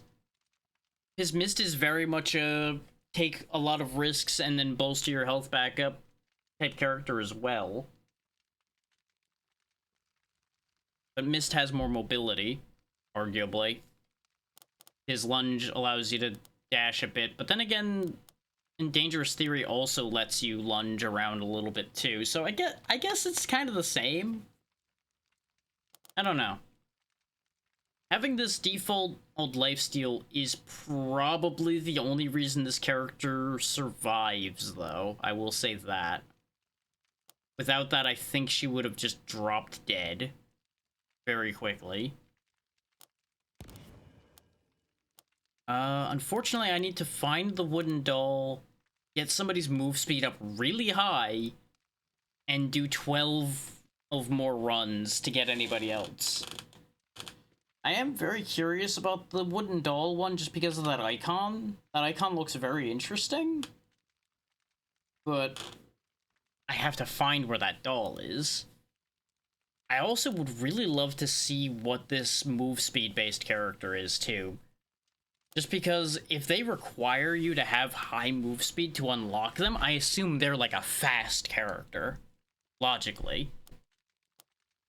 But with 4.5 hours in, I think we will call it there. Because if we have another good run, it'll put me to like 5.5, potentially. And I'm saying good run as in like as good as the U-Bar run was, so it'd be an hour. The likely outcome would be like another half-hour run. But I think this is a good stopping point. Oh, we did get to the Starry Dream again, so we did get paid for that too. Any melee traveler. I do like that these keep refilling. Like you don't get any more rerolls right now, but you do keep getting to get a new one every time you complete them. It's not like the dailies in an online game where once you fulfill them, you don't get any more. So you at least can keep getting more Stardust as long as you just follow what this asks you to do, which none of this is like, go massively out of your way and play in this weird way. It's just play a melee character. Okay. Deal cold damage. Okay. None of that's complicated. Yeah, I will absolutely be playing a lot more of this. As far as streaming it goes, I don't know if I'll stream it again until I get some people to play. This may very well be a filler if I don't have other ideas. Because obviously, you know, I enjoy the hell out of this, so I will be fitting it in where I can. My throat's starting to get grouchy with me, and I am feeling the fade hitting. So it just makes the most sense to raid out now, rather than pushing it as much as I would absolutely just keep playing this all goddamn day. So it's time to roll out the giant scroll of people that are playing and find out where we're going. His boy, is there a good amount? After the changes I made, I'm not falling off the end of the list anymore as far as people that are online most of the time. But there's still a lot of people.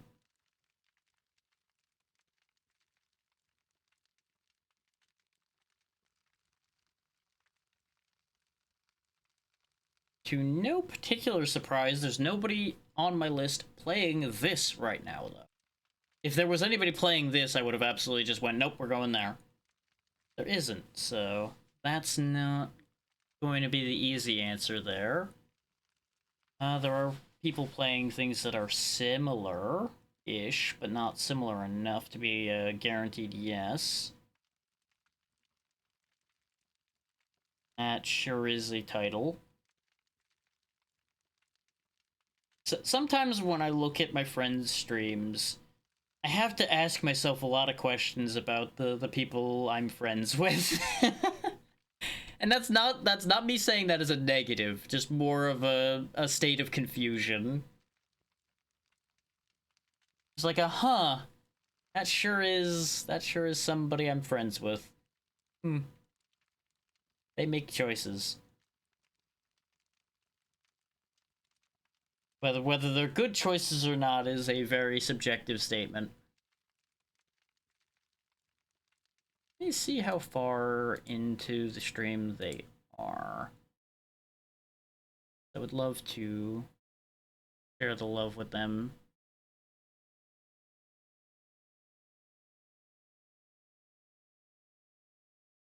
Okay, they're doing something else right now.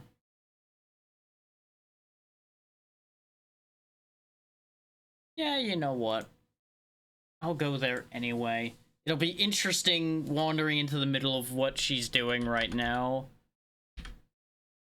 But we'll go see Sav, otherwise known as Houndorable. You have seen her in here before, though it has been a bit. Scheduling has just usually been the thing keeping us from both being in the same place at the same time, really. But she has been wonderful every time I've talked to her, so that'll be a great choice for us today. She's going to be playing Hollow Knight, but it looks like she's doing some kind of quiz right now, so that's going to be a whole thing. Schedule coming up. Today's Tuesday, so there will be no stream tomorrow. We will be back on Thursday, probably with a long Lurkit game that I have gotten the opportunity to show you all. And then Friday, it's back to Abiotic with Mel. Saturday, again, will not be any short run Saturday because we have the Clearathon coming up next week.